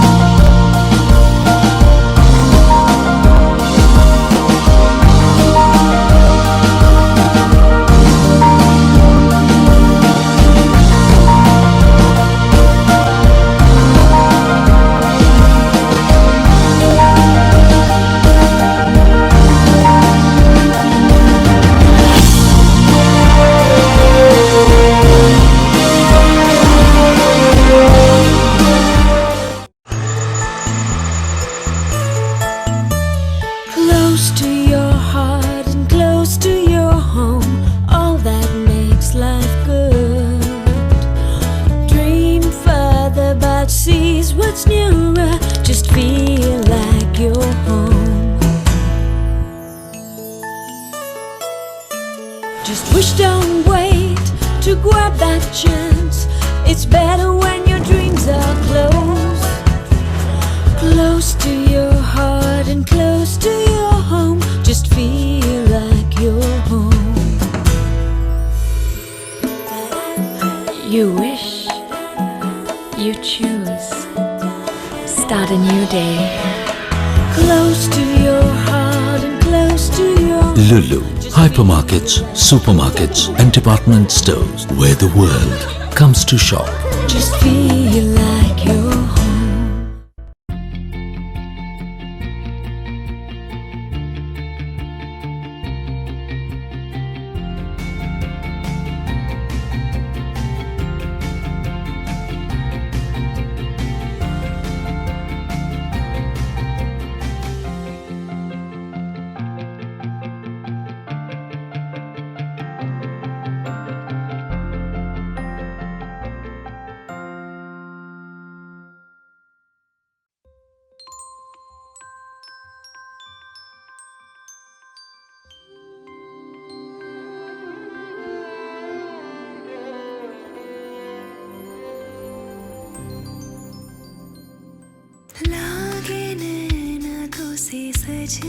When the eyes are set on you, don't settle for anything less.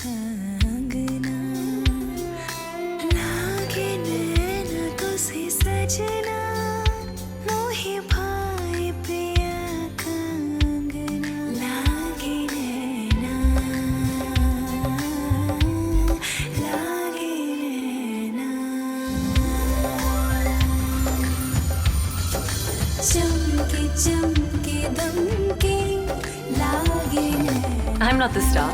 She is.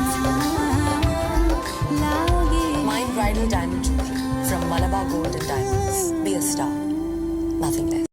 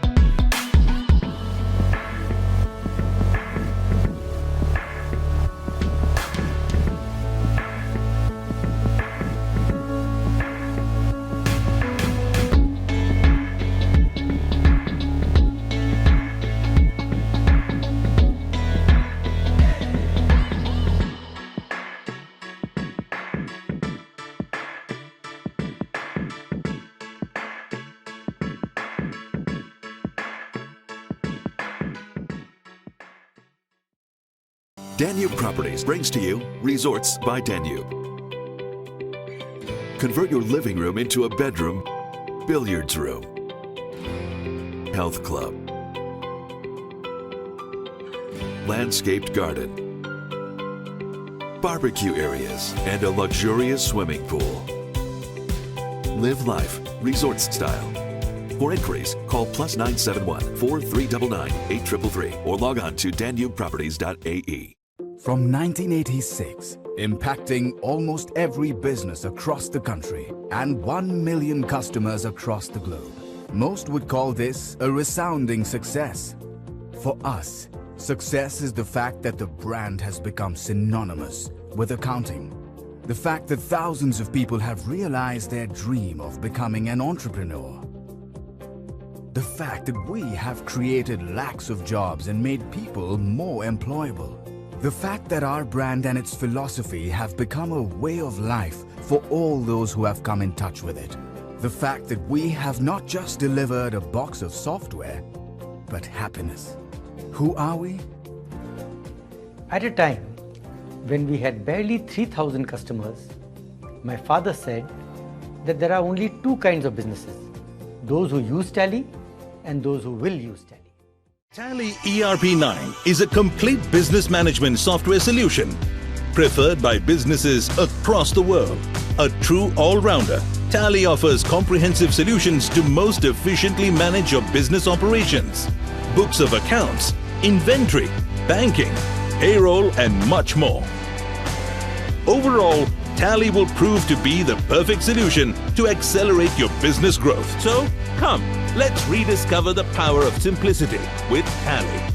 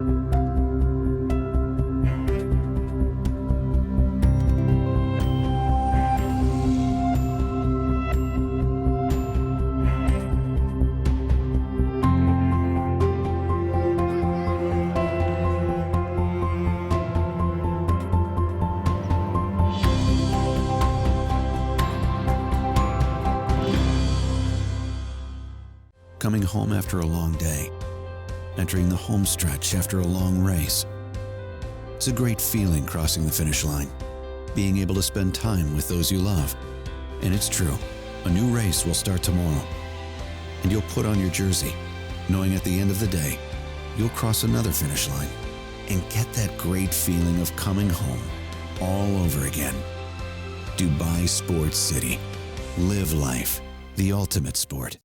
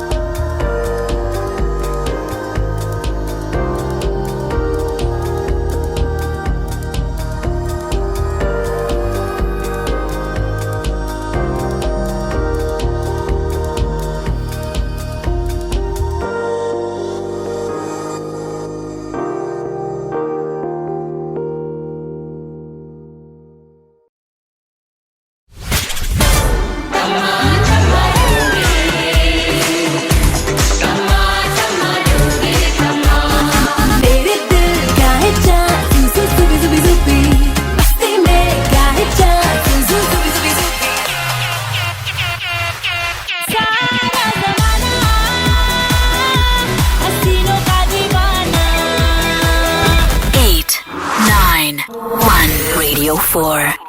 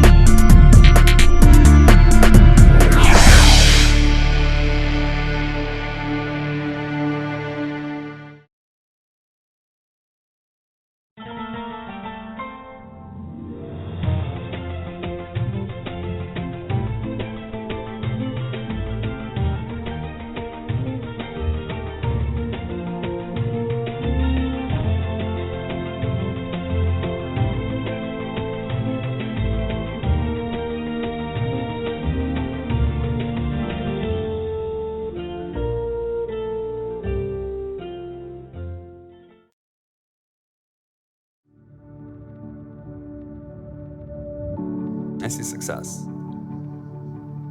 I'm running so many businesses and doing so many things, and I'm the central pivot to it all. My family knows they can depend on me. I mean, I'd like to have kids that can look up to me as a role model. It's about the investment that my parents have put in me and letting them know that it wasn't wasted. I think it's important to visualize your success in the future because then you can see it, it becomes a reality.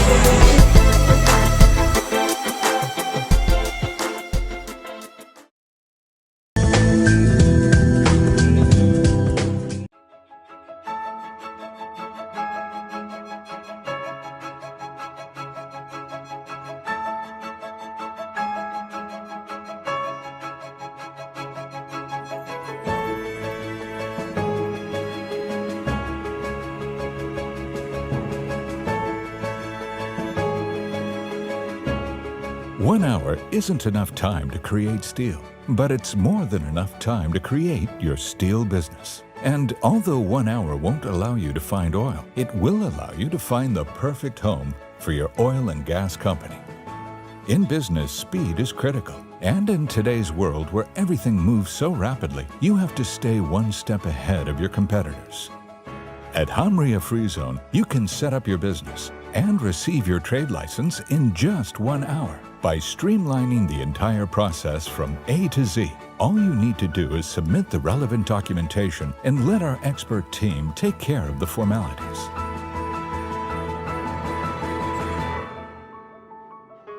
It all started in 1995 with the Free Zone looking after a handful of companies. But fast forward to 2016, and we now accommodate more than 6,500 businesses across 22 square kilometers and provide more than 15 key business services and facilities on site.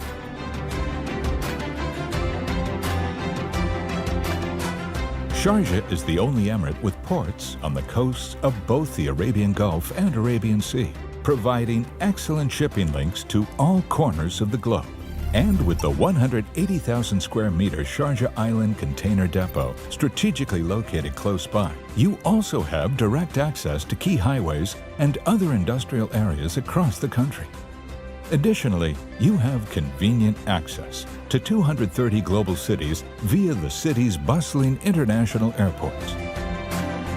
As the cultural capital of the UAE, Sharjah is unique among the 7 Emirates, home to the largest number of educational institutes in the country, with vibrant communities and a rich heritage. The city also has highly developed infrastructure and telecommunication systems, reliable and inexpensive energy, lower labor costs, and affordable housing. And just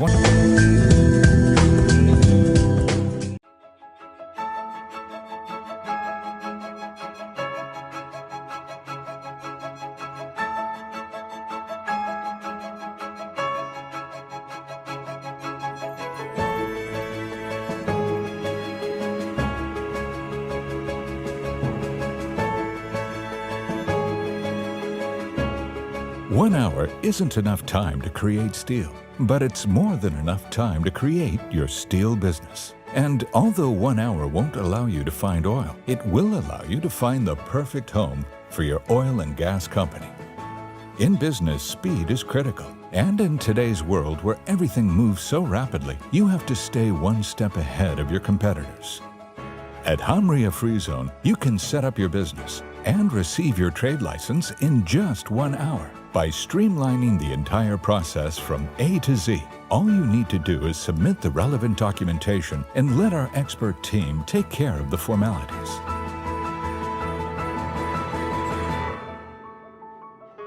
It all started in 1995 with the Free Zone looking after a handful of companies. But fast forward to 2016, and we now accommodate more than 6,500 businesses across 22 square kilometers and provide more than 15 key business services and facilities on site.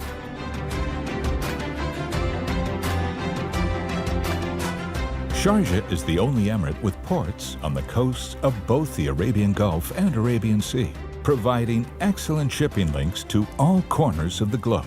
And with the 180,000 square meter Sharjah Island Container Depot strategically located close by, you also have direct access to key highways and other industrial areas across the country. Additionally, you have convenient access to 230 global cities via the city's bustling international airports.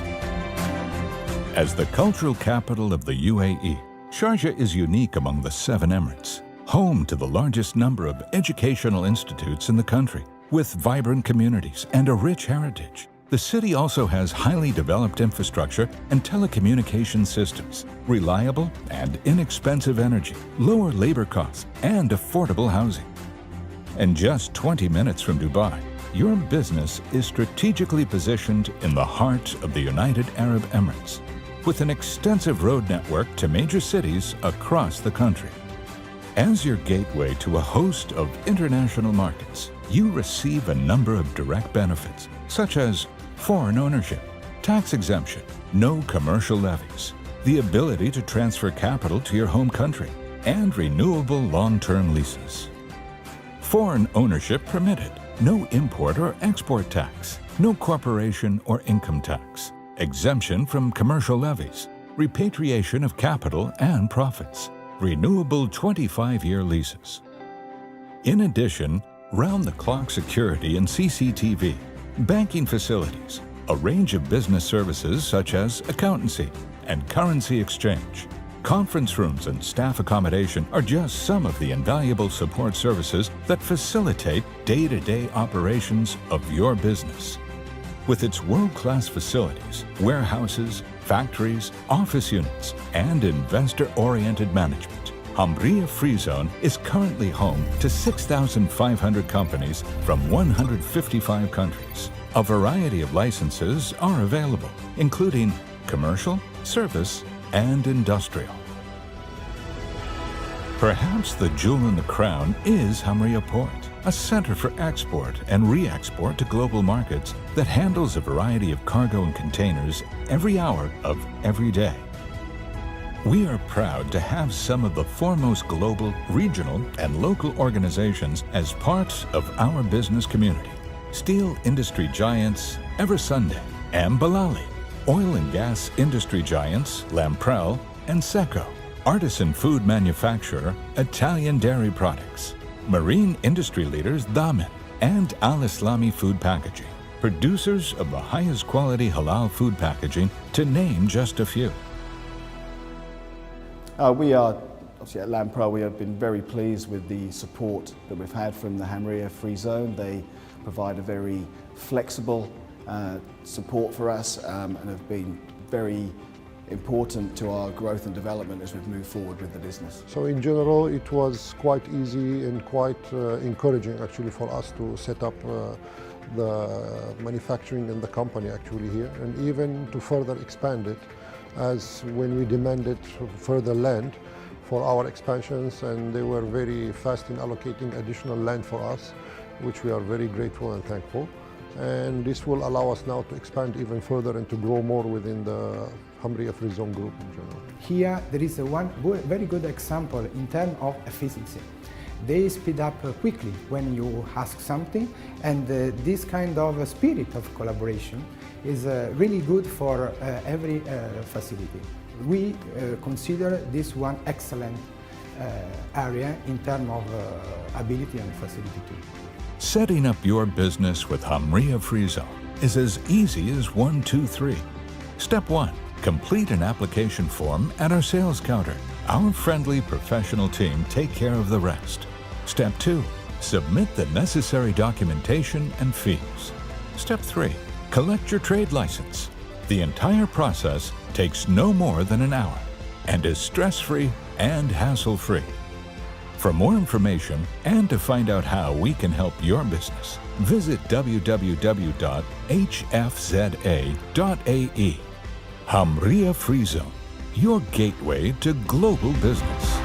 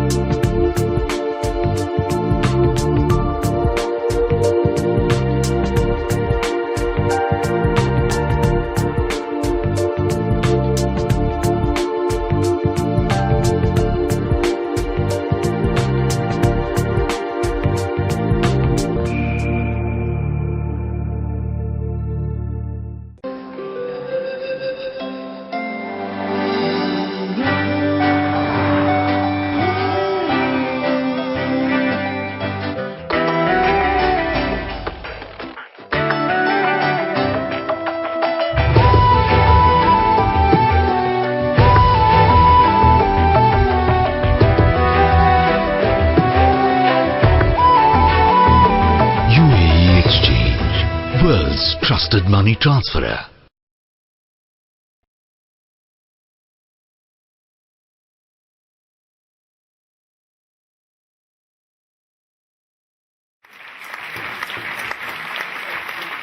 And the award goes to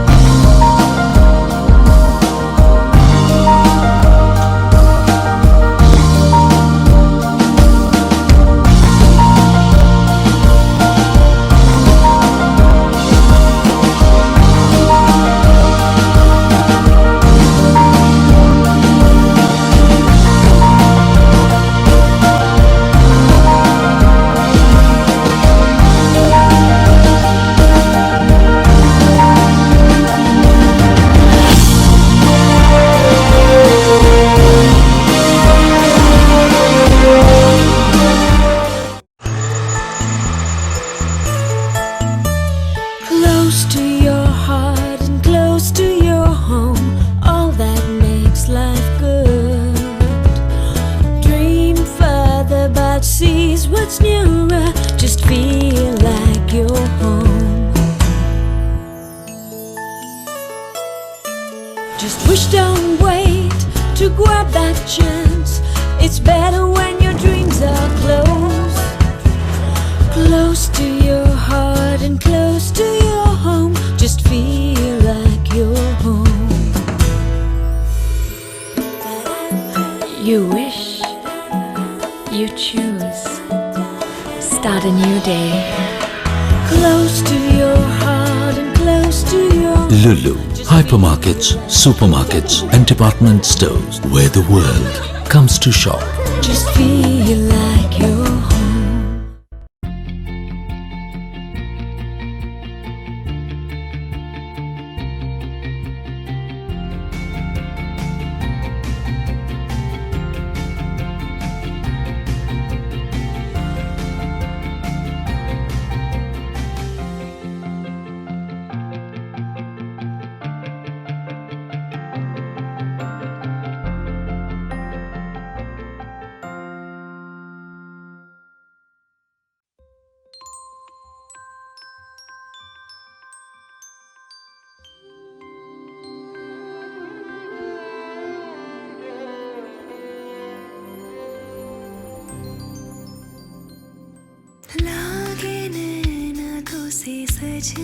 When the eyes are set on you, don't settle for anything less.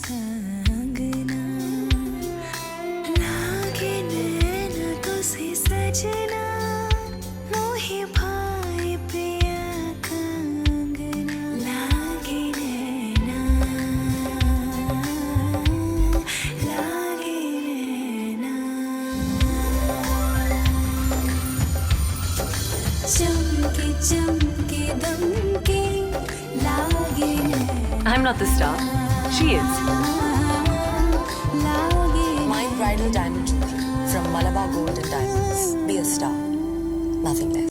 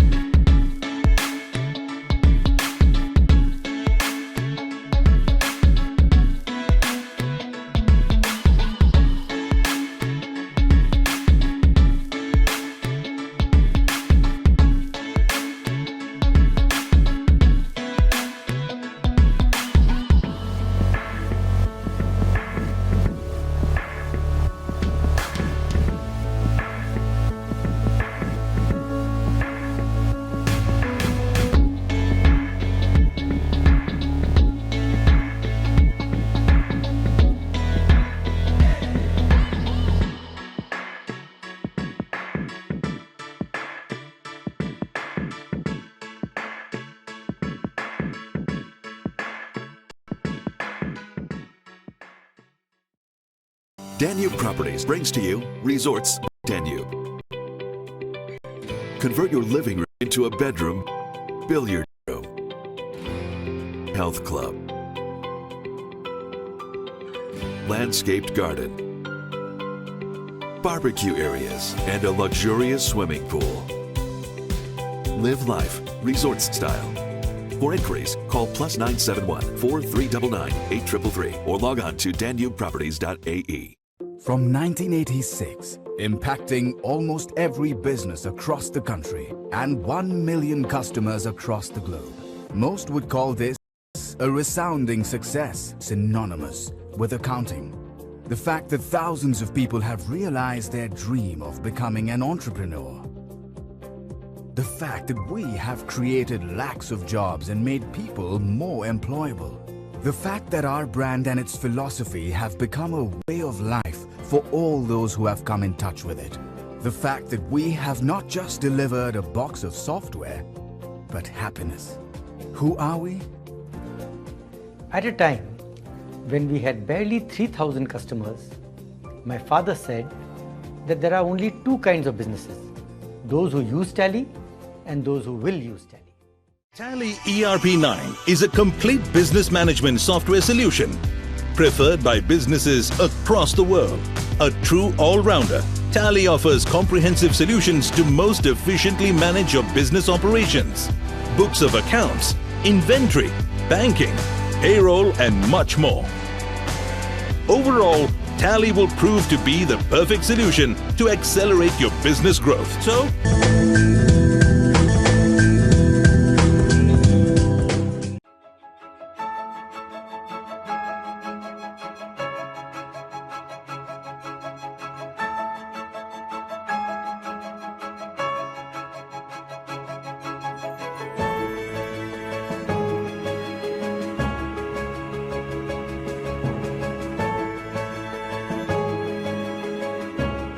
One hour isn't enough time to create steel, but it's more than enough time to create your steel business. And although 1 hour won't allow you to find oil, it will allow you to find the perfect home for your oil and gas company.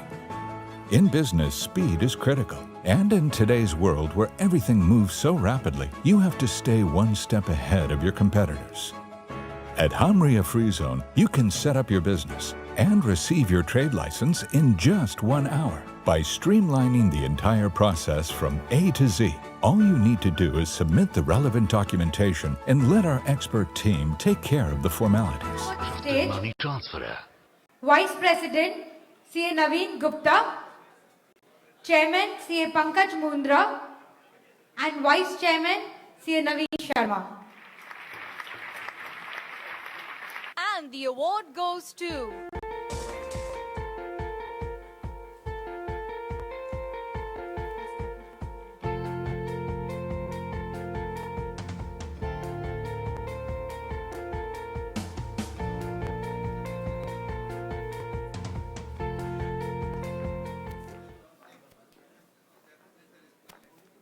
Can we have one of the committee members to help us? Can you please have Mr. Venkat to help us with the mementos?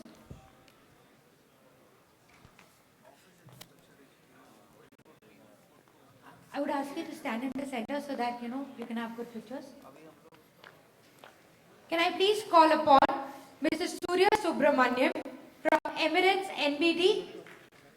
Mr. Surya Subramaniam.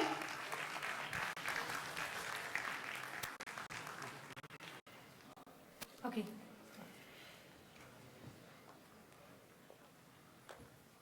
Emirates NBD. Here. Take it.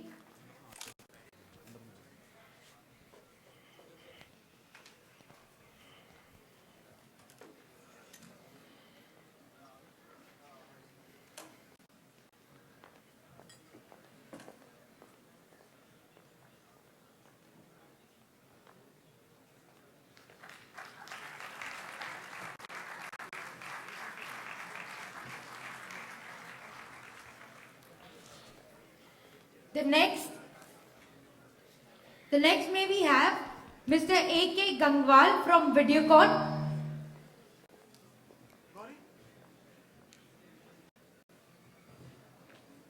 Do we have Mr. A.K. Gangwal from Videocon? Can we please call upon Mr. Prabhakar from KPI?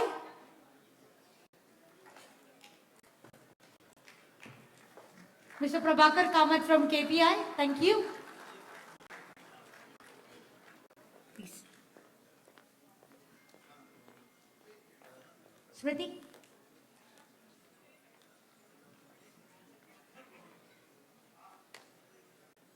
Just give us a second.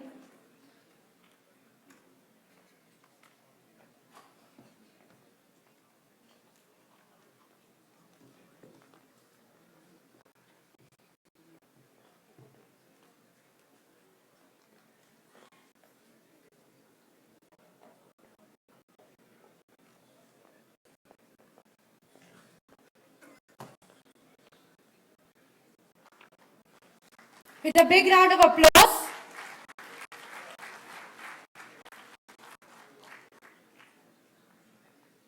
Thank you. Can we now have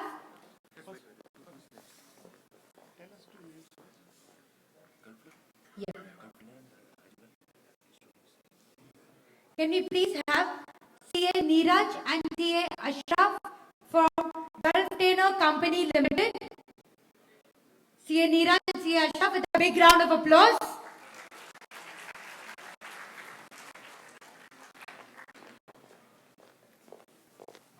We thank you all for your continuous support to the chapter.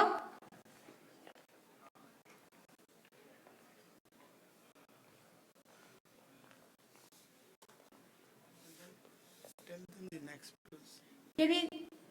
Can we have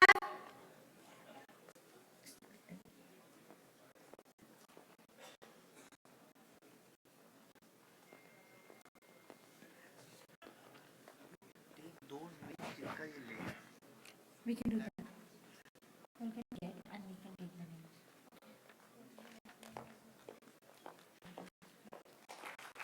Show me the names. Show me. Can we now have Mr. Krishna Kumar from Abu Dhabi Commercial Bank?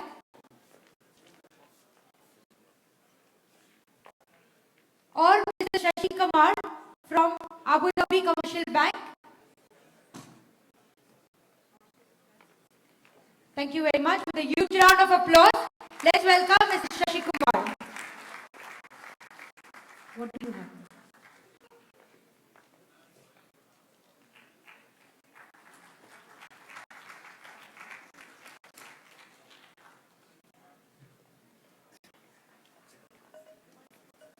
Okay. Should we call? Should we call? Okay. Can I now have on stage Mr. A.K. Gangwal from Videocon? With a huge round of applause, Mr. A.K. Gangwal from Videocon.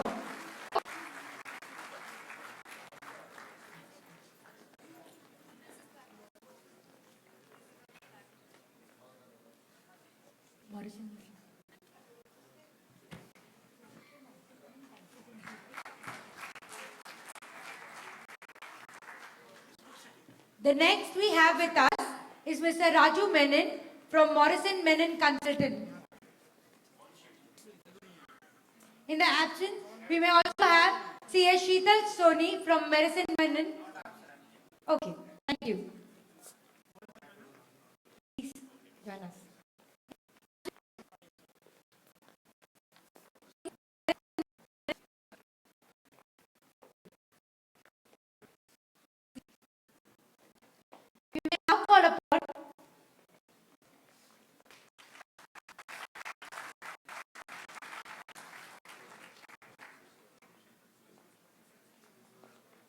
We may now call upon Mr. Ramesh Mahalingam and Mrs. Jaya Mahalingam from Ideal Consultancy. Mrs. Jaya Mahalingam from Ideal Consultancy.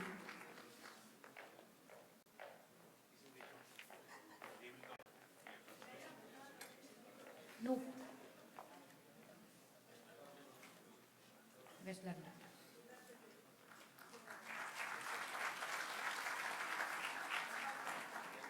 Thank you very much for your support.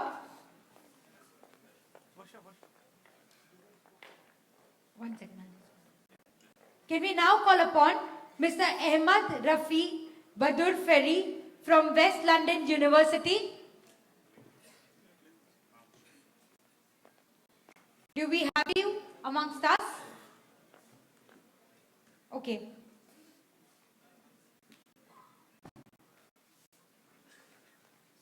Okay. Mr. Ahmad Rafi Badur Ferry, on behalf of West London University.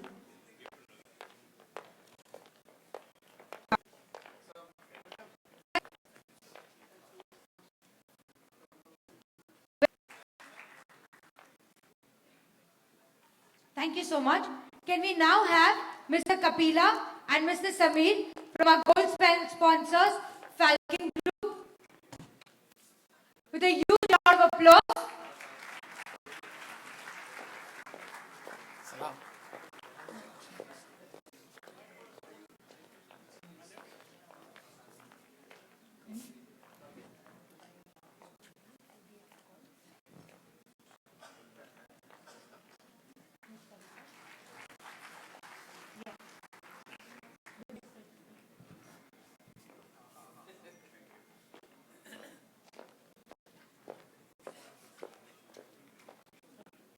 Can we please have Mr. Murthy from Commercial Bank International?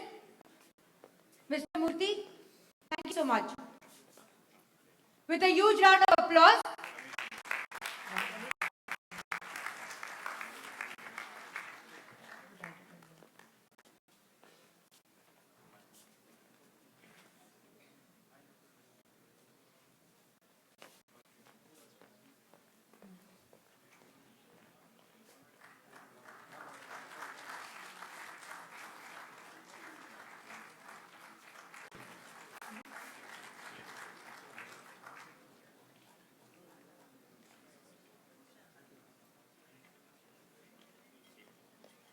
Can we now have Mr. Naveen Sharma from Al Shirawi? Mr. Naveen Sharma is already with us. Please give him a big, huge round of applause.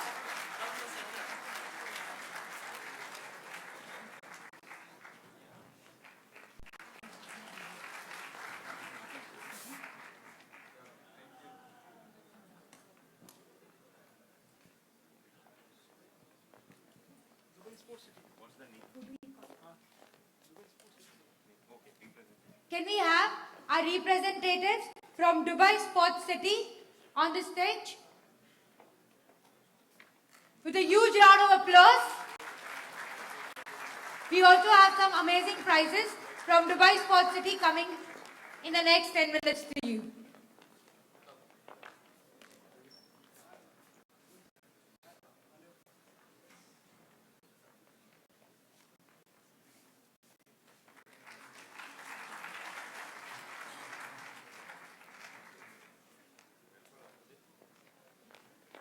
Thank you very much.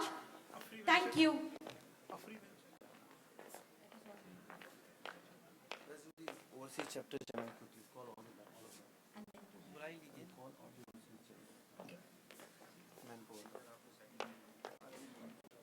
Now, I would also like to invite few of our overseas guests. We have CA Gaurav Kakkar, Chairman from Doha chapter. The huge round of applause coming all the way from Doha.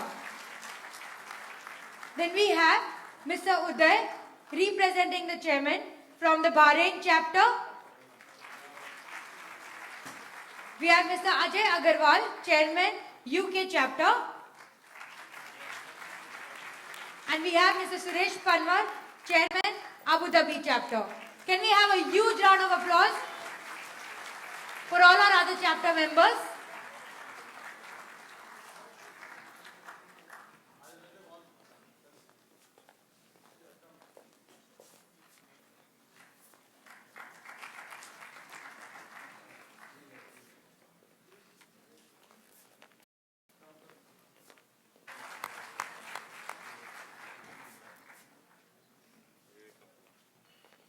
We have a lot of Middle East standing on the stage for you.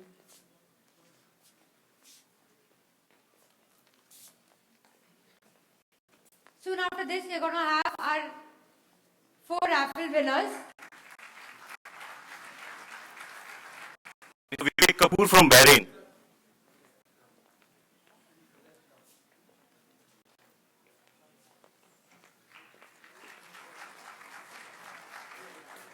Please show me that you've eaten good lunch.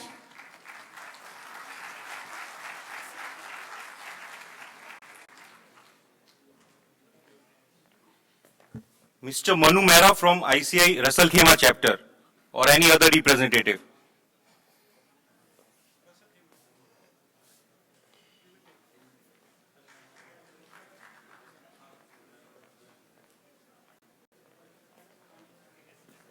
Thank you very much for your presence here today.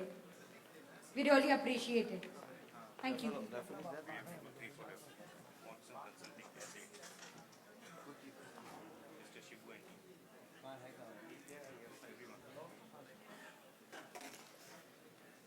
Now we have a raffle of Samsung S8 from Morrison Consulting. I would require Mr. Shibu and his team to please come forward. Please, with a great round of applause.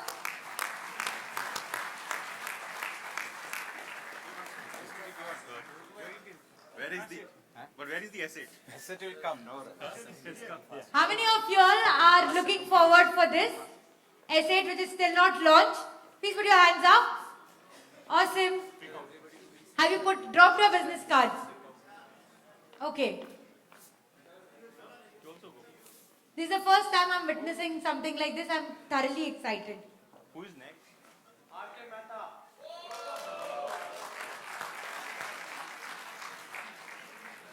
Congratulations, sir.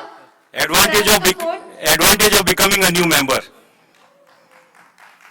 Please, with a great round of applause. Even if you're feeling a little bad.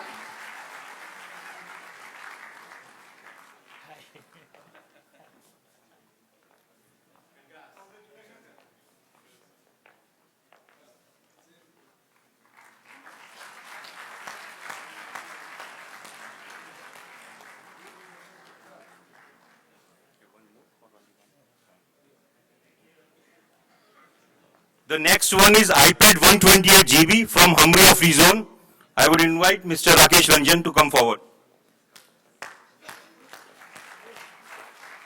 How many of you all don't have an iPad? Don't have an iPad. How many of you all want to have another iPad? See, greedy. Did you listen to Nipun? He said, pass it forward. I don't have one, just to let you know. We are in search of someone to pass it forward. And let's look at the winner. And the winner is Pankaj? Jagdish Agarwal. Is Jagdish Agarwal here? No? Unlucky Jagdish. Oh. Unlucky. Oh, I remember Jagdish told me in the morning, if in case I'm not there, you pick it up on my behalf. I think I can do that. Can I take? I'm his country neighbor. I can take it too.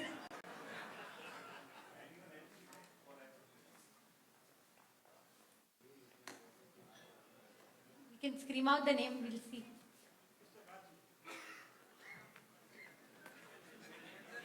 This may be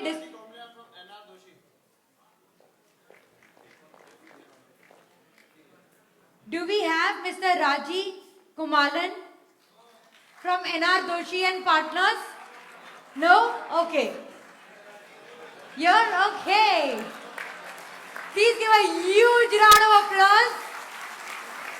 iPad 128 GB from Hamria Free Zone.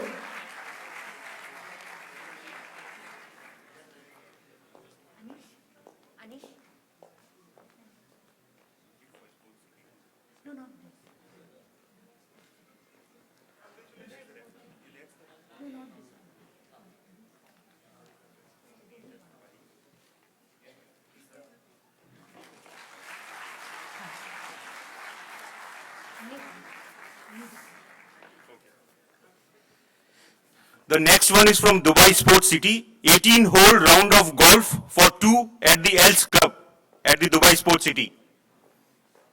Representative from Dubai Sports City, can you please come up?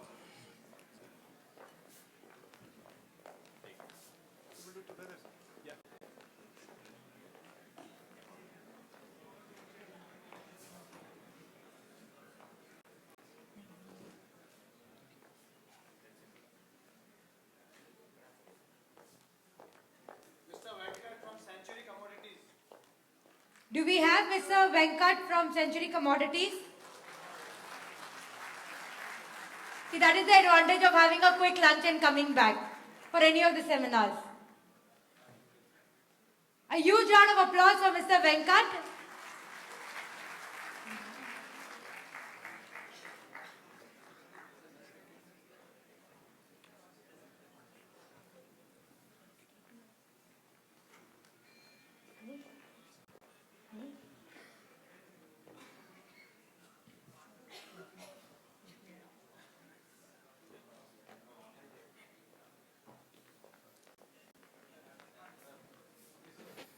Are the representatives from KPI here? Yeah. Mr. Kamath.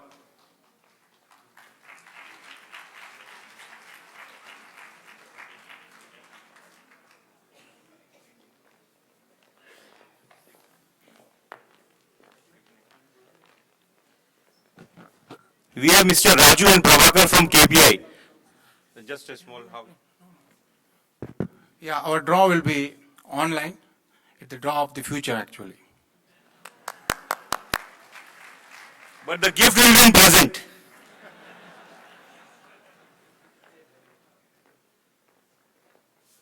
We are feeling very bad that we didn't register online.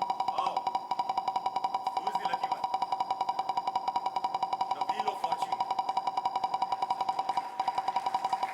I'm permanently shifting to Dubai.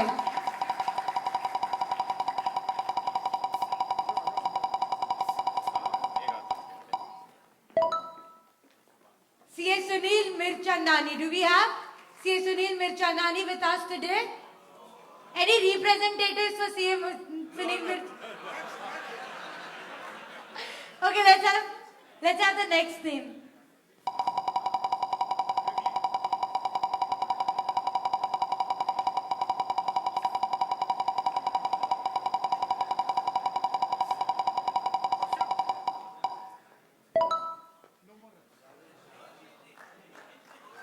Do we have CA Ranjan Shah? Next. Is there?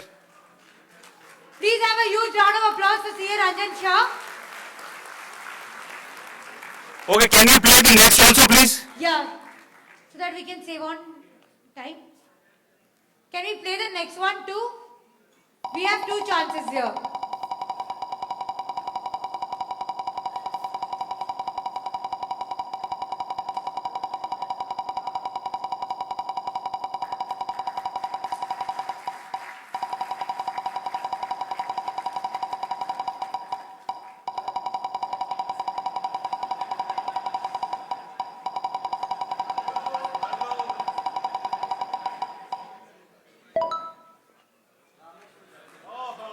Do we have C. Rameshwar Jaju with us? Yes, he is there.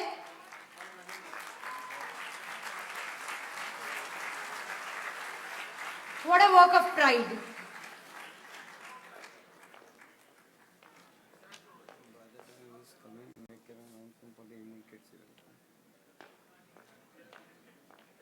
But as we have him here, I also would like to tell you and make you aware of the kids event we have in the evening. It's going to be an amazing event, and you already know one of the speakers, Major DP Singh. I am sure he's going to have a huge impact on kids. So please make sure you're there for the evening event too.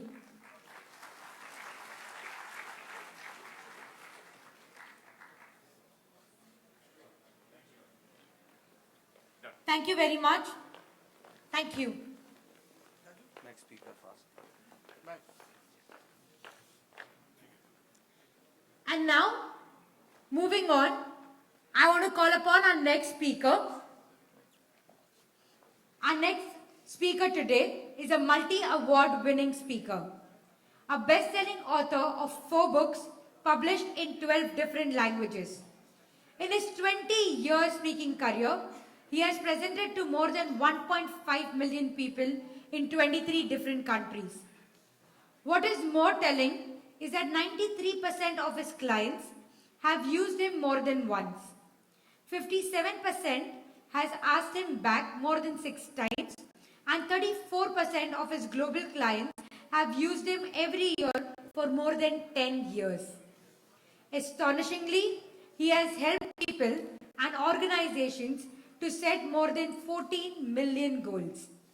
For more than 20 years, Keith Ibrahim has researched how top-performing people harness their passion, achieve their goals, and focus on what's most important to bring out the best of themselves and their businesses. Ladies and gentlemen, it is my great pleasure to welcome the Guru of Goal Setting, Mr. Keith Ibrahim. Let's put your hands together. All right. Mr. Keith Ibrahim. Great Thank job. you so That's much. perfect. Thank you. Perfect. Wow. You know, have you had a good afternoon? Has it been a great conference for you? Our next speaker today, Mr. Keith I'm Ibrahim. with you, and I'm not quite sure if I'm the guru of goal setting. But here's what I've learned after 20 years of traveling the globe, talking to people about their goals and direction and focus. It's this, is that people fit into 4 categories. 3% of people go and make things happen. 10% of people think or expect things to happen. 60% of people just watch things happen. And 27% of people don't know what happened. True? Give me a hands up if you know someone that's got no idea. Okay, you don't point to them. Just, I want to spend some time with you and talk to you about how do you become in that top 3% and stay there. I love your conference theme, the future of the future. You see, if we don't have goals and passion and direction and focus, how will we ever conquer the future? How will we ever master it? Now, I know over the last couple of days that you've had some absolutely wonderful speakers spend some time with you. I spend my time at 100 conferences every year. I've been doing that for the last 20 years. And so I've heard the best of the best. I've heard people who have inspired, who have informed, who have been insightful. And I think with you sitting there today, it's really not so much about what I have to say, it's about what you do after this event. And so here's what I'm going to do. I'm going to do some things a little different this afternoon. I'm going to get you to do 3 things for me. Think, write, and talk to the person you're sitting alongside. If you're sitting alongside somebody you don't like, now's a good time to move. Everyone's polite so far, right? Here's what I'd like you to do. The first question. I'd like you to turn to the person you're sitting alongside, and I'd like you to share with them what's been the one message out of this whole event, either from a speaker or somebody you met outside at the trade show, or maybe it was just a colleague you bumped into. But what's been the key message that you said, you know what, I needed to hear that today. I needed to hear that message. Does that make sense? Because why come here and just listen? Turn that microphone down for me. Why come here and just listen and not act? So here's what I'm going to get you to do. I want you to turn to the right or to the left, and I'd like you to share one idea you've gotten from either a speaker, a colleague, or maybe you thought of it yourself. And I'm going to give you 30 seconds. I'm going to play some music, and then I want you to turn it around and make sure the other person has a chance to say. Don't hog all the time. Everyone fine with this? Wonderful. Take a moment. Can I have some music, please? Turn to the person you're sitting alongside. If you don't like that person, turn to the other person. And a lot lower.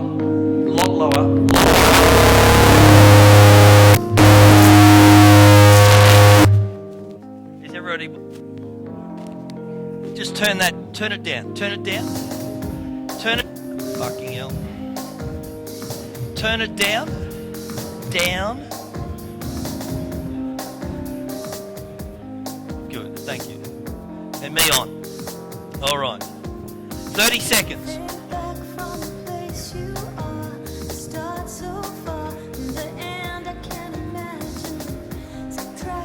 Me on. All right.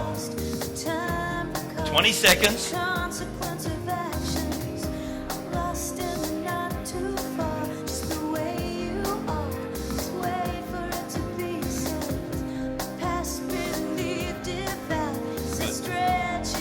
Lower, please.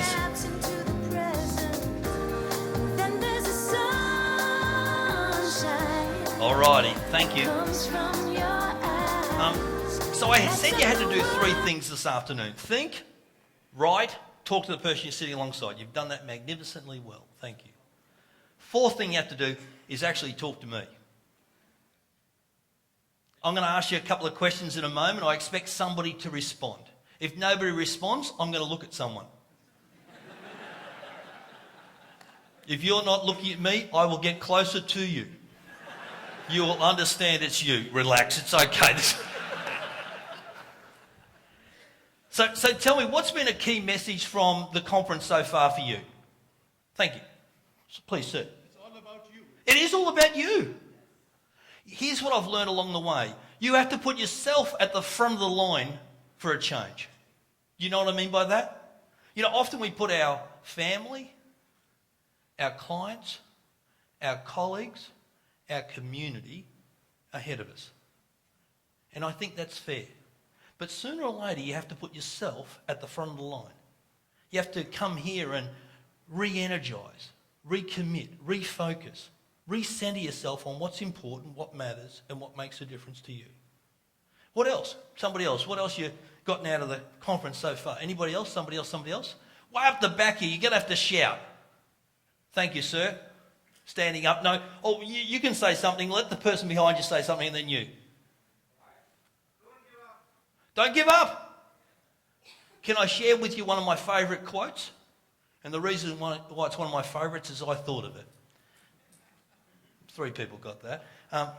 Tenacity wins every race. Tenacity wins every race. You know, you heard from the Major yesterday afternoon. What an amazing story. By the way, what's your excuse? What's your excuse? You know, I shared the cab with him coming over today, and I'd hate to travel with him going through an airport. He's so full of shrapnel. Everybody, you know, I mean, he'd be stopped by security. But tenacity wins every race. Sir, you had one. You were going to stand up. Thank you. Yeah, the act of giving. You know, the great gift of giving is it's what you get back. But by you giving yourself, your advice, your expertise, your knowledge, your heart, your love, you're the recipient of that. Somebody said be happy before. Yeah, I reckon that's a great place to start. You know, if you're not happy. By the way, how many people in this room know people that are happy being miserable? You know what I mean by that? You know, maybe you work alongside of that person. You know how you can tell they're miserable? They huff. You know, you're sitting alongside them in a conference, and when the speaker says something, they go, oh. Oh. Oh, bullshit. You know, they huff. So you got to hang around people that are going to lift you up, not tear you down. 2 more, please. Somebody, thank you. Learn. Yes, absolutely. I love that message yesterday. Learn, unlearn. You know it. You know the question. You know the answer. You know what I've learned after 20 years of travelling the globe? Is that every audience I stand up in front of already knows the answer. You don't need somebody like me to come along and say, you should do this and you should do that and you should do that. You already know it.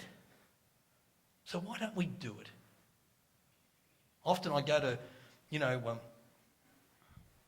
in my introduction, I have clients that have used me for more than 10 years in a row. And sometimes the people in the audience at those conferences will come and say, Keith, what are you going to tell us that's new? And I say, I don't know. I said, what have you done with the stuff you already know? I don't think you've heard anything new. So what have you done with the information you already know?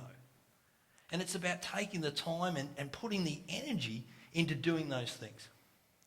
So if you want to be in the top 3%, you have to act upon your intentions. You have to implement. And by the way, has everyone got good intentions? Yeah. You've got to implement. Here's what I've learned along the way is I honestly believe that you can either live your life, run your business, build your career, either like a tourist or like an explorer. Do you know the difference between those two? Give me a hands up. How many people in this room here love to travel? Is that just me? Oh, wow. I love to travel. I love getting on a plane. This has been my 5th time in Dubai. I love going to places. And you know what I love about it? I don't know. When I travel, I like to be an explorer, not an adventurer. You won't find me camping on the side of a mountain anywhere, okay? My definition of camping is the Hilton. Room service. But you know what I do know is that as a tourist, you follow the bouncing ball just like everyone else does. And that's not where the future's going to be. You're going to have to explore the possibilities. You're going to have to think about what's possible for you to achieve. You're going to have to dream a little bit bigger. And so one of the things that I talk to people about is, I don't know about you, but I love to travel. I like going and eating where the locals eat, shopping where the locals shop, and experiencing everything the locals do. I don't want to go to the tourist place. And does anybody else relate to that, or is that just me? Anybody else a little crazy like me? I love going to foreign supermarkets. Anybody like that? Oh yeah, I love going to foreign supermarkets. I love going to foreign supermarkets going, what is that? And why is it still alive? Are there any people watchers in this room? Anybody here love watching people? Yeah. I love watching people. I love going to little cafes and where the locals are. And I like sitting down and having a cup of tea or a mineral water. And I like watching people come and go. And I think to myself, I wonder where they're going. I wonder what they do for a living. Why is she with him? She could do so much better than him, surely. I love doing that. Is that true? Is that true? I mean, I just love doing that. So here's what I want to do for the rest of the time I've got with you. For the next 15 minutes, I want to talk about how you become an explorer. I want to talk a little bit about who I think was a great explorer. He was never classed as an explorer, but Walt Disney, in my mind, was a great explorer. Give me a hands up. How many people here have been to Disneyland? Beautiful. Beautiful. The first time I went to Disneyland, and just to prove that I actually was in Disneyland, there's a photo of me. I look cool in a teacup, don't I? These are my 2 daughters, now 16 and a half and 19. And the first time I went to Disneyland, I was so just captured by it. That I thought, you know what, I going to buy a book about Walt Disney. And in the store there, you can buy the book called Walt. And I started reading his story, and I just thought he was such a great explorer of the possibilities. And what I also found is he had 2 daughters. And the reason why Disneyland came about was not because of a commercial venture. It wasn't, oh wow, I could make money out of this. No. He was disappointed. Every Saturday he used to take his 2 daughters somewhere. They'd either go up to Santa Monica Pier or to a local county fair or to a local park. And he was always, wherever he went, he was disappointed that the place was run poorly, that it was unclean, and there was dodgy people around.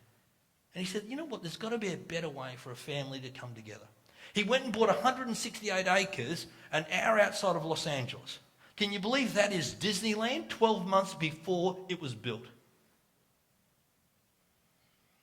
Now, he had enough money to buy the land, but he didn't have enough money to build this. The Magic Castle, Frontierland, the Mississippi paddle steamer, the train that goes around the outside. So what do you do if you haven't got enough money? You've got to go to the bank. He costed it out. It was going to cost him $15 million in 1950. $15 million in 1950 US was a lot of money. Still is.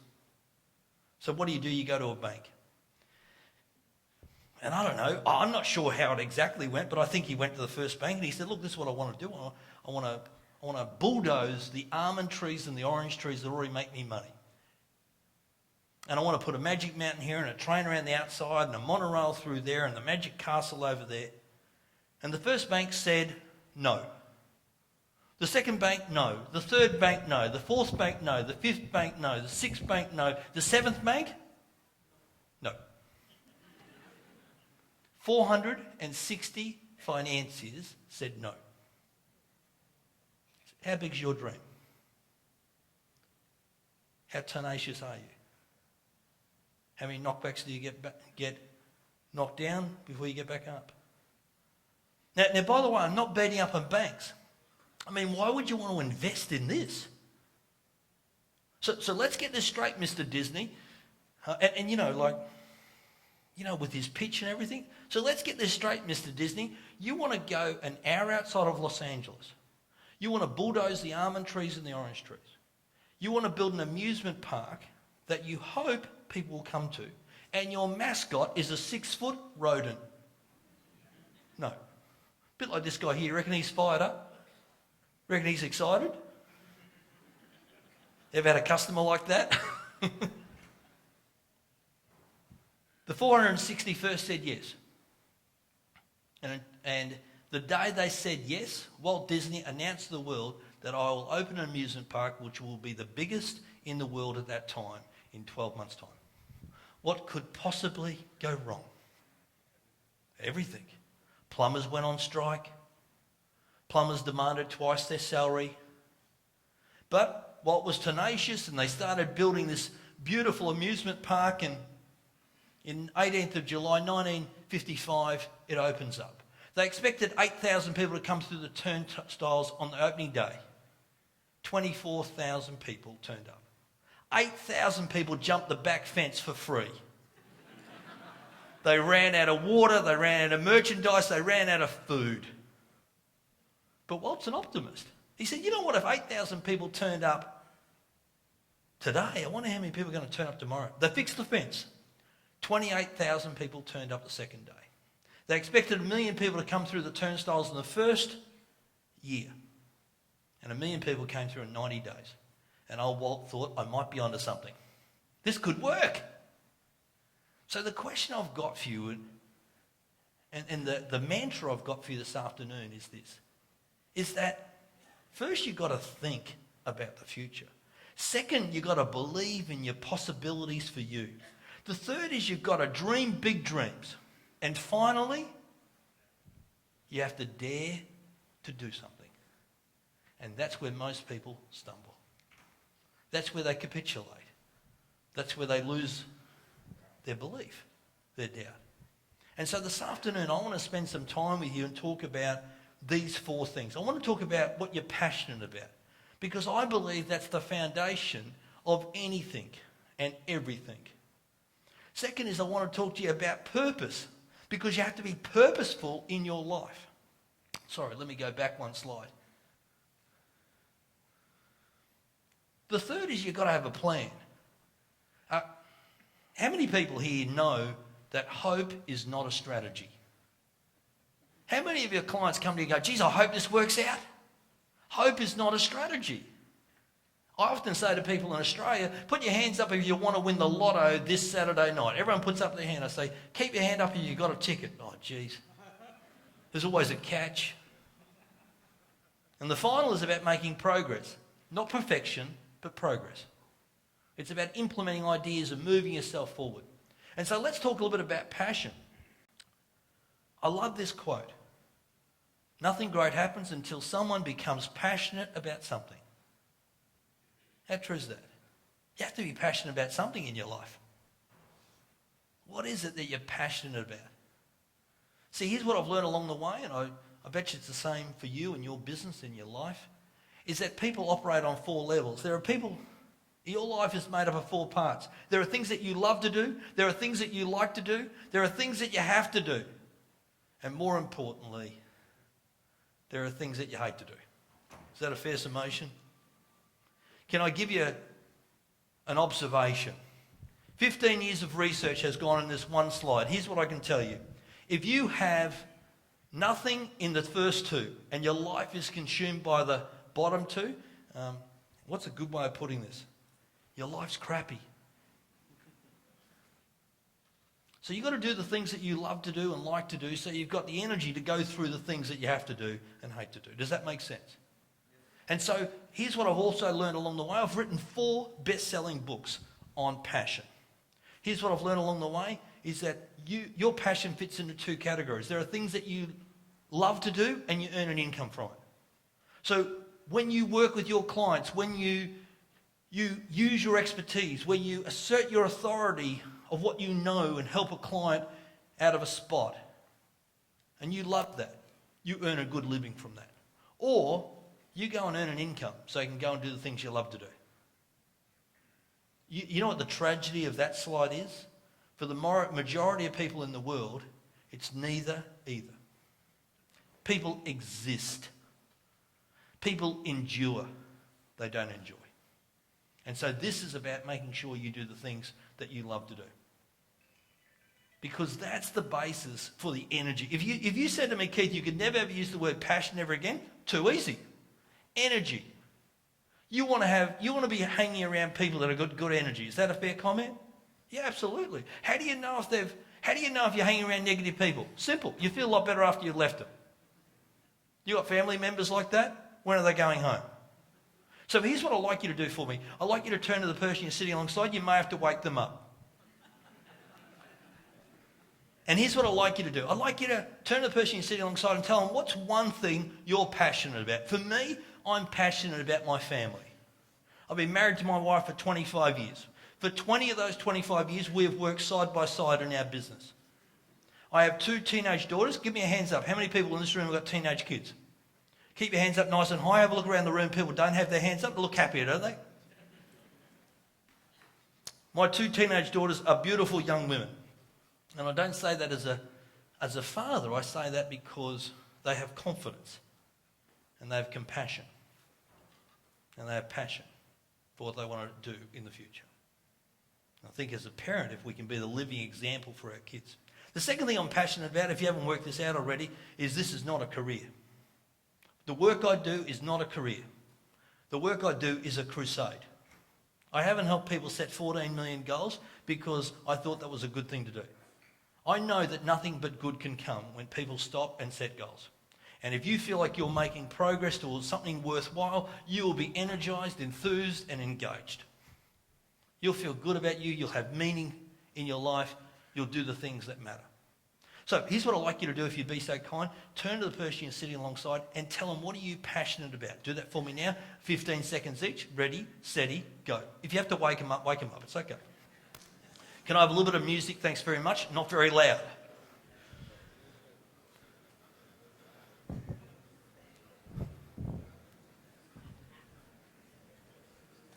A little bit of music, please.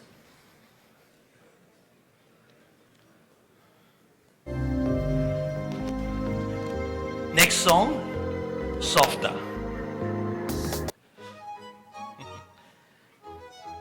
What are you passionate about? Good.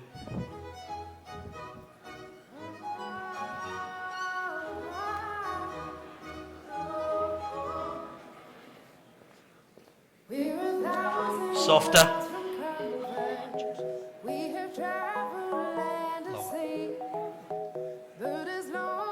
Thank you.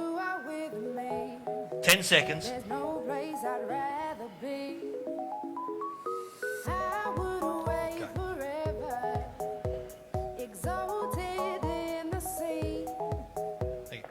Great, thank you.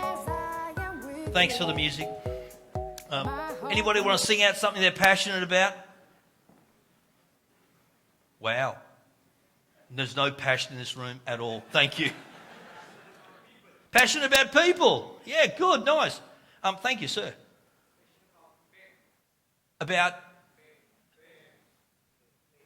Oh, fair. Okay, good. Anybody else? What else you're passionate about? Thank you, sir. Data analytics. Wow, you're a fun date. Yeah, fun date. Who spoke about you're passionate about food? Okay. Let me just clarify. Who's passionate about cooking? Great. Who's just passionate about eating? Yeah, there's more people for that for some unknown reason.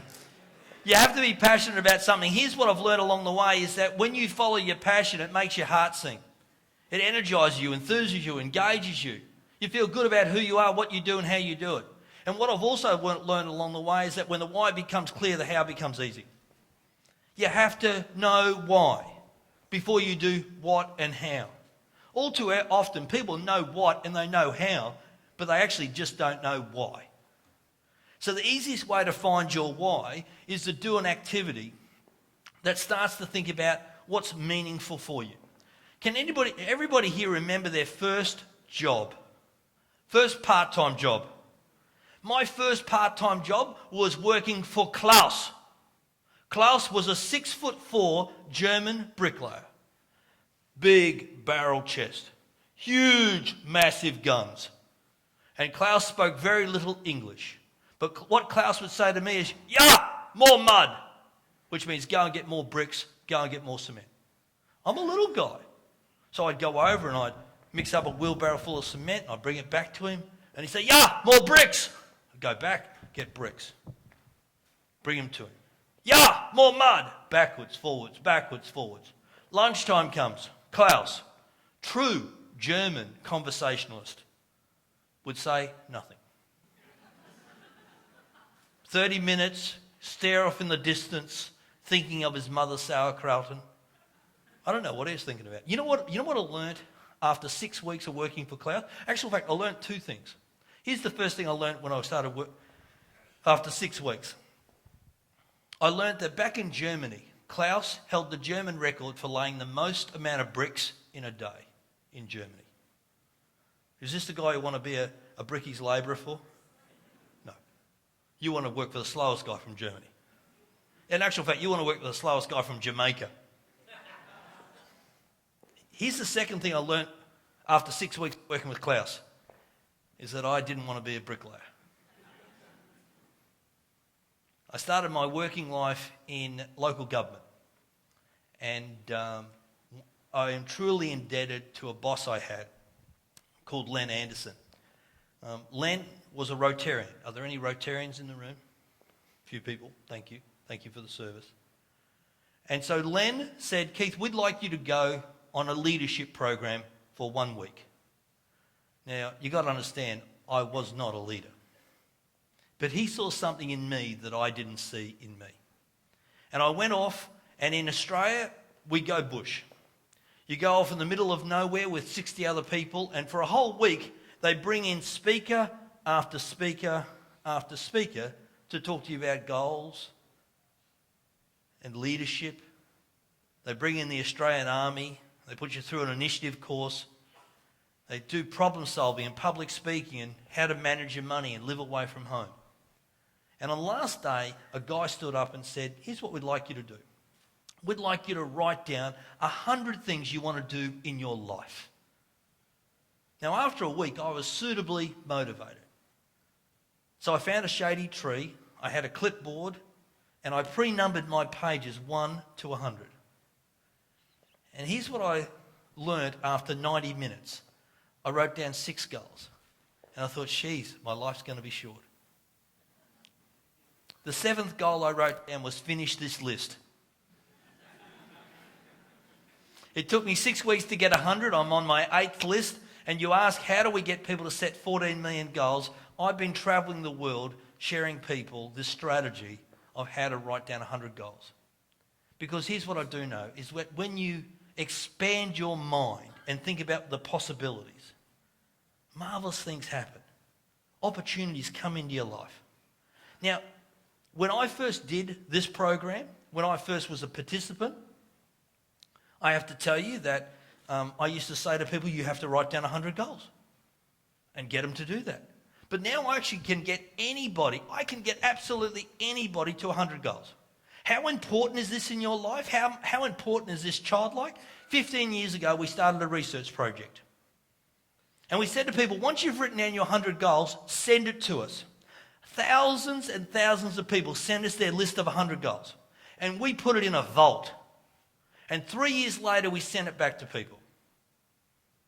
Here's what happened.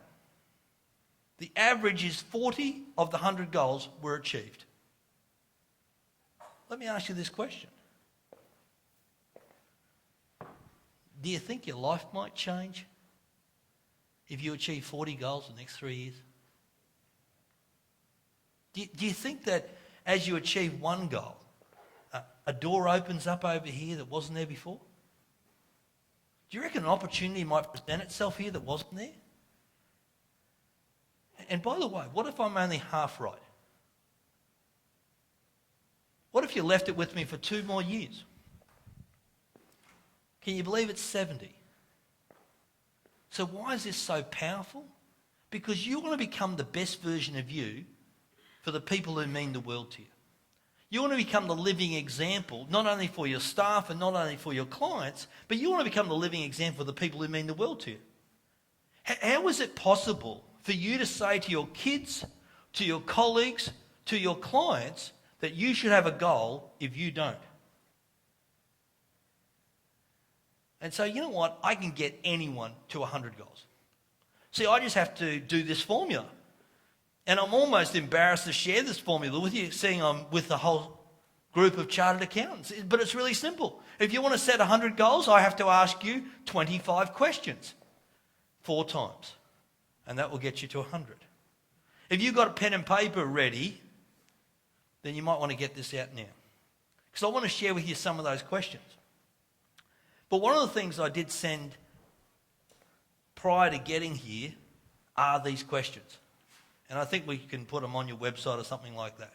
But if not, you want to visit my website because they're there as well. So are you ready to start your list of 100? 4 people, wonderful. Killing it. It's been a long day, has it?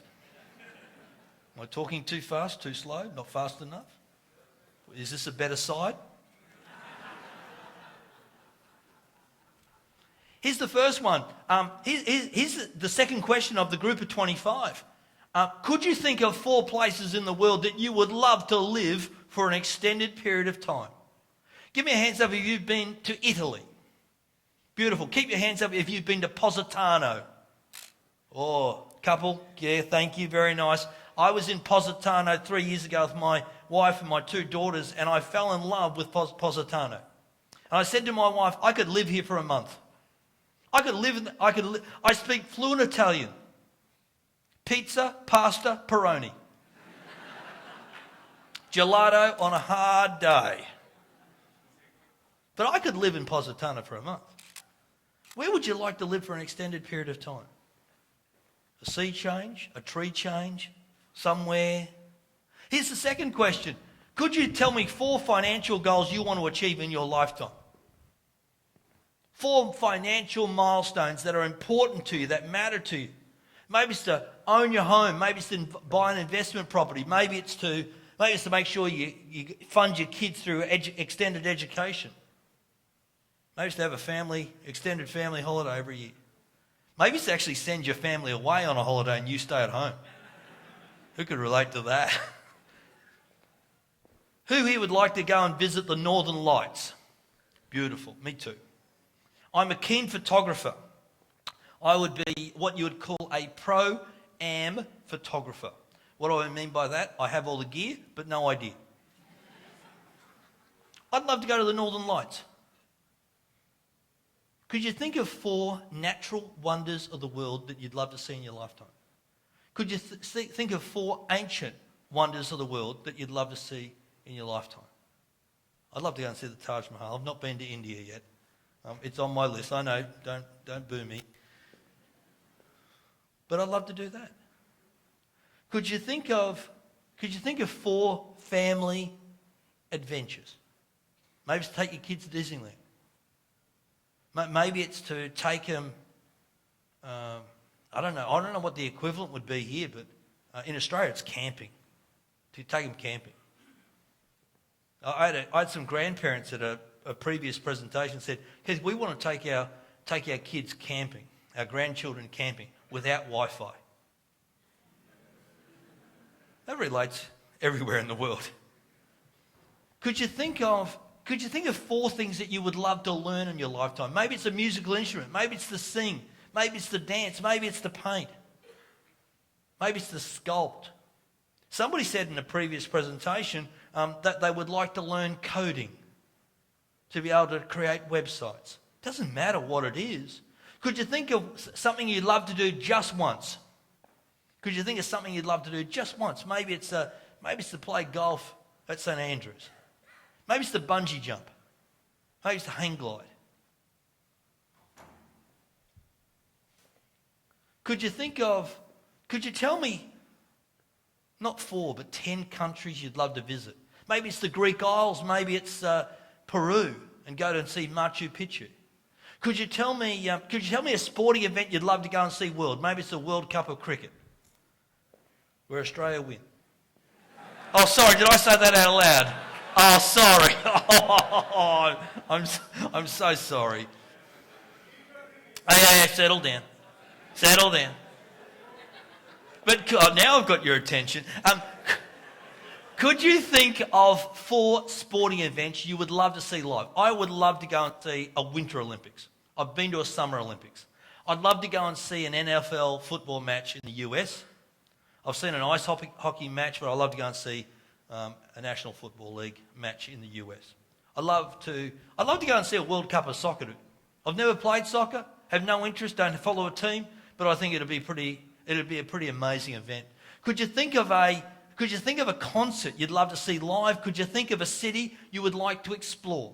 This is New York City. About 5 years ago now, I was fortunate that I got to stay in New York for about 10 days.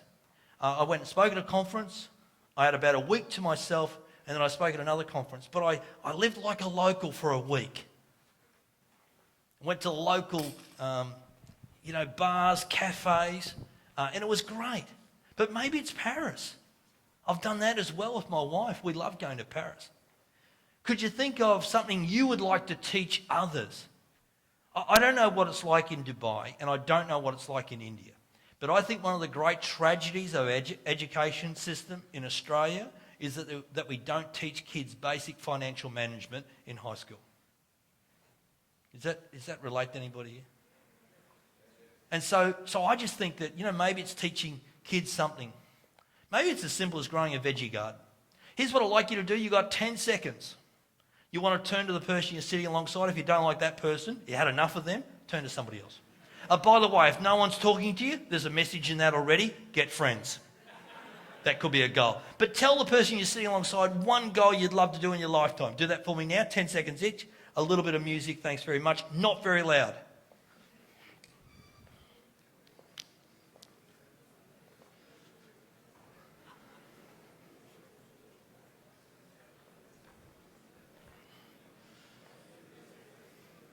Wow.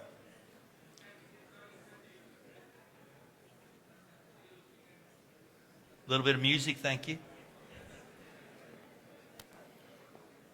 Used to be with every step we take, Not too loud.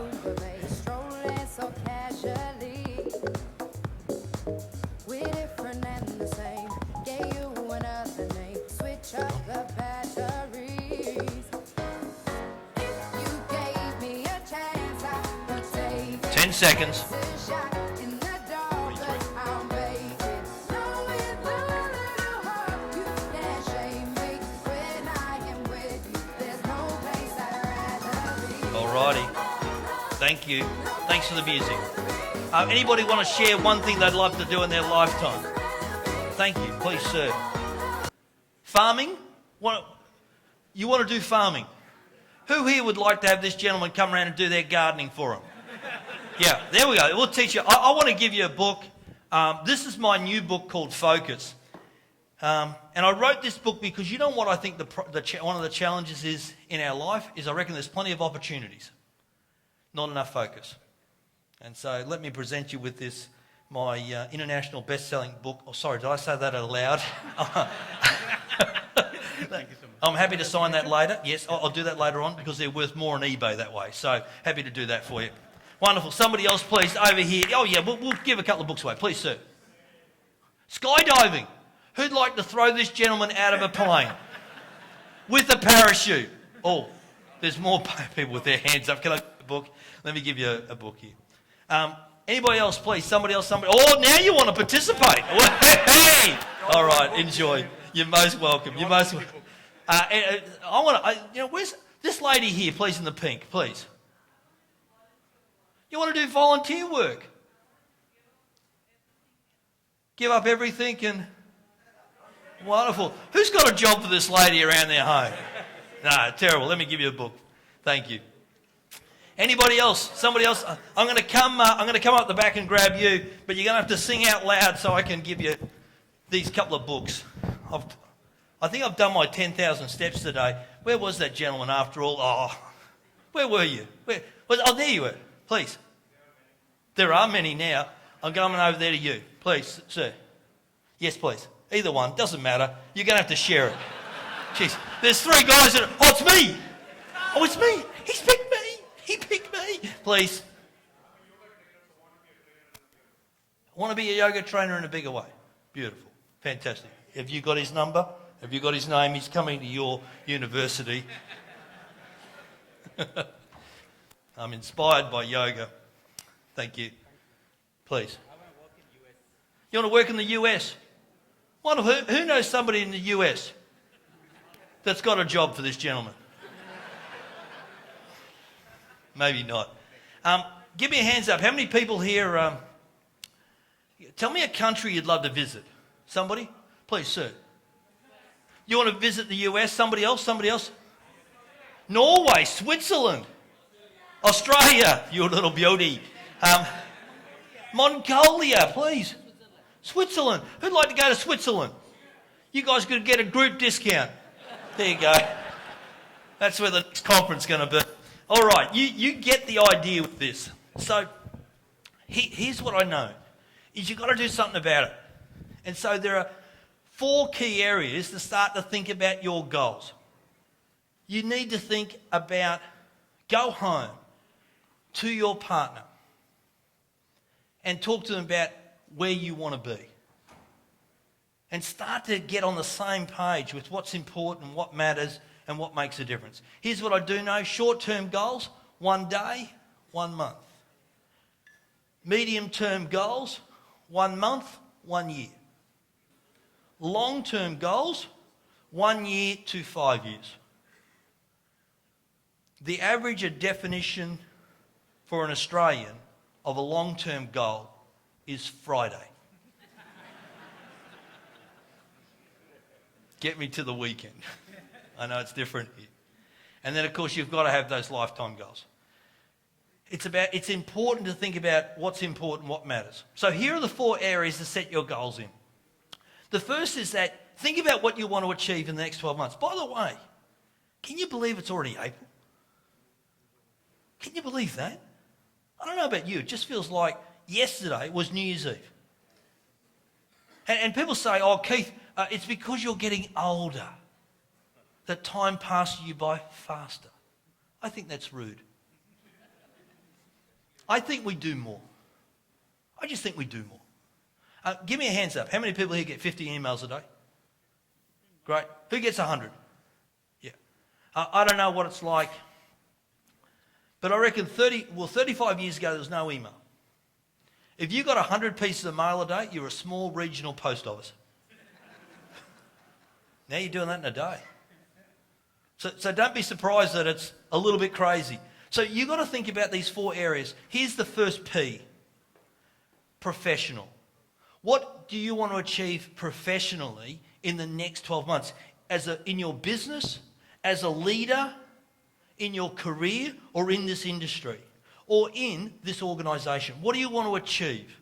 Here's the second area, second P, personally. What are your family goals? What do you want to do for fun? What about adventure? My definition of adventure is a holiday. Some other people's definition of adventure could be sitting on a white sandy beach thinking, will I have a pina colada or a margarita? Other people's definition of adventure could be skydiving, hang gliding, bungee jumping, running with the bulls with somebody slower than them.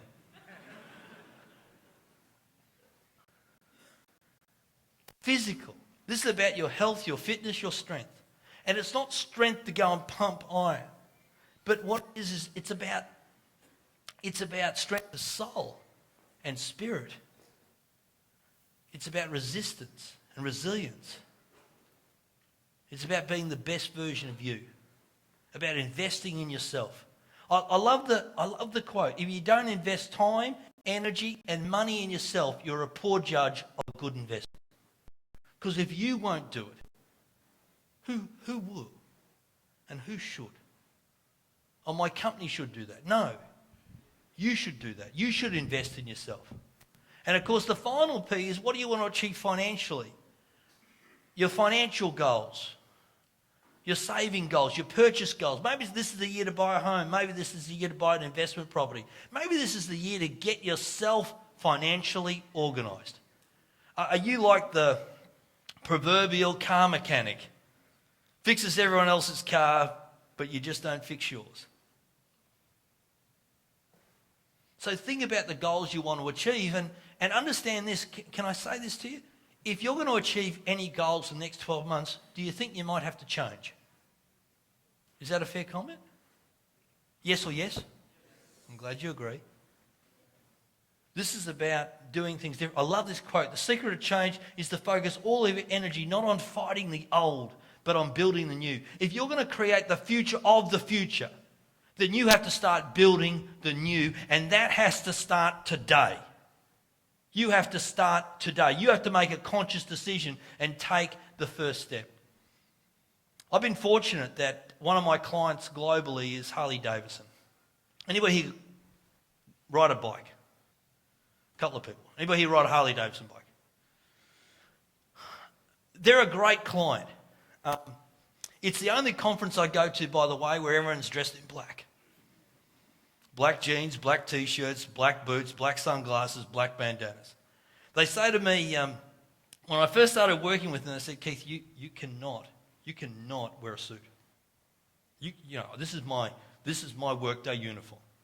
They said, you can't wear a suit. We will send you clothes. So everybody in my neighbourhood thinks I'm a biker. It's just they never see me on a bike. But it was interesting. When I started doing some research into Harley Davidson, I came across an interview of a journalist and the head of Harley Davidson, a guy called Richard Teerlink. He was their president and CEO of Harley Davidson at the time. And the journalist asked him the question, what's it like being in the motorbike manufacturing business? And he looked the journalist in the eye and said, we're not in that business. And the journalist looked peculiar at him and said, yes, you are. You make Harley Davidson bikes. He said, that might be what we do, but that's not the business we're in. So the journalist had a follow-up question and said, so what business are you in? He said, simple. What we sell is the ability for a 53-year-old accountant to dress in black leather, ride through small towns, and have people be afraid of him. We are a lifestyle company. In Australia, the average accessory sale for a Harley Davidson owner, when they buy a new bike, after they spend $45,000 Australian, about 40,000 US on buying their tricked up Harley Davidson Fat Boy, is they will spend $6,000 on accessories. Boots, jackets, sunglasses, tattoos. So here's the question I've got for you. If you're going to prepare yourself for the future, then what business are you in? Oh, Keith, I'm a chartered accountant. Is that the business you're in? Really? What business are you really in? I don't know what it exactly is for you, but you need to think about what your business is going to be for the future. What's the next future? 2, 3, 4, 5 years. You've heard speaker after speaker tell you about the future. Our first speaker yesterday was about a futurist from South Africa who said things are changing. Robots are doing your work, or could be doing your work. So how do you equip yourself? How do you prepare yourself for the future? Here's what I do know. You need clarity. You need to make sure that you are confident in your own ability and worth. As a professional service provider, do you ever get a little bit challenged on fees? And that's because whenever anybody negotiates fees, it's in direct comparison to the level of self-confidence. Here's the third one. You have to create certainty for your family, for yourself, for the people who you work for and with. And the final is that you have to be consistent in your mindset. You heard that this morning from our yoga guru. You have to be consistent in mindset. You heard that from the major about consistency of mindset. Give me a hands up. How many people in this room are consistently inconsistent? Yeah. Yeah. So how do you become consistent as a business leader? You have to do some things differently. You have to ask yourself these 4 questions. You have to ask yourself, seriously, hand on heart, being absolutely 100% truthful, is what do you need to stop doing? And then what do you need to start doing? And what do you need to do more of, and what do you need to do less of, if you're going to become the best version of you? So here's what I'd like you to do for me. I'd like you to take a moment, and this is the final activity. So if you have had enough of that person, talk to somebody in front of you or behind you this time. And I want you to share with them, being absolutely honest, is what do you need to start doing in your business role to be ready for the future? And what do you need to stop doing in your business role so you are equipped for the future?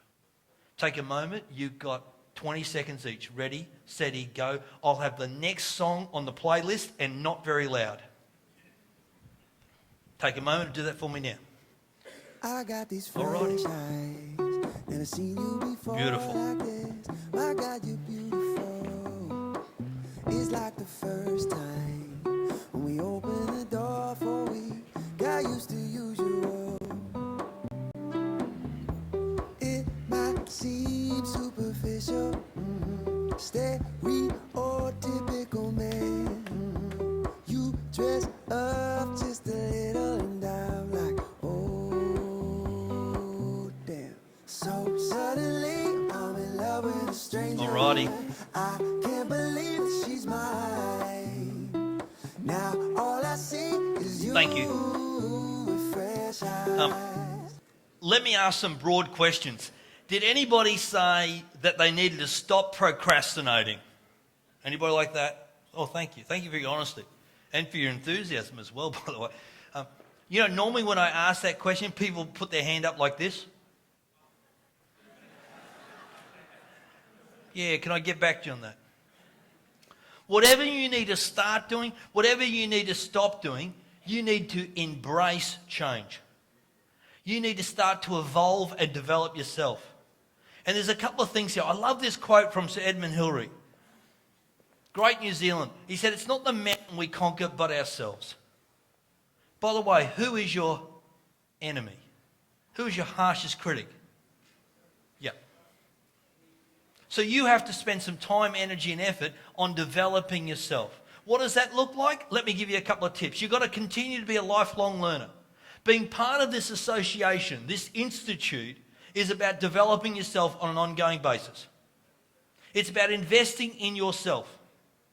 It's about turning up and learning and being ahead of the curve. Here's the second thing you need to do. Listen. You can listen to anything. Colleagues, customers. You can listen to podcasts, audio programs, audio books. Here's the next one. You've got to network with like-minded people. See, here's what I do know. I don't know what you do. I sort of got an idea because I've got accounting clients. Here's what I do know, is that nobody gets what you do outside the four walls of this room. Your family members don't get what you do. Your friends don't get what you do. Your clients don't get what you do. They know what you provide for them, but they don't know what you do. It's really interesting. Have you ever had this conversation? You've been working with a client. You've been working with a prospect. And then it's a big deal. It's in oil and gas, and it's a big deal. And you finally, you sort of finally get them across the line, and you cracked the door wide open, and it's going to be worth some huge fees for you in the next 12 months. And you finally got this thing that was really difficult, and you found a solution. And you go home, and you're excited. And people at home go, how was your day? And you go, oh, look, we've finally got this client, we've finally fixed their problem, and they're going to save these millions of dollars, and we're going to earn some great fees, and it means a promotion for me. And they say, great, do you want a chicken curry? Cup of tea? You want to network with like-minded people. What else should you do? I believe leaders are readers. You have to lead. If you want to lead yourself, you have to read. You have to invest in books. You have to go and continue to consume information that makes you the best version of you. People often say to me as an author, oh, Keith, I'm not a very good reader. And my reply back to them, you're probably not very good at making love either. It doesn't stop you from trying. However, there's probably a few speed readers in this room. So here's a couple of things to wrap things up. If you'd like one of those books, the book is about purpose. It's about how you find purpose in your life and in your career. It's about, more importantly, it's about creating a plan to achieve what you want. It's about identifying what the priorities are. And more importantly, it's about becoming proactive rather than reactive. And so if you'd like a copy of those, I didn't bring one for everybody. There's limited numbers outside with the volunteers. If you'd like one, and if you'd like me to sign it, please race out and get one, and I'm happy to do that. If you've got the right change, that'd be great. They're 80 dirham, and grab one, take it back to your office, and invest in yourself as part of it. And if you're struggling with procrastination and you think, but if I buy that, Keith, I might not read it, there are 2 pages in the front of the book. If you read 2 pages, you will have gotten the essence of the whole book. I wrote it especially for those people who are procrastinators. Let me wrap things up. There's a couple other resources I want to give you. Has this been a great session? Wonderful, thank you. That's the correct answer, by the way. No need to applaud. Let me wrap things up. Let me give you a gift and continue the conversation with you. If you would like to get my blog, I do a blog once a week. One week it's a quote, the next week it is a couple of paragraphs about goals, passion and focus. If you'd like to receive that, you want to go to Keith's Resources. If you want to get your mobile phone out now and plug in Keith's Resources, you'll be able to access my blog, a 60-minute audio recording, an ebook to help you write your 100 goals and the 25 questions, and you'll have a worksheet to actually help you set your goals. If you'd like all of that for free, it's very expensive, it's free. Can all the accountants in the room relate to that so far? It's the right price for you. Go to keithsresources.com. This is a blind website, and what I mean by a blind website is unless you've seen me present, you don't get access to this. So organisation, your institute, organise everybody in the room to have free access to this information.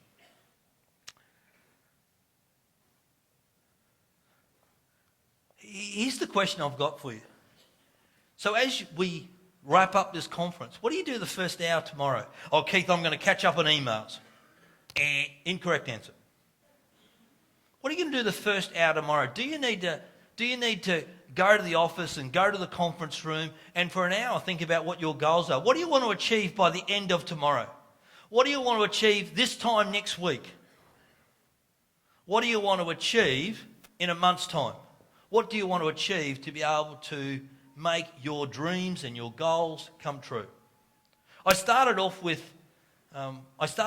Walt Disney. I thought I might finish off with him today. Walt Disney had a brother, Roy. If Walt was the creative, Roy was the logistics. And what Roy brought to the table is that he brought discipline, and he brought consistency, and he brought focus. You know what the tragedy about Disneyland was in Anaheim? And what Walt and Roy realised is they didn't leave any room to expand. So their dream and their goal couldn't expand anymore. So they went to Orlando and they bought 30,000 acres down in Orlando that was going to be called Disneyland Orlando.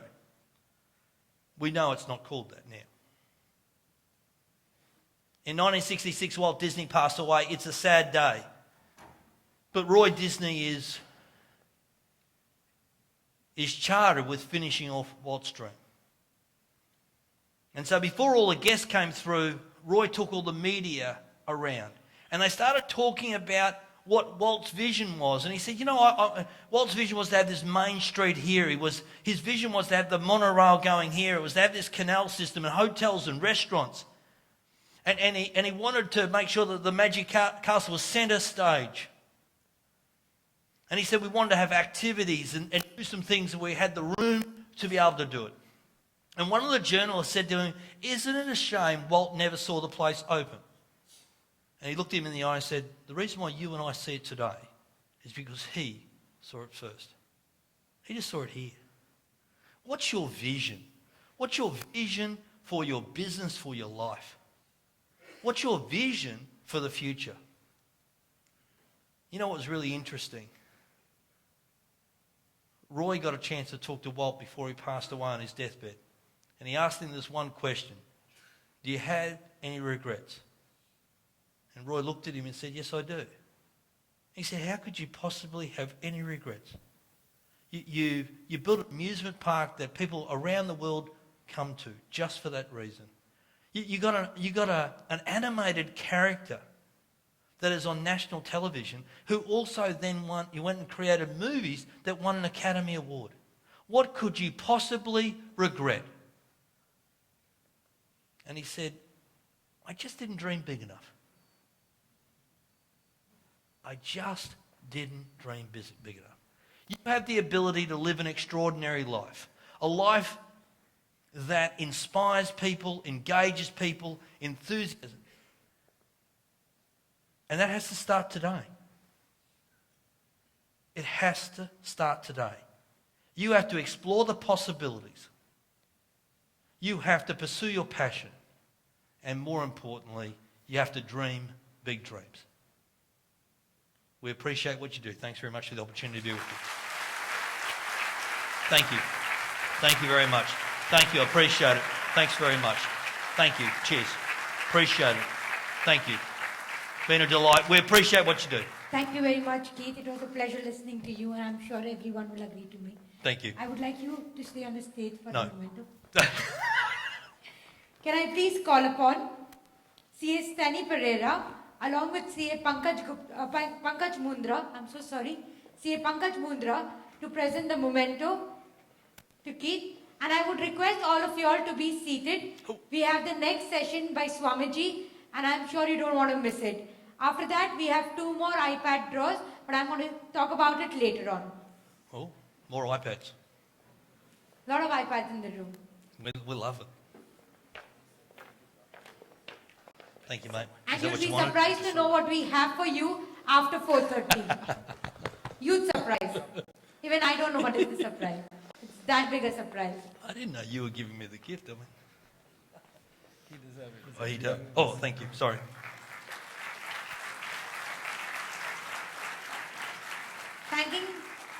Thanking Keith for making us aware that we all got to dream big.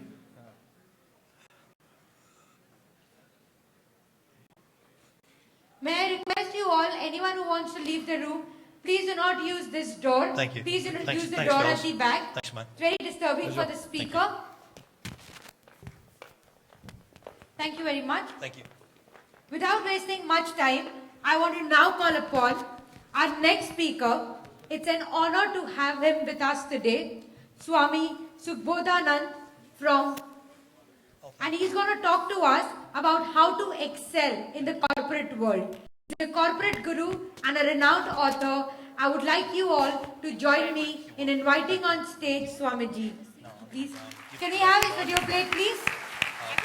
With a huge round of applause. Louder.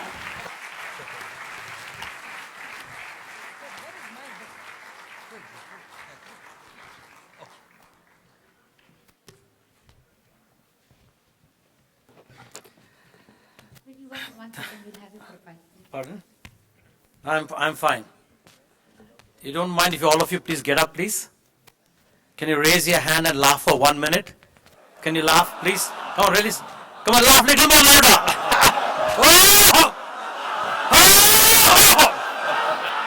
Okay. Thank you very much.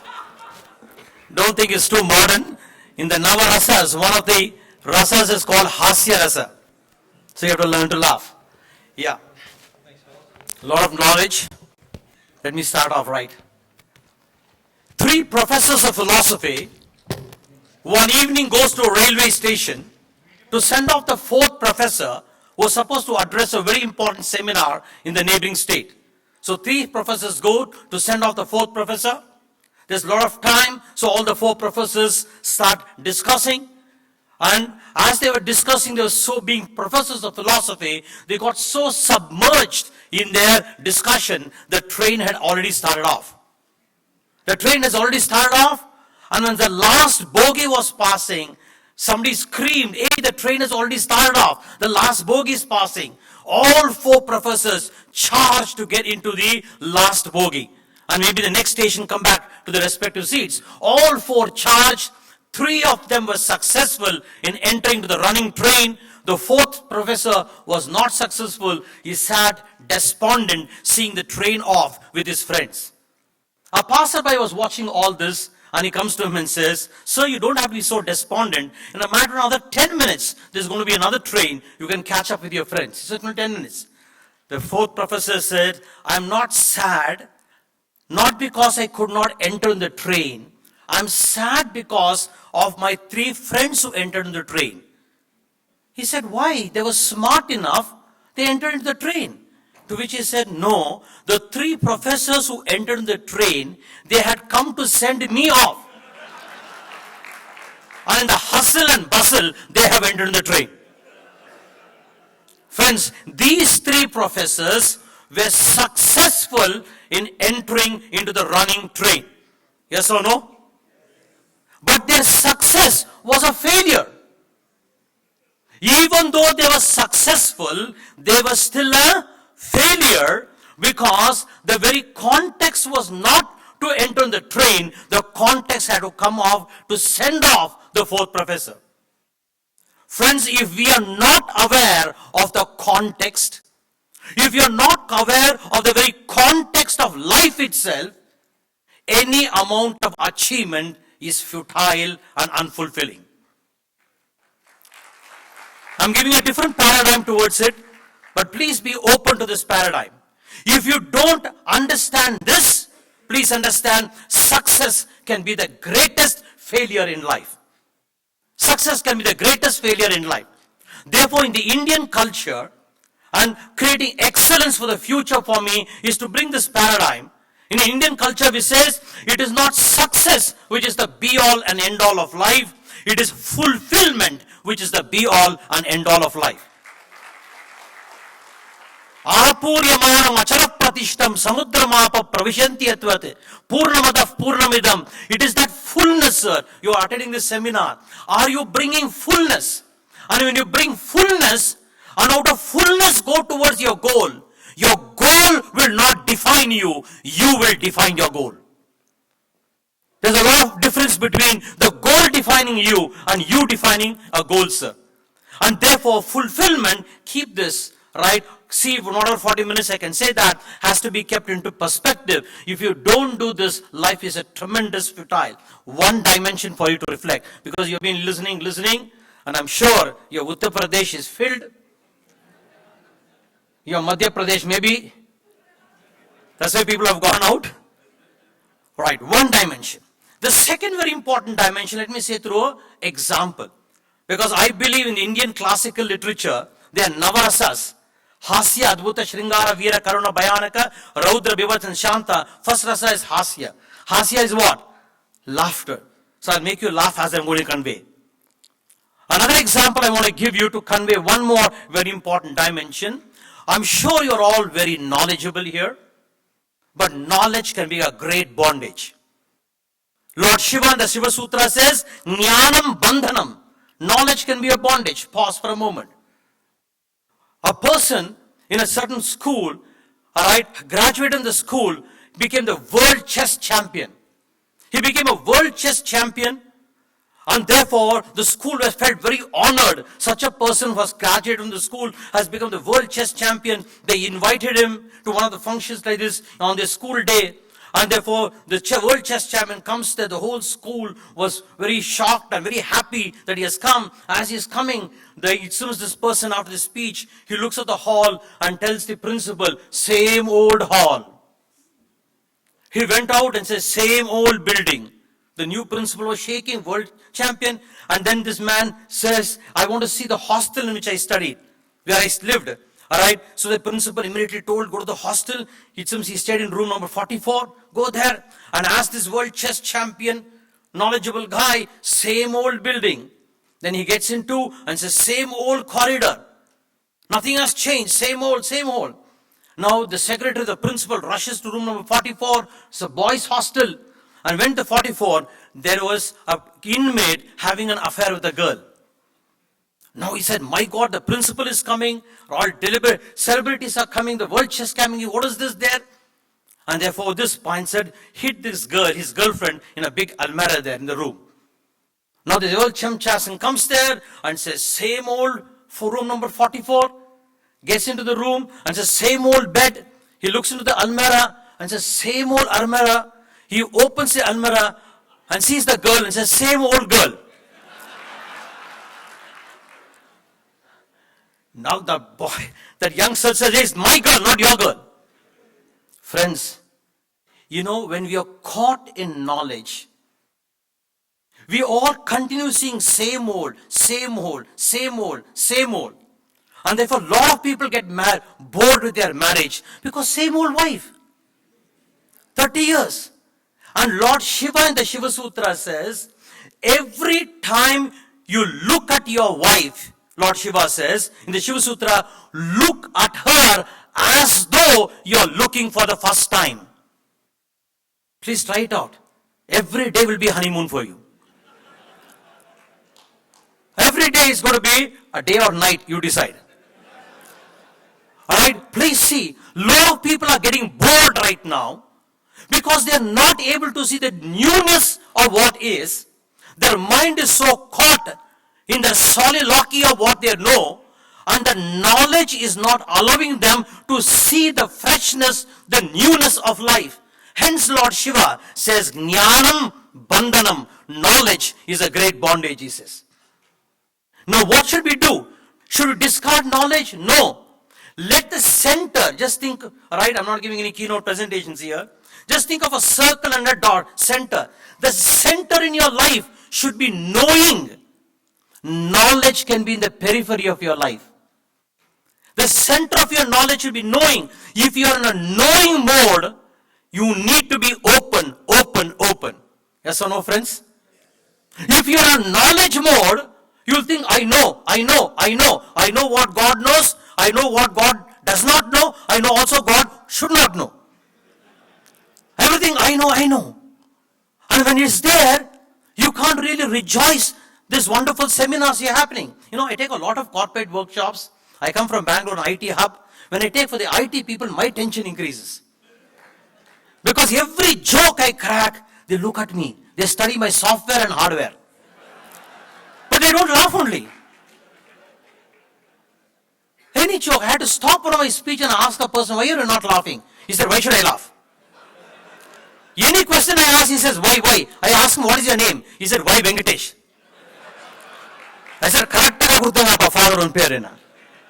Everything, why? And I had to see, the question is, I just don't want to give you information. Life should be transformation more than information. Yes or no, friends? You want information, Google is there. But you come for a talk, you should be inspired. And inspired, your sense of alacrity should be dancing as you are listening. It's just not information there. So I had to tell this person, please see, alright, I'm making you laugh. He says, again, why? I said, why the rate of divorce among the IT people are the maximum? He asked, why? I want him to think, and he goes on asking, like a TV anchor, why? Then I told him the rate of divorce among the marketing people are the least. Again, he says, why? I told him the marketing people least is the divorce among the marketed people, because the global statistics in marketing for any sale, any close is 16 to 18 times. Alright, so any sale is 16 to 18. So a marketing person knows a sale immediately does not happen always. Average is 16 to 18. And so, therefore, a customer says no, he smiles and still he gives a visiting card. So when wife tells their husband, get lost, the husband, through his training as a marketing person, will smile and give the visiting card. Whereas an IT person, wife says, get lost, he'll go to the Google and look out for options. Therefore, marketing people are the least diverse. Friends, what I'm trying to say, please, is please be open to knowing. And the moment you say, I know, please see, there is no sense of wow in your life. And I address so many people there. I just now finished Hyderabad University to the group of scientists. Scientists who teach PhD people. And I'm addressing the professors there. Before I start the speech itself, everybody is so heavy, so serious. Because all are PhD, means permanent head damage. So heavy, I tell you. Alright, I have to use all my muscles, alright, to shake them. Why, sir? I tell them, you have knowledge, sir, but where is the sense of wonderment in your life?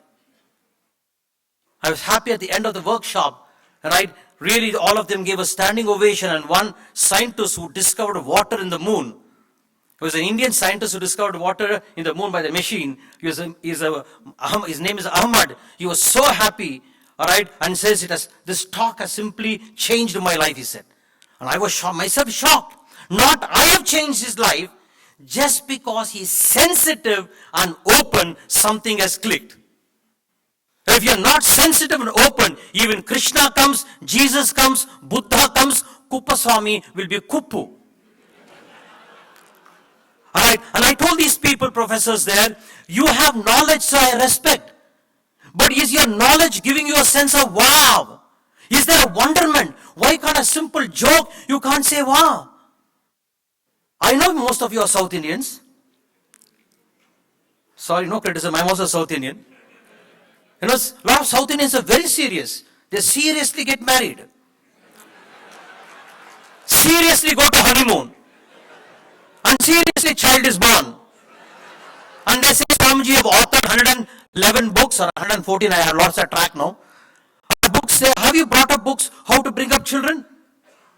Because my son is so serious. I said, manufacturer's defect, what I can do? You're so serious. So friends, pause. If your knowledge, all are knowledgeable people here, if your knowledge is not inspiring you, that knowledge is like a donkey carrying sandalwood. I'm not saying you're a donkey. If the knowledge does not give you a sense of wow, can I have some water? Yeah. Shruti, get some water. If knowledge, please listen, she'll get it. If knowledge is not giving you a sense of wow in you, all of you say wow. If the wow is not there in you, friends, please understand that knowledge has no avail. However successful you are, however you may build now 10 Disneylands, sir, is very good. But you should have a wow factor. And when you have a wow factor in your life, life is beautiful. Rabindranath Tagore simply sees a dewdrop on a lotus leaf, poetry comes out. And Kuppaswamy sees Niagara Falls and dysentery comes out. अरे मेरे गांव में पानी ही नहीं है, व्यर्थ है. Friends, I'm saying this because in Indian culture there's a verse called Vismayaha Yoga Bhumika. Yeah.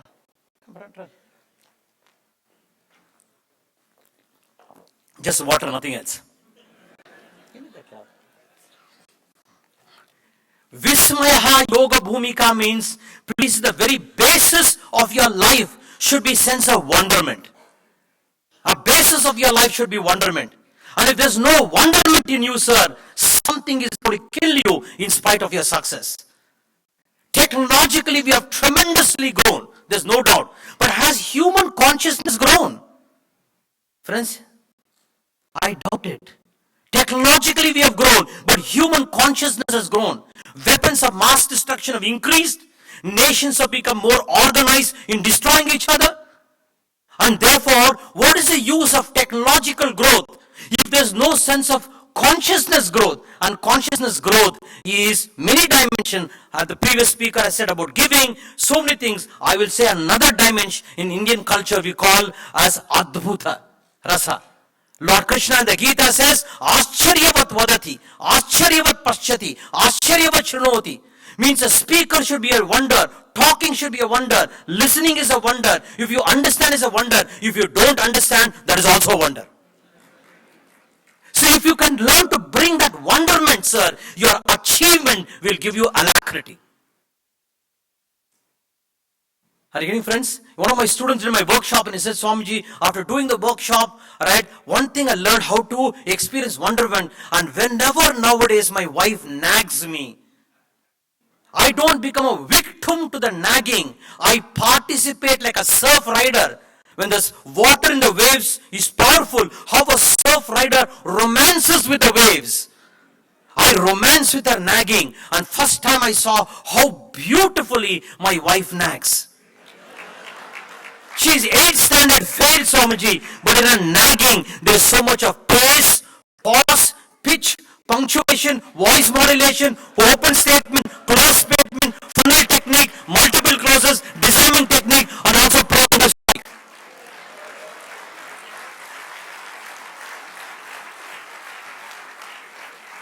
Alright, I feel this you have to equip, sir, in your future. You want to bring excellence in your corporate world? What is the use, sir, of having Marilyn Monroe was the most successful woman? She's the most beautiful woman, famous Bollywood actress there. She had multiple affairs. Secretly, most of us want. Alright, she was the most sexy woman. But in spite of all what a youngster wants, she had success, money, popularity, sexual abundance, multiple affairs. In spite of it, she was depressed and she committed suicide, sir. So what is the use of that success, sir? Are you getting, friends, what I'm saying? Yes or no?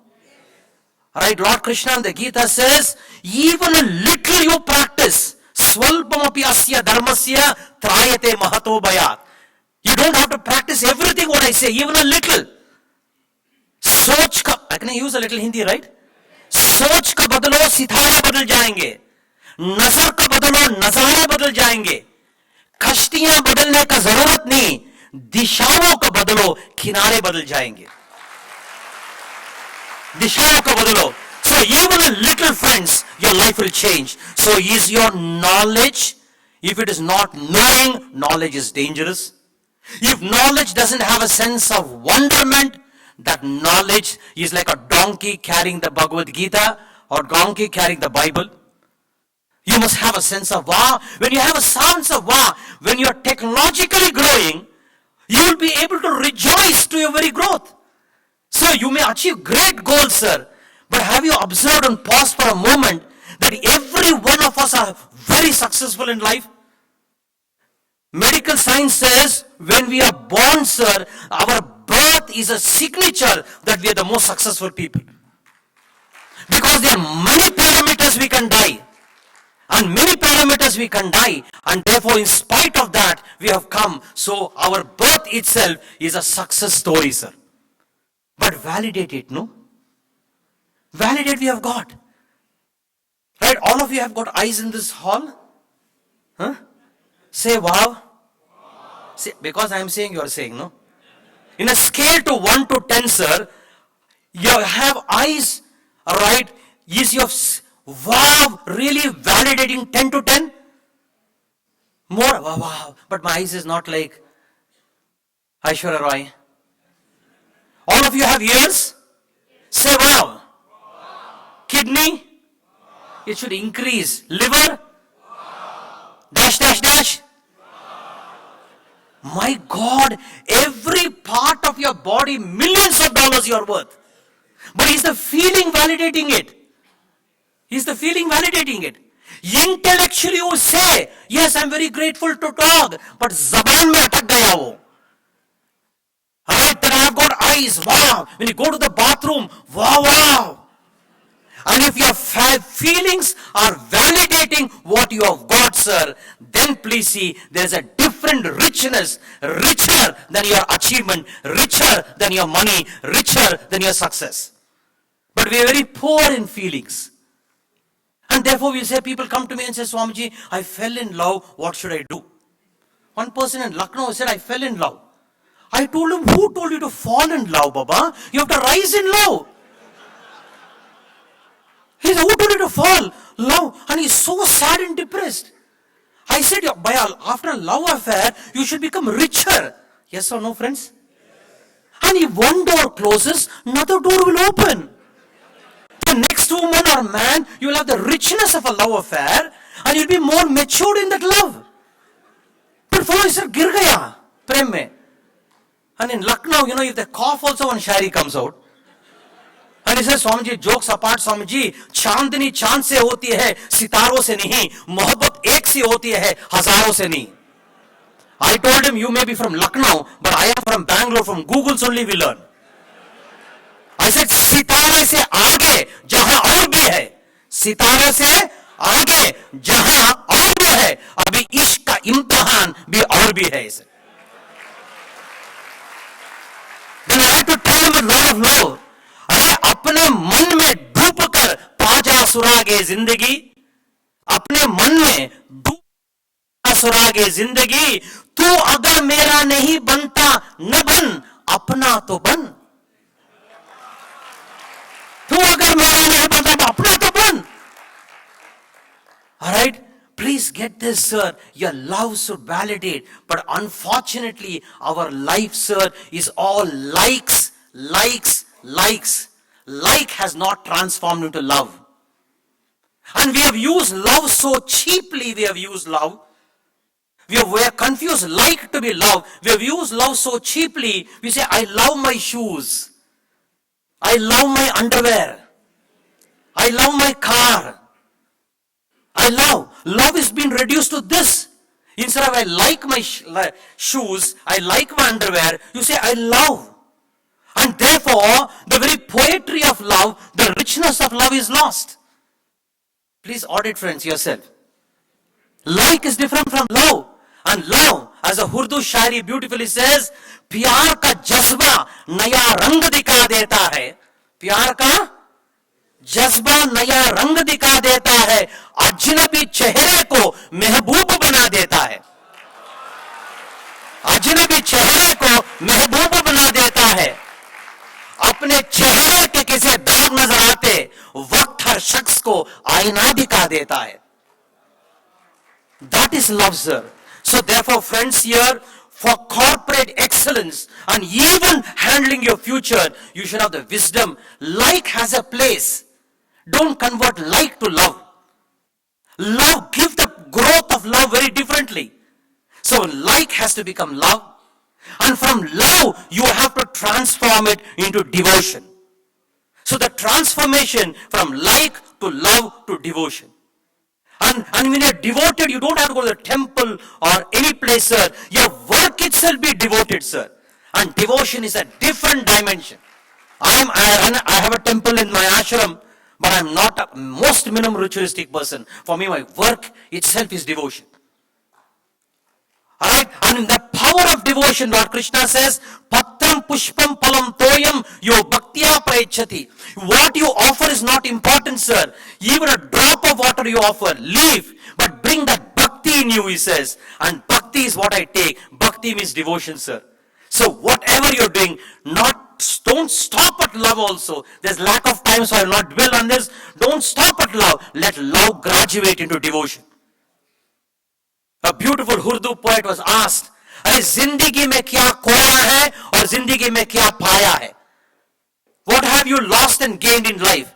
And to which this poet beautifully says, जो कुछ खोया है वे मेरी नादानी थी. Means my stupidity. जो कुछ खोया है वे मेरी नादानी थी और जो कुछ पाया है रब की मेहरबानी थी. he says. जो कुछ खोया है वे मेरी नादानी थी और जो कुछ पाया है रब की मेहरबानी थी. खूबसूरत रिश्ता है मेरा और खुदा के बीच. खूबसूरत रिश्ता है मेरा और खुदा के बीच.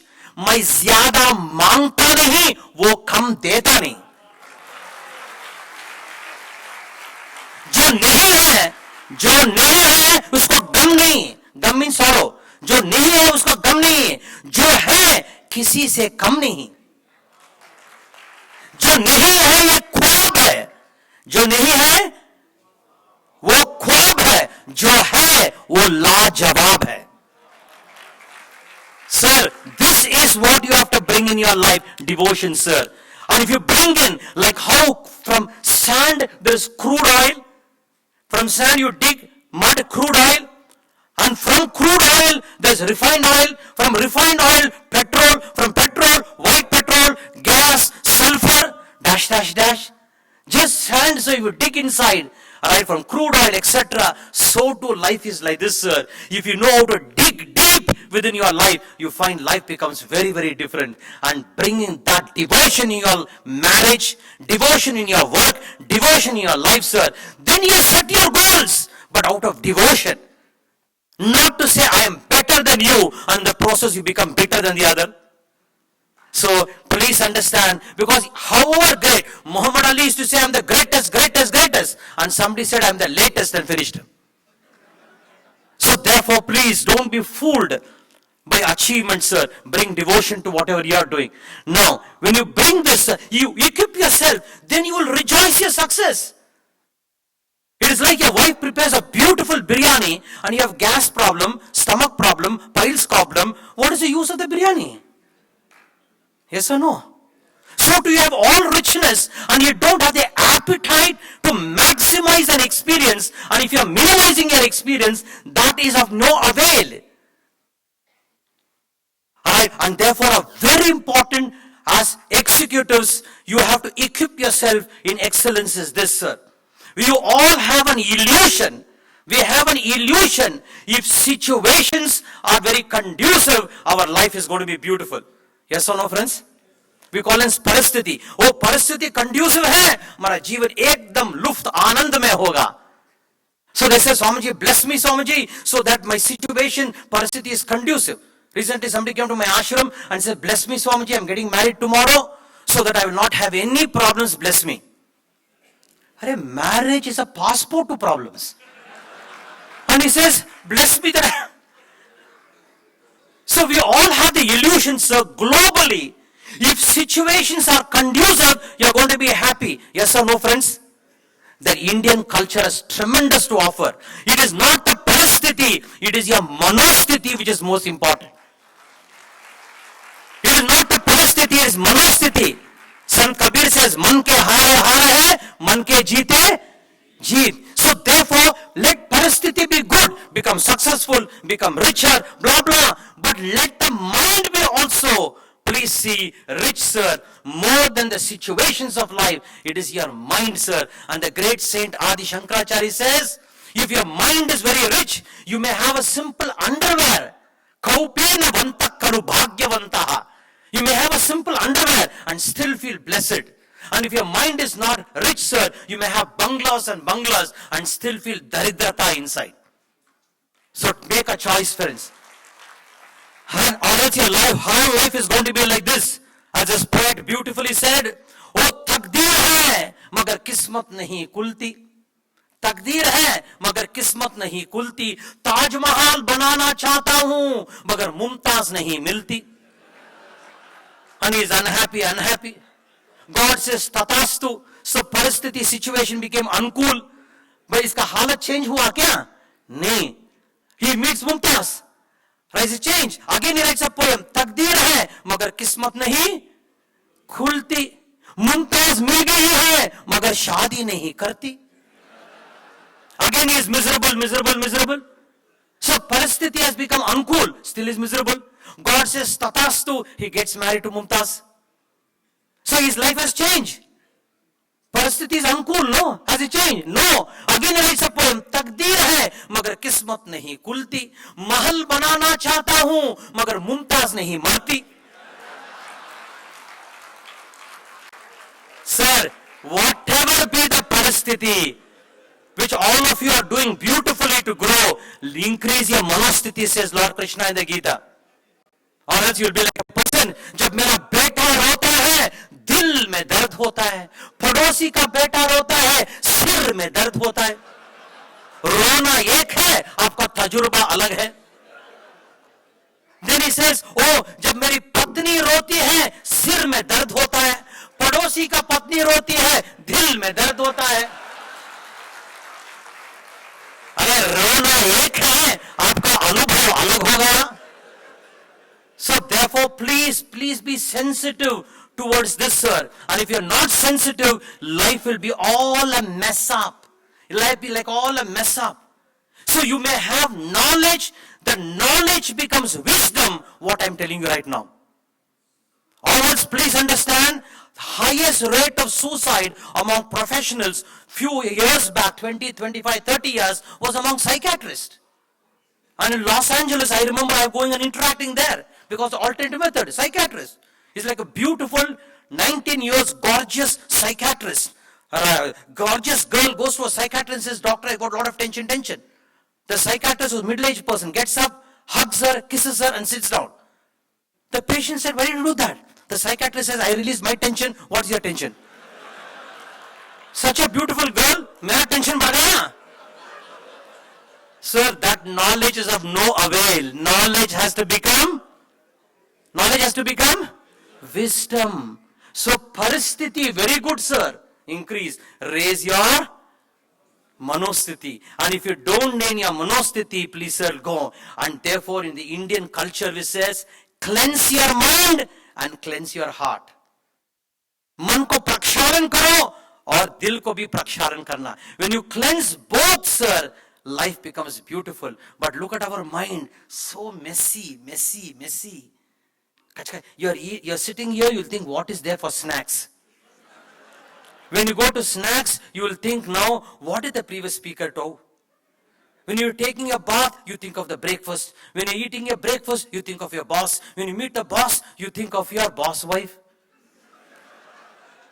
Everything gadbad ho gaya. Isn't it, friends? This is not an example. You tailor the example appropriately.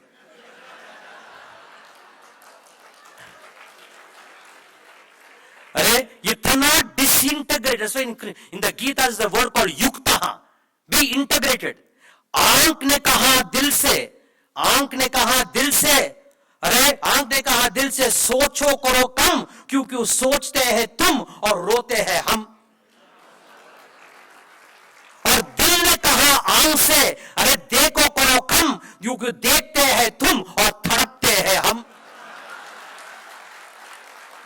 This is the हालात हो गया बाबा, सब गड़बड़. Therefore yuktaha in the Bhagavad Gita it is said, be an integrated person, sir. And therefore when you bring this, then I'll say 5 and end my talk there, because, whatever it is, they told me to little cut the talk there, because whatever it is, I'll say 5. So therefore, cleanse your mind and heart in whichever religion you belong to. There's a process. Yoga has another method, Vedanta has another method. I don't want to get into that dimension, sir. Now, another dimension for you to equip yourself to optimize your life, to maximize your experience and not minimize your experience. I'll say very 5 important thing is the 5 elements. Akashat Vayuhu, Vayor Agnihi, Agner Apaha, Apaf Prithvi.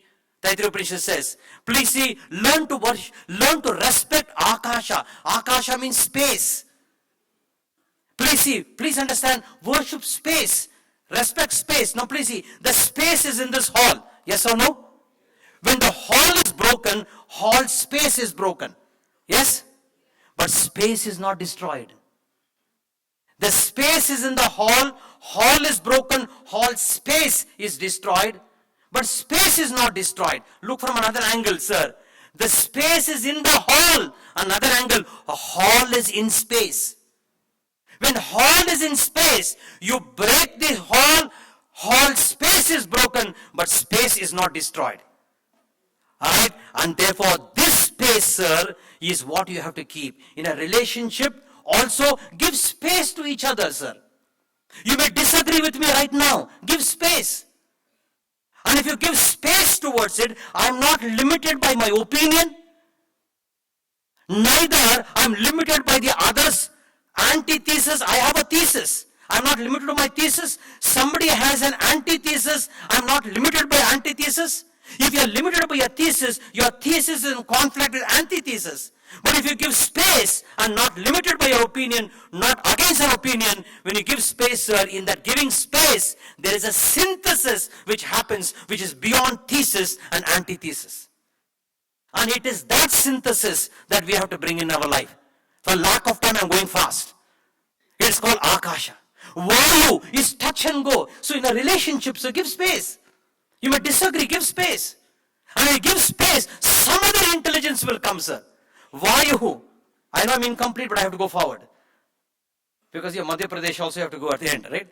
Alright, Vayuhu means air. Look at air. It touches and goes. Yes or no? Right? Air touches Miss World. It does not say Miss World is beautiful and be there only. It goes away, no? So to you and I, from air we have to learn to touch an experience and let it go. But what happens? We touch an experience and we get stuck to that experience.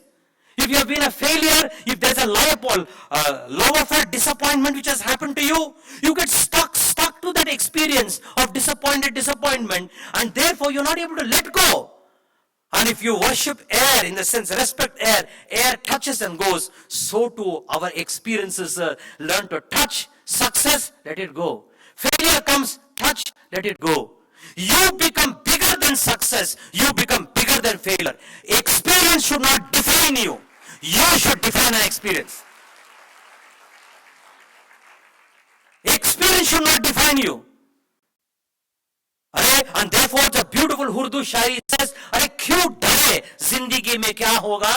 क्यों डरे जिंदगी में हाँ क्या होगा? हर वक्त क्यों सोचे तू बुरा होगा? हर वक्त क्यों सोचना है बुरा होगा? बढ़ते रहो मंजिलों की ओर हम, कुछ ना मिला तो क्या होगा? तजुर्बा तो नया होगा. तजुर्बा तो नया होगा. हम लोग को तजुर्बा को शुद्ध रूप से अनुभव करना है. हम अटक जाते हैं हमारा ख्वाहिश से, अटक जाता है हम आरज़ू और हजरत से. And therefore we are not able to experience an experiencer. And therefore Lord Krishna says in the Gita, Pashyan, Sprishyan, Jigran, Ashnan, Unishan, Nimishan Napi, he says. Seeing, hearing, smelling, tasting, experience as experience. Don't put your egoistic eye.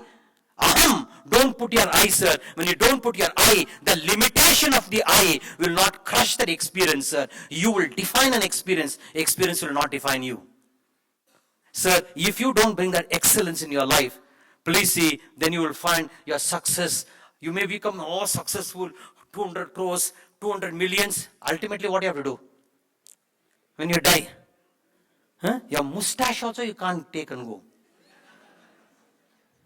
बिना लिबास आए थे इस जहां में, बिना dress लिबास, बिना लिबास आए थे इस जहां में, बस एक कफन का खातिर इतना सफर करना पड़ा हम लोग, ऐसे एक कफन का खातिर sir. So therefore have value to money but keep it there. Don't oversell your soul. कभी कभी बेहतर की तलाश में बेहतरीन को जाता है. कभी कभी बेहतर की तलाश में, sometime in the search for the better you lose the best. कभी कभी बेहतर की तलाश में बेहतरीन को जाता है. Sir, I'll say last, right? Don't postpone being happy. If you reach your goal, great. If you don't reach your goal, failure is also great.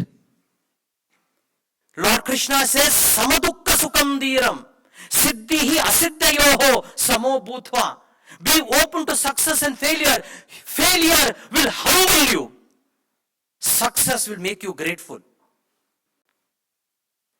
And if you don't do this, sir, life, so don't postpone being happy, sir. Right now, all of you are happy? Be happy. With wife, without wife, in spite of wife. With success, without success, in spite of success. Be happy. Once you are happy, right, earn money. $10 million, 20 million months. But you're earning money out of happiness, not for happiness. That is the transformation, sir. Please get married, not for happiness. One beggar gets married to another beggar. Both are beggars of happiness. What will happen? Beggary increases. From engagement ring to marriage ring to suffering to enduring. But get married out of happiness. When you get married out of happiness, she gets married out of happiness. When two givers of happiness get married, please see, Jannat idhar hi hoga. Jannat idhar hi hoga. Or else your whole life will be waiting. When I get $200 million, I'll become happy. When I come to Dubai, I'll become happy. You know. You may fool yourself, sir, but you know, if you put happiness in the future, you have destroyed life, because life happens in the present. Life only happens in the present. And your whole life will be as foolish as this person says, वो छम छम करती आई और छम छम करती चली गई. मैं सिंदूर लेकर खड़ा रहा, वो राखी बांधकर चली गई. हालत होगा. Please don't hear me wrongly. That's why they put me as the last speaker. I am not condemning anyone, denouncing anyone. I say go towards your goal out of happiness. That's all I'm saying. Not for happiness. Then what happened? You become bigger than your goal. Are you understanding, friends? जो अपनी ही तलाश में, you can understand, no? You're understanding, I know that. जो अपनी ही तलाश में कहां नहीं गया, जो अपनी ही तलाश में कहां नहीं गया, जहां मिल भी सकता था वहां नहीं गया. स्थित प्रज्ञस्य का भाषा समाधिस्तस्य केशव स्थितधि किम प्रभाषेत किमासीत व्रजेत किम. Arjuna asks, who is a wise person? What does Krishna say? Prajahati yada kaman sarvan partha manogatan atmanyevatmana tushtaha stita prajnastatochyate. One who is atmani yeva atmana, one who has learned the acuity of being happy within himself, sir, he is a wise person. All other people are otherwise. So I'm only saying lack of time, so I'm not going to build on it, sir. Watch me in my website, www, means work without worry. In my name, I've unfolded so many verses, so many YouTubes are there. How? Discover happiness. With that happiness, go towards your goal. Then your relationships also will be so beautiful. You know, have you seen a miserable person when he talks? Everybody feels heavy. Abba, all right, you, Abba. So serious. We have to be happy. We have to do, ooh. अरे बाबा, अरे मुसाफिर के रास्ते बदलते रहे, मुकद्दर में चलना था, चलते रहे. अरे इसमें क्या इतना सीरियस है? You have to. All right, I'm sure all of you are connecting. The previous speaker yesterday, last thing say networking.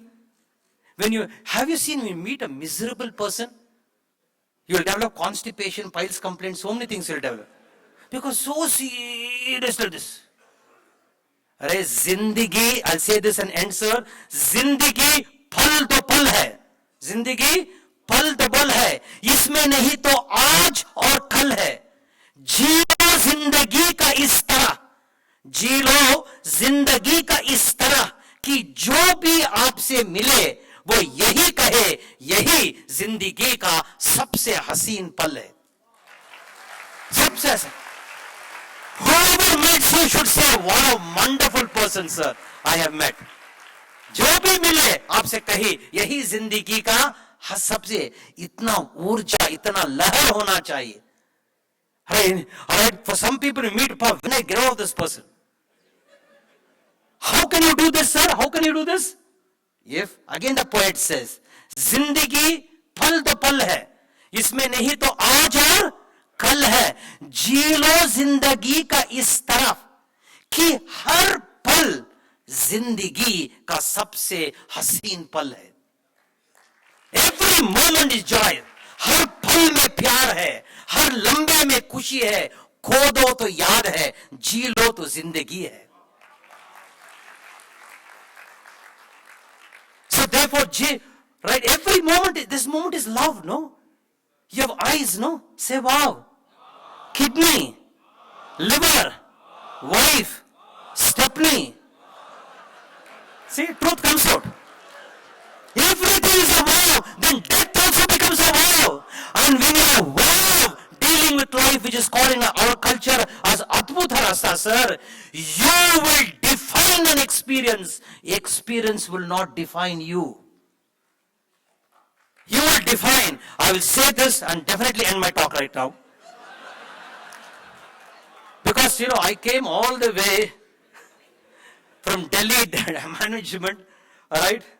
Because, sometimes I do not know, sometimes being efficient is a form of ineffective. Being effective is a form of ineffective. I went one place there. From that time, I went all the way to Sri Lanka for a talk. Paid my charitable causes, all this, only 5 minutes. अरे इतना दूर जाकर 5 minute. Alright, so therefore I said minimum 45 minutes there तो कहीं इतना दूर सफर आकर. Anyway, so therefore I'll end up now. Because they told me it is 1 hour, then they cut it to 45 minutes. And I'm a spontaneous speaker. I don't prepare, I don't have keynotes.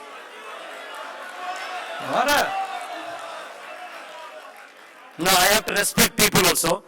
No, because honestly, I'm a spontaneous speaker. I look at the audience and decide what to speak. I'll say this, see, one American comes to London and in a hotel is giving a party. When he gives a party there, he sees one Gujarati Indian in the corner. He sees there. And when basic cool drinks was given there, he calls the bearer and says, "Don't give that Indian." Alright, so cool drinks was given to everybody. Alright, and the cool drink was not given to the Indian in the corner. And still the Indian looked at the American and wished him. The American got confused. I have not given cool drink, why is he wishing? Next drinks went, wine had to go through. And he told the bearer, "Give wine to everybody, don't give to that Indian." Wine was given to everybody. And the Indian, the Gujarati was not given. And he looked at the American, thanked him. Then food was sent. Alright, or whatever dash you fill it up. And don't give to that Indian. Alright, everything then, and for the Gujarati was not given, and that person came to him, even though food was not given, he hugged him and thanked him and went away. The American was utterly confused. For everything not giving, he's smiling. Then this time, maximum he came and hugged only. Then this American asked this bearer, who is this person? Who is this person? He said, he is the owner of the hotel. Sir, if you are an Atmavan, in the Gita, Atmavan, if a master of yourself, sir, somebody's foolishness also will be your gain. Most of you here are working for profit, yes or no? But I'm asking you a question. Are you profiting from life? You're working for profit, good, but don't forget to profit from life. And to profit from life, be total to the present. Be total, Purnamatav. And if you're not total to the present, you're worrying about your past, you're dreaming about the future, and you're not living the present. As the famous ghazal says, बीती यादों का नक्शा हूं मैं, बीती यादों का नक्शा हूं मैं, आज भी कल का सिलसिला हूं मैं. I am the continuity of yesterday. बीती यादों का means the footstep of yesterday I am living. बीती यादों का नक्शा हूं मैं, आज भी कल का सिलसिला हूं मैं. But therefore, what does the poet says? सांस लेना भी एक इबादत है. Right? Breathing itself is a prayer for me. सांस लेना भी एक इबादत है. ये समझकर जी रहा हूं मैं. With this understanding, I'm living life. Right? वरना जख्मों का सिलसिला हूं मैं. Or else I am nothing but an extension of wound, sir. So drop your breathing, happy. Now with this, set your goals. Goals should not define you. You should set your goals. Then your life will tremendously change. Are you getting, friends? Yes, no. With this, sir, I'm not saying don't set your goals. All right, set your goals out of happiness, sir. And when you do out of happiness, sir, from this, मैंने समुद्र से सीखा जीने का सलीका. मैंने समुद्र से सीखा जीने का चलीका. चुपचाप बहना है, अपनी मौज से रहना है. और चुपचाप बहना है, नहीं तो, or else you will be, definitely I'm ending now, or else you will be always sad. Have you seen a lot of people? I'm happy this audience are laughing. Generally whole day you heavy ho jata hai. And some people know, like there's a beautiful Urdu shari which says, I don't know if some of you can understand, it's a little high Urdu. He says, when I look, चेहरे पे मोहरे गम है, हाथों काल की तरफ, माजी भी गम के साथ है, अब हाल की तरफ. He says, चेहरे मोहरे गम है, your face has got a stamp of sorrow. चेहरे मोहरे गम है, हाथों काल की तरफ, that has become your face cut. चेहरे मोहरे गम है, हाथों काल की तरफ, वही माजी भी गम की साथ है, अब हाल की तरफ. Your past is hitting you, sir. And therefore, you are not really living life. And then you say, my fate is bad. Alright? नजर और नसीब का इत्तेफाक देखो. नजर और नसीब का इत्तेफाक देखो. आपका नसीब में क्या लिखा है, आपका नजर नहीं है. और किधर आपका नजर है, आपका नसीब में नहीं है. यही है, यही इत्तेफाक है सर. नजर और नसीब का इत्तेफाक देखो sir. And therefore bring in this power. Philosophy in Sanskrit is called as what? Darshan. Say darshan. Darshan means what? Seeing. Are you seeing what I'm doing? Saying? Are you seeing? I doubt it. You see, sir. And the power in philosophy, seeing, is philosophy. And the power of seeing, Atma vare drashtavyam, the Vedas says. And I end up in the Urdu Shari. अरे क्या बताऊं दरे महबूब से क्या मिलता है. क्या बताऊं दरे महबूब से क्या मिलता है. देखने वाले नजर हो तो खुदा मिलता है. नजर से देखो, नजर को समझो, नजर को जानो. नजर है कंदल, नजर है कातिल, नजर है तूफान. नजर मिलाना बुरी नहीं है, नजर से कोई बचा नहीं है. क्या बताऊं दरे महबूब से क्या मिलता है. देखने वाले नजर हो तो खुदा मिलता है. सो उसको नजर को बढ़ाइए. बहुत धन्यवाद for giving me a मौका. Thanks a lot for calling me. Thanks a lot. Right, I really appreciate. All right, thanks. Only, just one second. Please watch me on my website. I come in Asthan Samskar channel. I'm not trying to market myself because I don't take anything out of these workshops. My everything go there. Watch me in my website. All right, lot of talks in Gita. I've drawn from different religions. Even though I'm a Hindu, I won't get limited to a Hindu. I take from everything, sir. So therefore, doing this, lot of corporates are there. So watch my thing there in my website. Watch me in Astha and Samskar. And I really, sar झुकाने में नमाज़ अदा नहीं होती. Sir झुकाने में नमाज़ा अदा नहीं होती. दिल झुकाना पड़ता है इबादत के लिए. राइट, दिल झुकाना पड़ता है. दिल से नमन करता हूँ. अच्छा श्रोता है, इसलिए वक्ता को भी एक तरफ का उत्साहित होता है. So when a good listener, the speaker gets, I respect your time. I don't respect more than that your time, because this time gone is gone for eternity. I respect your time, and therefore please optimize living life. Don't minimize living life. Thank you very much. Thank you very much, sir.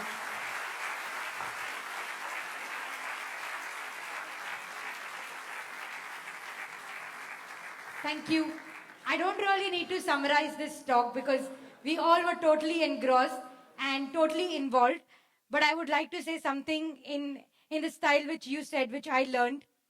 फूल बनकर मुस्कुराना जिंदगी है. फूल बनकर मुस्कुराना जिंदगी है. मुस्कुराकर हर गम भुलाना जिंदगी है. फूल बनकर मुस्कुराना जिंदगी है. मुस्कुराकर हर गम भुलाना जिंदगी है. आज जीत कर तुम खुश हुए तो क्या हुआ. आज जीत कर अगर तुम खुश हुए तो क्या हुआ. कल हार कर खुशियां मनाना ही जिंदगी है. Thank you, sir. This is inspired, and we all are so honored to have you here. May I now call upon stage Chairman CA Pankaj Mundra and past Chairman CA Nirmesh Mikwana to hand over the present and the memento to Swamiji for such a brilliant speech.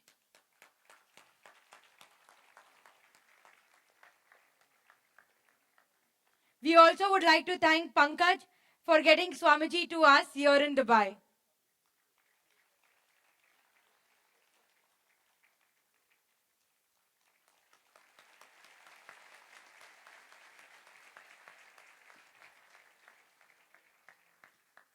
I would request you all to be seated. We have 3 more iPads to be given out.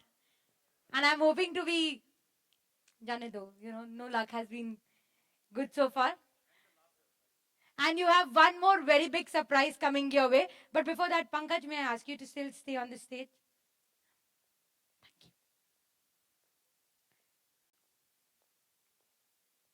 Pankaj, may I now request you to give us a small speech. We're coming to the end. And we have a few things left, but would love to hear from you. Been said by all our dignitaries yesterday and today. And we have ended with a very high note with Swamiji. One round of applause again for Swamiji.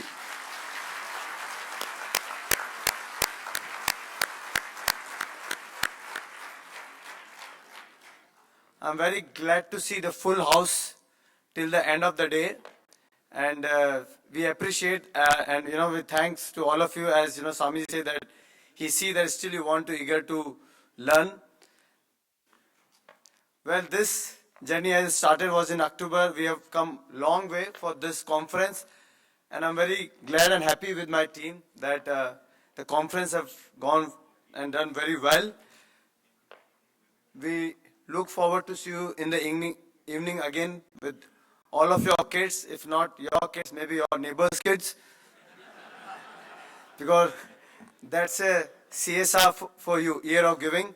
I must share with you, we have 800 children coming from 40 schools and with parents, so we're going to see full house sometime in the evening. I've been discussing with Swamiji and Swamiji's team, and with Swamiji permission, we'd like to do a full day workshop with Swamiji next 6 months.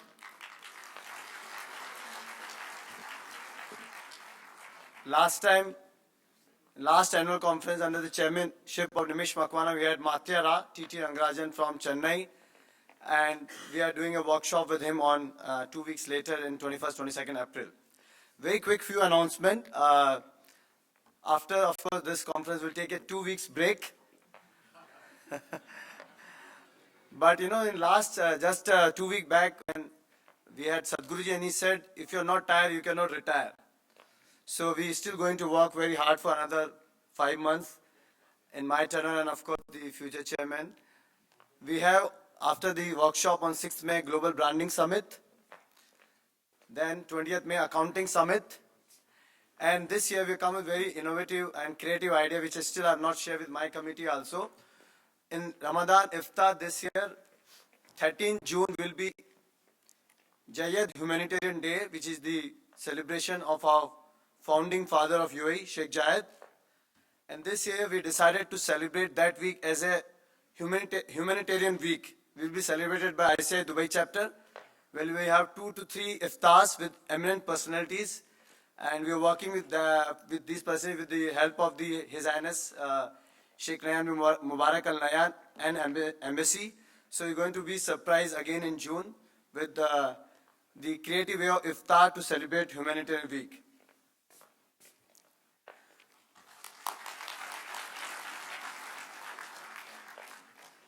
My committee have worked very hard, and all the volunteers team, subcommittees, travel committee, conference souvenir committee, I, from my bottom of my heart, thanks everybody who has contributed to this conference.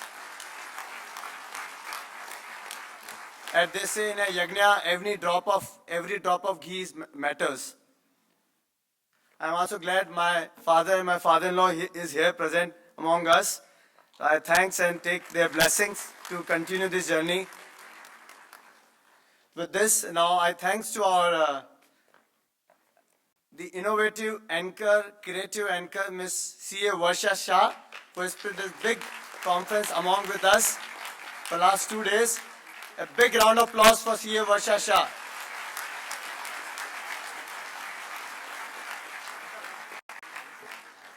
I know I am standing between you and the gift, but there are 2 types of gifts. One is the gift for a few lucky ones, and then gift for everyone. So for this, now I hand over the stage to Varsha to announce the raffle draw. No, first sponsor. Yeah, we do the sponsor felicitation and the raffle draw. And I thank you once again and hope to see you in the evening. Thank you.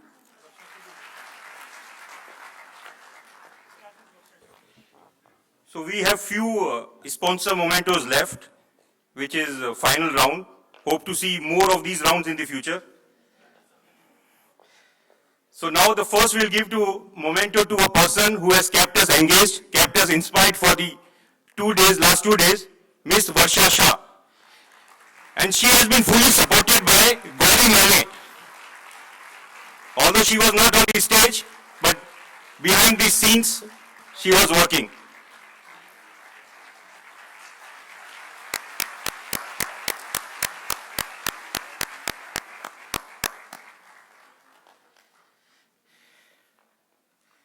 Now I would request Mr. James Varghese, Regional Director from the Lulu International Group, our platinum sponsor.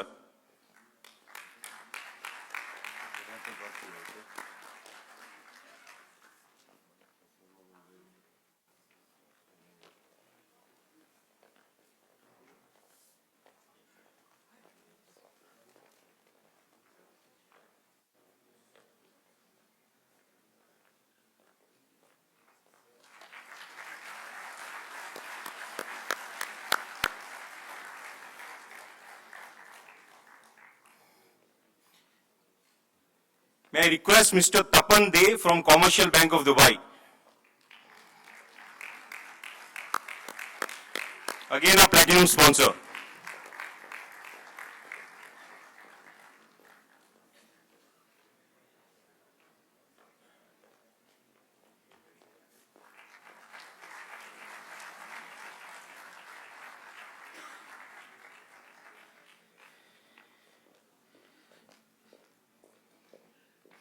Mr. Aftab from Dubai Investments Park, DIP.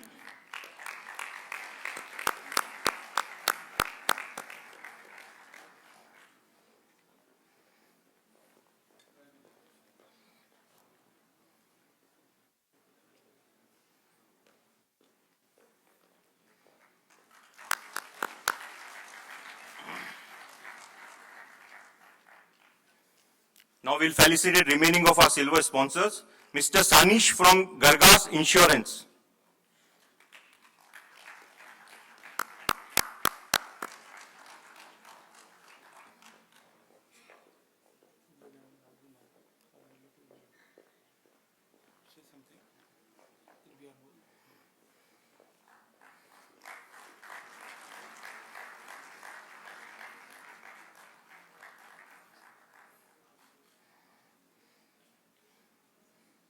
Can we request Mr. Bajrang Lal Malpani ji on the stage?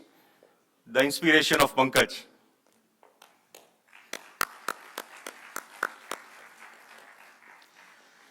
Mr. Alag Raja from Doha Bank.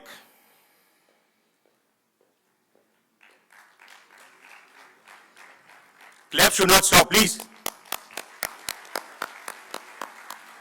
This will give motivation to our sponsors as well.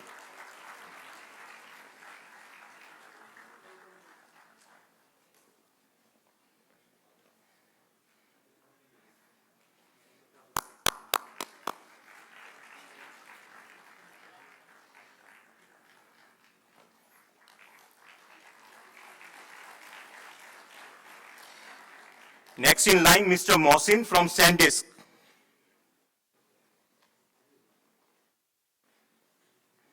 Okay, we'll move ahead.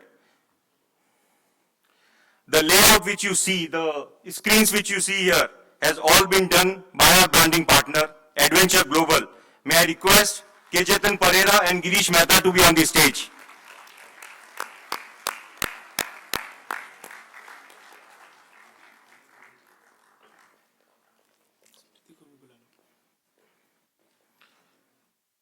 And with the branding, one more name is associated. One of our ExCom members, Smriti Mishra. Can you please come on the stage? She has done so much of hard work for doing the branding of this event and all the other events from last 6 months. Mr. Kejetan Pereira, please, on the stage. Big round of applause for them.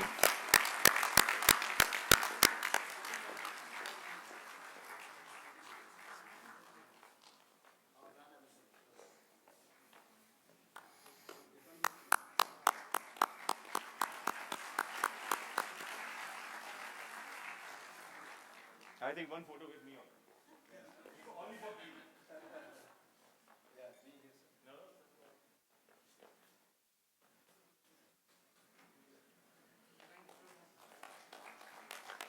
KG, thank you for all your hard work. Mr. Mohsin from SanDisk.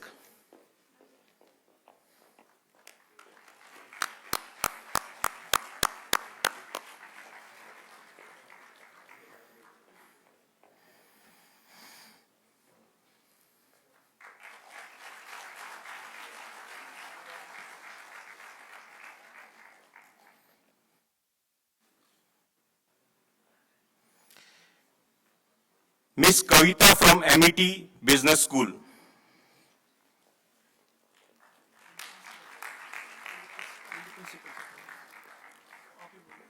And the principal of MET Business School also, please.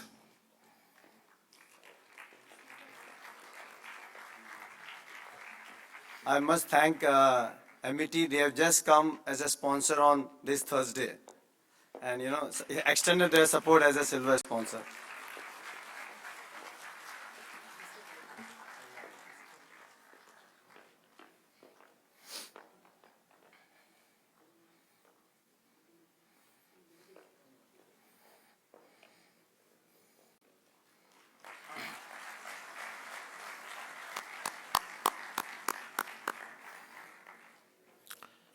Mr. Raman from the Finance House.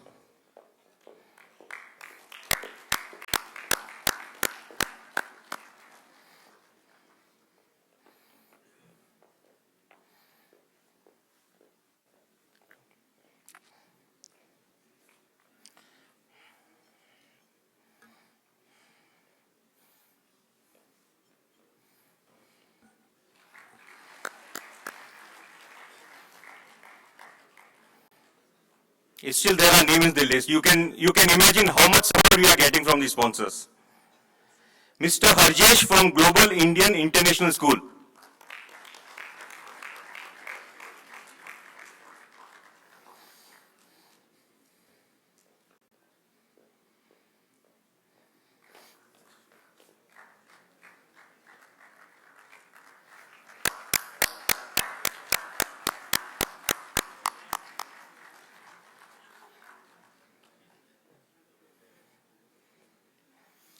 Mr. Brajveer from Afri Venture.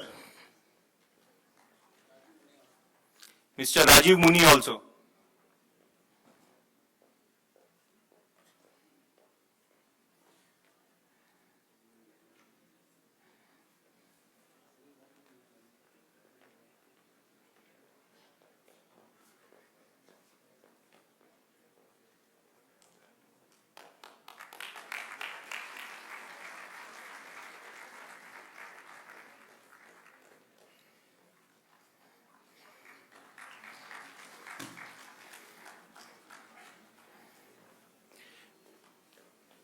Mr. Angad Bindru from International Modern Hospital.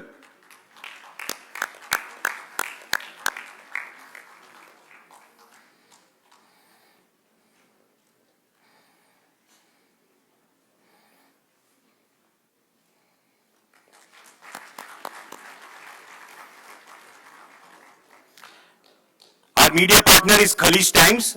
Any representative from Khalij Times?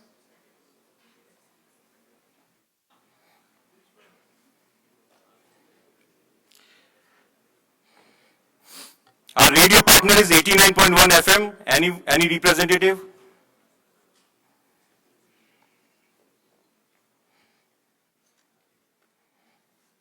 Thank you. With this all, we have finished the line of sponsors, but we still have someone more to felicitate.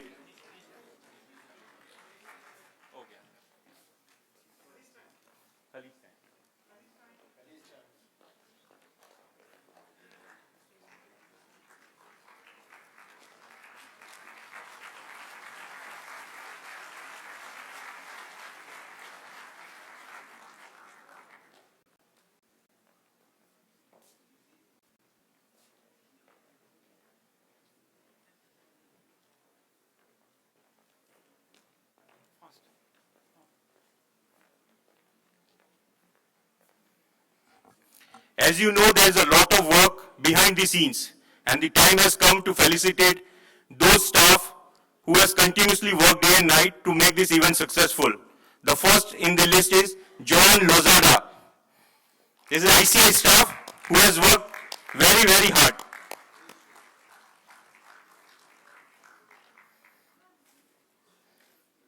Big round of applause for John.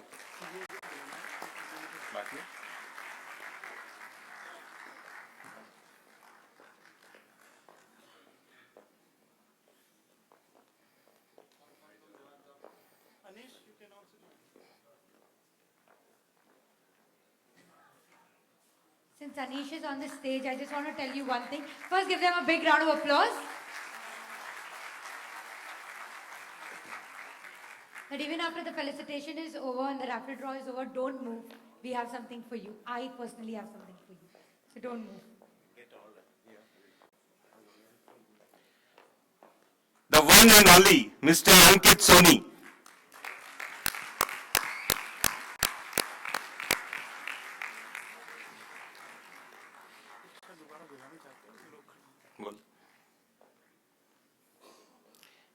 He is loved by all our members.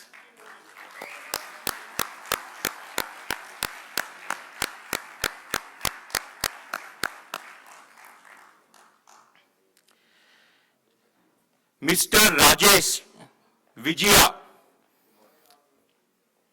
who without holding any post for ICAI has worked tirelessly, whether it's for travel desk, whether it's for the accounting services and what not. Mr. Rajesh.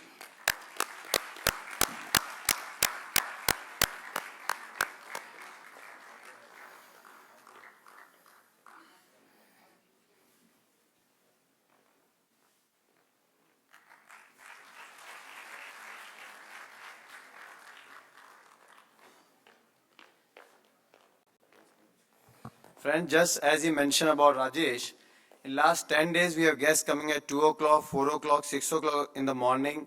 Tickets getting rescheduled. We have to do again OK to board. He's always awake. Yesterday, whole night, we did 2 OK to board. Yesterday, 2 OK to board, 2 travel, reschedulement. So he, as he said, he's a quiet boy, but he requires a thunder round of applause. And also the new accounting software which we have been launching and we have discussed in the morning, along with Mr. Bangara, he's the backbone of that software, So we thanks to Mr. Bangara and Rajesh once again on working on all the new accounting software as well. And the last but not the least, वो जो हमारी photo खींचता ही रहता है, Mr. Mani.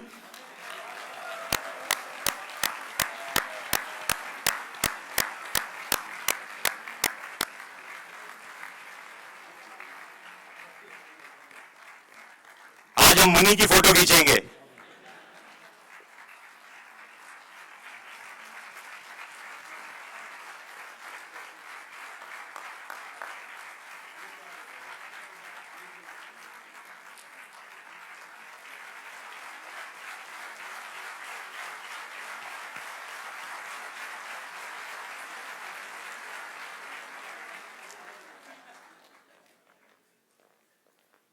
जो जितना hard work करता है उसके लिए उतना ताली बजता है. One person who is not with us right now, but obviously he works tirelessly for the chapter and the branch, Mr. Pradeep Singh Baveja, is ICAI Regional Director, Middle East.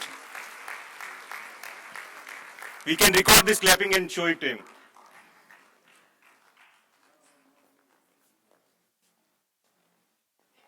We would also like to invite once again the representative from Commercial Bank International.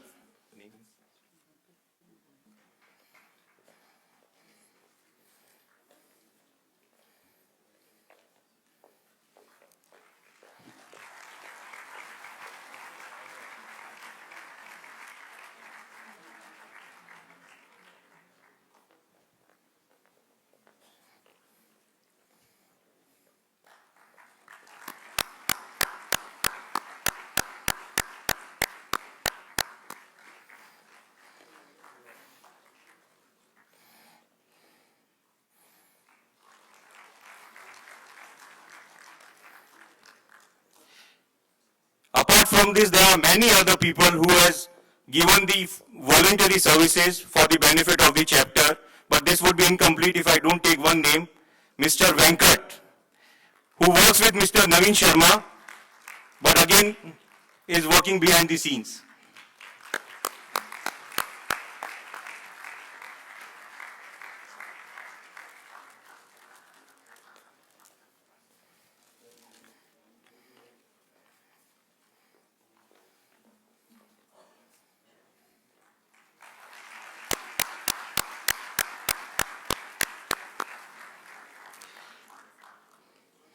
Thank you everyone for your patience. Now that big surprise, it's not that big, it's just a conference gift which you all will get. You would have got a gift coupon in the morning. Along with that gift coupon, you have to give back your badges, which we can use in the other conference. So we want to save the environment. So please give your gift coupon and the badge back at the gate and collect your gift, the conference gift. And now we have 3 raffle draws and mostly iPads, I believe, right? And there is surprise here also in the room, which probably they also don't know about, but I'll tell you. Yeah. And now, yesterday we had felicitation of all our ex-com members, but Mr. Bangara was not there. So I would like to give. No, you would have to give the momentum. Yeah, it's there. It's already there. Yeah, okay. Yeah. Can we have a huge round of applause for CM Mahmood Bangara?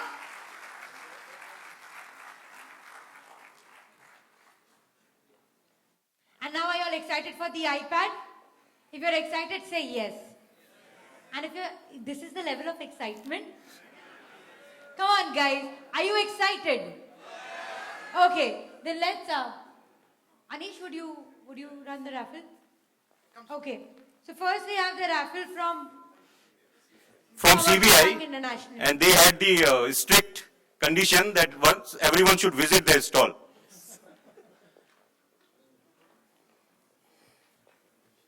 Can we have some music while the raffle is on so that we can build some kind of energy?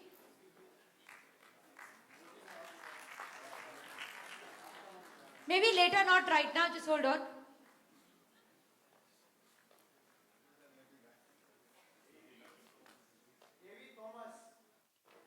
Do we have Mr. A.V. Thomas? Mr. A.V. Thomas, yeah, I think Oh yes, he's here. A lot Lucky. of heartbreaks in the room. lucky guy. Please give him a huge round of applause.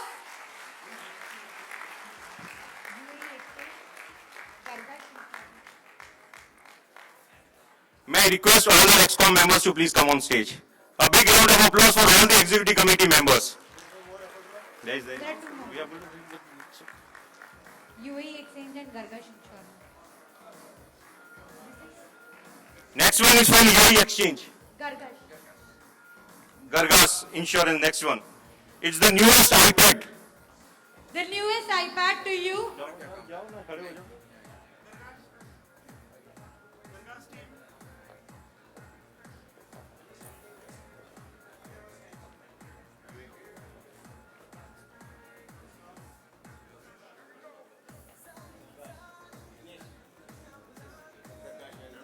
Yeah. This is from Gargash Insurance. And the winner is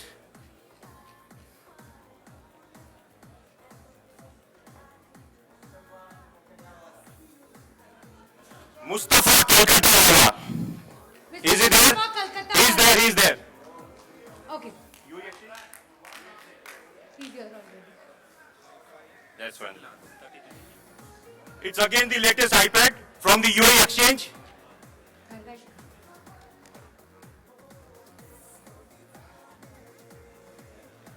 Just 2 minutes.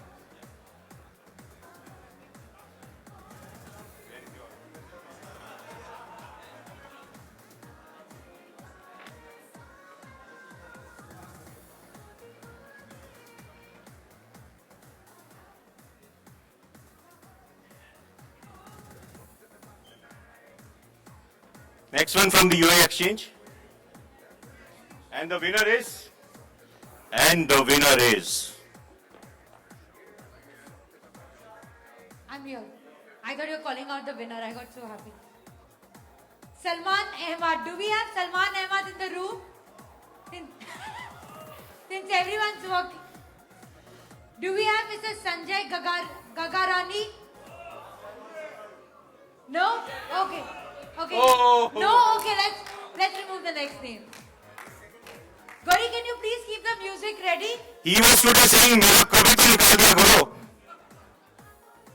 Okay, I would also like the entire executive committee to come on the stage, please.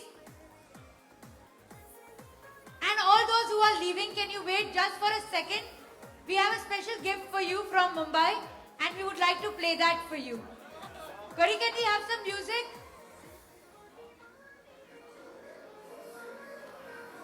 This is not the music.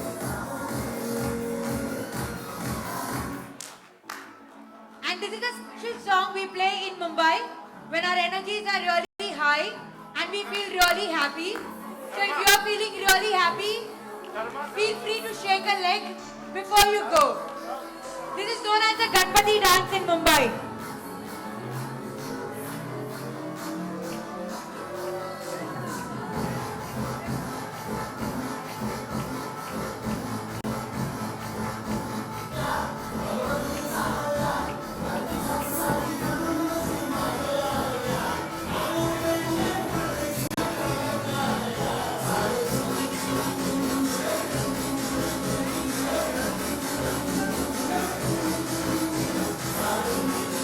Thank you